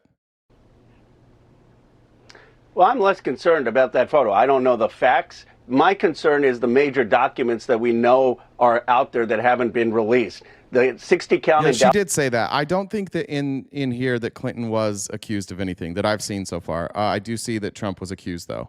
So she's wrong about that. That shows massive financial fraud and foreign interference, the prosecution memo.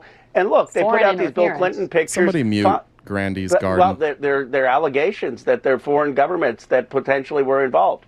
And that all needs to come out. And it needs to come out in the indictments. It needs to come out in the prosecution memos. But the reality is they put out these pictures for Bill Clinton. Fine, put it all out. But don't distract from the fundamental issue, which is who are these powerful people who visited the Rape Island? I mean, there are 1,200 victims. It defies common sense that it was just Epstein and Maxwell, and they're hiding something. And you know why the American people are so upset? My X account had MAGA supporters supporting me for the first time, saying, you know, Pam Bondi whiffed, according to Susan Wiles. She is breaking the law. She needs to be held accountable. You're referring to the Vanity Fair quote that the chief of staff gave saying the whiffed, and she said that Pam Bondi gave them binders full of nothingness, and then when it came to the client list, she said it was on her desk.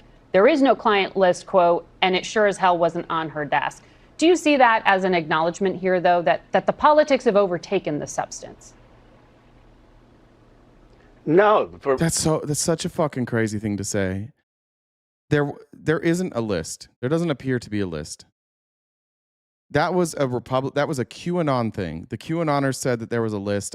They became obsessed with a list. And even for me, like even sometimes when I say files, I say list on accident. That's not the politics taking over the data. That's them saying like, oh, this part of it was political. Saying that there was going to be a list released, that was dumb. Nobody should have ever said that. But everything in the list or everything in the files, see, just did it right there. Everything in the files is far worse than a list of names. A list of names would prove absolutely fuck all. In the files, you have proof that they threatened people, that they were trafficking people, that they were paying to traffic people, that powerful men were paying for underage girls. That's not political. Us, it's about the survivors. And if you look at Thomas Massie and my comments the morning of the release, we were giving Blanche the benefit of the doubt. We said, if it's not all there, fine, just get the information out. It's when the... So Phoenix, explain this. The list is everyone in the files. I don't like Bonnie, but nothing shows. Trump is part of it. So Phoenix rises. The 13-year-old that accuses Trump of grape in the files. What do you mean that shows? With Jeffrey Epstein, by the way. Multiple accounts of people saying there's one girl that said that she went to go visit Epstein and Trump was in Epstein's office and she came in. Trump was sitting there. When Epstein came out, he said to Trump, "She's not for you." What do you mean he's not part of it?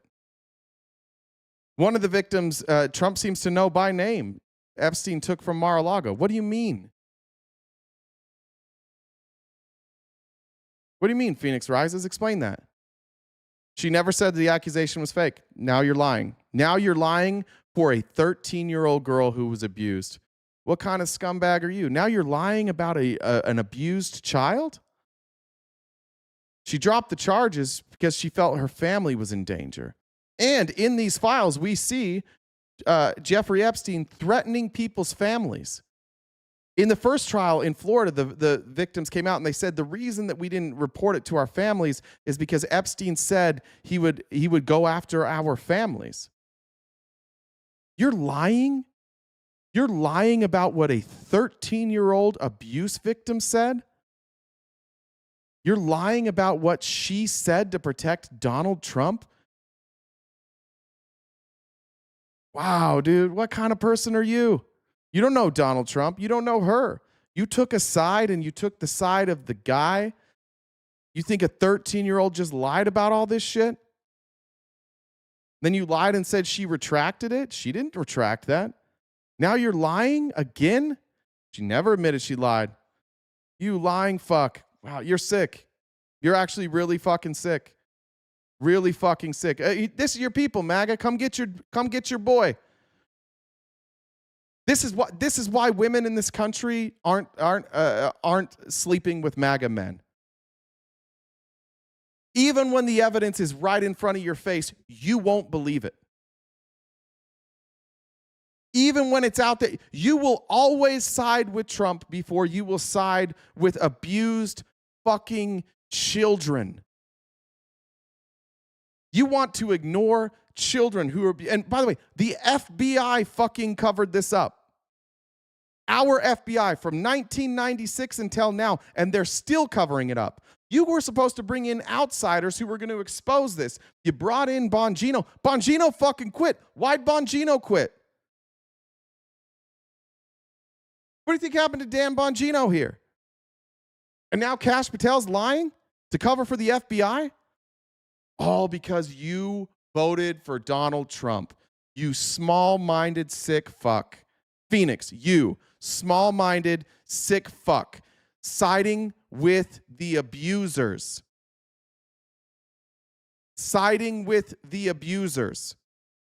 Donald Trump is absolutely an abuser. And you have taken a position that all 30 women lied about Donald Trump, that his own wife lied about him, that E. Jean Carroll lied about him, that Katie Johnson lied about him, that all the women at all the teenage girls at the Teen USA pageant lied about him. You guys won't even accept that. Trump on a radio show admitted that he went into locker rooms where underage girls were changing. They are on the record. Many of them are on the record saying, yes, he did this. And MAGA says, oh, he was just joking.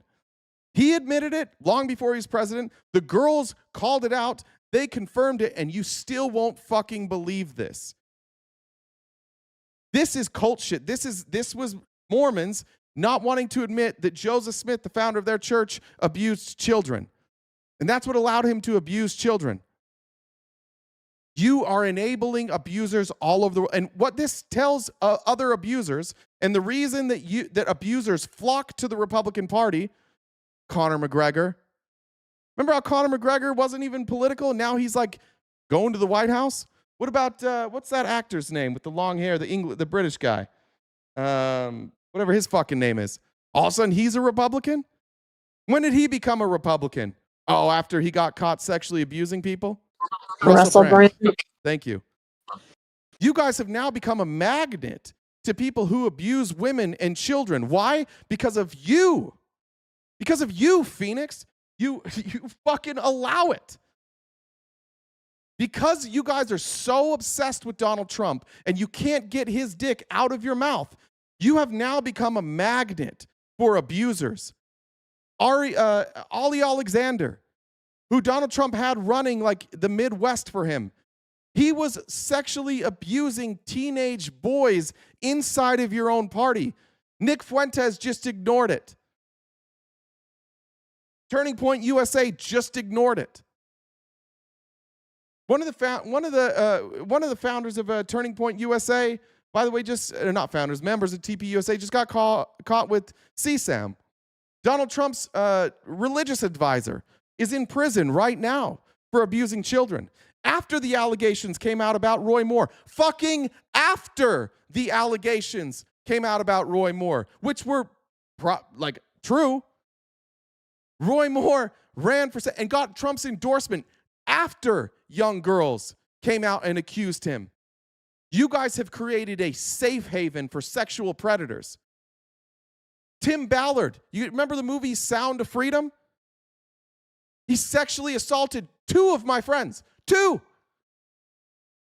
And you guys tried to run him for Senate after that.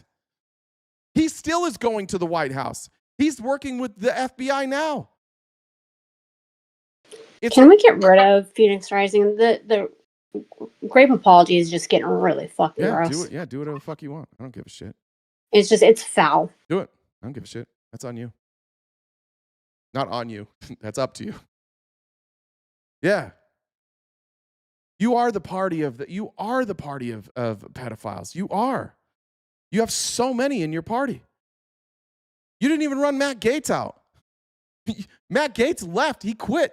And then Trump's like, why don't you come back in? We'll make you attorney general. Like, wait, hold on. Congress ran him out. Kevin McCarthy and other members of Congress, McWilliams, whatever that fucking guy's name is from Oklahoma, you guys ran him out.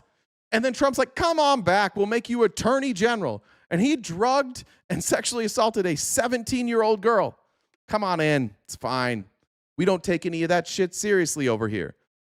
You are the party that protects sexual abusers. That's who you have become. So it should be no surprise that now, like when all of this evidence comes out against Trump, they're like, it's all fake. All accusations are fake. If you are a woman, or if you are a parent with a child, or if you think women are anything more than objects, how the fuck are you still part of this party? How the fuck are you part of this movement? They will abuse you. They will abuse your child. Or let me rephrase that. If they abuse you or if they abuse your child, nobody will believe you. If any prominent Republican abuses you or a child and you're a woman or a child, they won't believe you. They will smear you.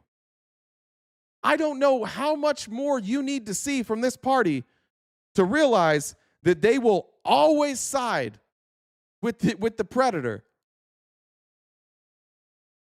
You got a daughter? I have a daughter. Jesus Christ. Wake the fuck up. All for what? So Donald Trump can give tax cut to billionaires? Yeah, but he pisses off libs, and that's worth it. It's totally worth it that he pisses off libs, so we'll just let children be abused, and we won't do a goddamn thing about it. These documents prove that the FBI, for what are we at now, 20, 30 years, has covered this up, actively covered this up. The FBI from every administration since 1996 has actively covered up abusing children. And you're like, yeah, well, since Trump's involved, what if we talked about Georgia some more? We want to become a Christian country where we don't really care about abusers. They're using their Christianity and your Christianity so that you don't pay attention to actual abuse, and it's sick. Survivors said that this is an insult. This is a slap in their face, that we aren't getting the truth about who these men were on Rape Island, that we started sounding the alarm. And this is more documents of nothingness. And I guess the question the American people have, even to me, is the system so corrupt? Is the system so corrupt that Thomas Massey and you defy the odds, pass a bill through a discharge petition, get the Senate, get the president to sign it, and still these rich and powerful people are being protected? Who has this kind of hold on our government? What are they hiding? Why are they not releasing this? Rich, I don't need meaningful employment. I do this for fun. I make 6 figures a year pegging your dad. Don't worry about it. Well, you want people involved in those initial investigations down in Florida re-examined and possibly prosecuted? I want the information out, which was in that prosecution memo that Acosta disregarded, that were in those indictments, that there were 60 counts against Epstein. Only 2 counts were prosecuted. I want to know who were these other people who were on the Epstein's rape island, who were the people who saw young girls being paraded around at parties, 13, 14, 15-year-olds, and didn't say anything. And why is this so hard when there's a law requiring these names to come out? What we're seeing is survivors' names come out, but not the men who abused them. And instead of holding elites accountable, Pam Bondi is breaking the law. Well, we will see when you gentlemen come back to work sometime in January what your next measures are. It sounds like you've made it clear you're moving action against the Attorney General. Thank you both for your reaction today. Look, we shouldn't have been surprised. That's going to where we'll end it today. But we should not have been surprised. You could have had pictures of Donald Trump doing the crimes, videos of Donald Trump doing the crimes, and what they would say instead is, well, that was the old Donald Trump. He's changed now. He's accepted Christ. There is no amount of evidence that would get these people to change their mind. I know I was in a cult that supported multiple sex predators, child rapists, and nobody in my family still all just does it. Look what happened with the Catholic Church. I didn't hurt anybody. In fact, I think one of the most obvious examples of how little our country gives a fuck about abusing children is the Boy Scouts of America. The Boy Scouts of America has been sued to the tune of maybe hundreds of millions of dollars at this point for allowing and covering up the abuse of Boy Scouts all over this country. And when those allegations came out, the Mormon Church stood by them and they're like, yeah, they're going to get this fixed. We're still with the Boy Scouts of America. They didn't really even get hurt that bad. Most people still sent their kids to Scouts. They didn't bleed membership. But when the Mormon Church left them, and when most of America left the Boy Scouts of America, is when they said, we will allow people who are gay to be scout leaders. And that's when the Boy Scouts crumbled. That's the reality of the country that we live in. People care far more about your sexuality than they do about abuse. It's sickening. It's disgusting. But that's a real thing that happened in this country. Go look at Boy Scouts numbers before and after the sexual abuse stuff. Fine. As soon as they let gay men be scout leaders, oh my God, then they were all gone. Same thing happened in the UK. Yeah, it always happens. I don't know why I let it get me down, but I guess like I want to stay connected to reality. It is an incredibly sad thing to live in a country with the daughter that I have, with women in my life who I love and respect, knowing that the justice system is legitimately like rigged against them. It is nearly impossible for women to be abused and then prove it, and to get any sort of relief from that. There's people I love in my life who have suffered like pretty horrendous abuse, and they have like these temporary protective orders, and then those protective orders are gone after 6 months or a year. And they just have to live in that fear forever. Why? Oh, we can't let this define this man for the rest of his life. How do you prove that you were sexually assaulted 30 years ago? You can't. You need the public to believe you. You need the public to side with you. And if the public has already decided and already taken Donald Trump and just said, like, we don't give a fuck what Donald Trump does. He can break the laws. He's literally a convicted felon. We don't give a fuck what he does. I really don't think that there's any of you in here who have been defending all day that if there was definitive proof that Donald Trump, like if you had a tape, if you had DNA, I still think all of you would support him. It's this wild thing where like there's this idea with men that they have to do this because there's not proof. So most men get away with sexual abuse, meaning that most women never get justice for sexual abuse. And the reality is that we could change that. We could rewrite our laws. We could make the burden of proof not so difficult. But we don't do that. Why? Because there's this hypothetical like straw man that there is just a group of women who will just start accusing men right and left of sexual assault. And then these poor men might get picked on. And this is the same thing with like white privilege and like men privilege. Like men have the privilege, the right to sexually abuse people in this country and pay almost no consequence. And women live in that same reality, where they live in the reality that if we did a poll here, it would be shocking the percentage of women here that have faced some sort of like sexual violence. And almost none of them would have ever have received justice. Almost none. It's fucking impossible to prove. And the fact that our laws are how they are, however you want to spin it, they benefit men. And we could change it, but we don't. And why don't we change it? Because then men say, what if it was unfair to us? No worries the fact that it's unfair to women. No worries that it's unfair to children. And look, I guess maybe not just women, like anybody who's been sexually abused.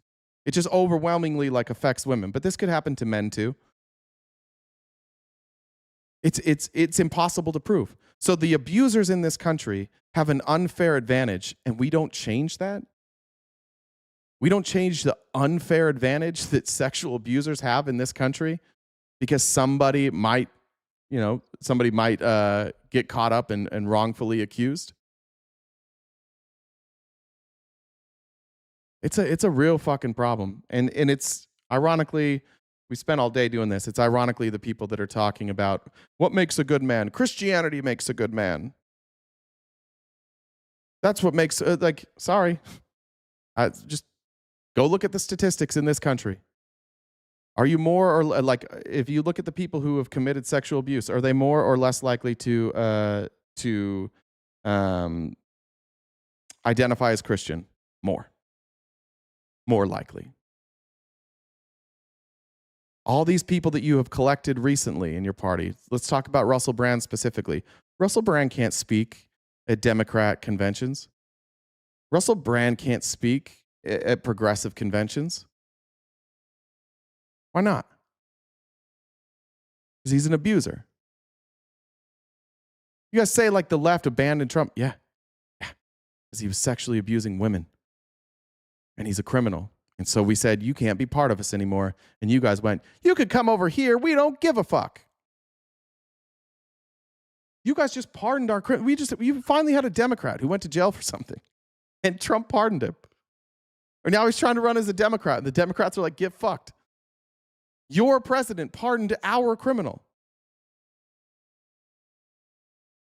I'm tired of you pretending you're the ones with values. We'll be back tomorrow. Let me check comments one more time, and then we'll get out of here.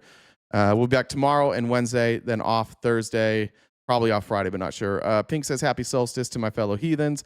Vanessa says, just because, Merry Christmas from Sister Wife 18. Jerry Mandarin said 0.8% of the remaining files were released, right? I don't know what the percentage was. I saw a lot of you guys say that. I don't know if that's true or not. Yoga Story said, unfortunately, far too many people side with, enable, and cover up for abusers. It's sad and frustrating. There's a list of 1,000 plus perpetrators in my community alone, collected by one of our local DV shelters. It's horrifying. Yeah, go look at, pull up the app of sex predators. And who's it going to be when you pull up that app that tells you the sex predators around you? Who's it going to be? It's just be a bunch of men. And I bet a lot of them are going to identify as Christian. But there's all this extra protection provided for men. Men who wrote the rules, by the way. Men who wrote the laws. I wonder why they wrote the laws that way. I wonder why they made it so impossible to prove. Mark said, let's see. Thanks for all you do, brother. That's Mindless Pursuit. Thank you, my friend. And Robin said, happy winter holiday. Thank you. I'll check with Jens one more time. I think I got them all. I think we're good. All right, guys, I'll see you tomorrow morning, every weekday morning at 8:30 a.m. to noon right here, wherever you watch today. If on your way out, if you do me a favor, if you're on YouTube, Twitch, or TikTok, will you just check to make sure that you're either following or subscribed? And then a reminder, this coming Monday, we have our second installment of watching the Hulu series Dope Sick. We'll watch that the next, I think, so 3 more Monday nights in a row. We'll be watching that Monday night. In order to join us for that, you just need to be a paid member either on TikTok, Twitch, or YouTube, and then we'll get you in the Discord, and you can watch that with us this coming Monday night. Other than that, I don't think I have any announcements. Jen, is there anything I missed?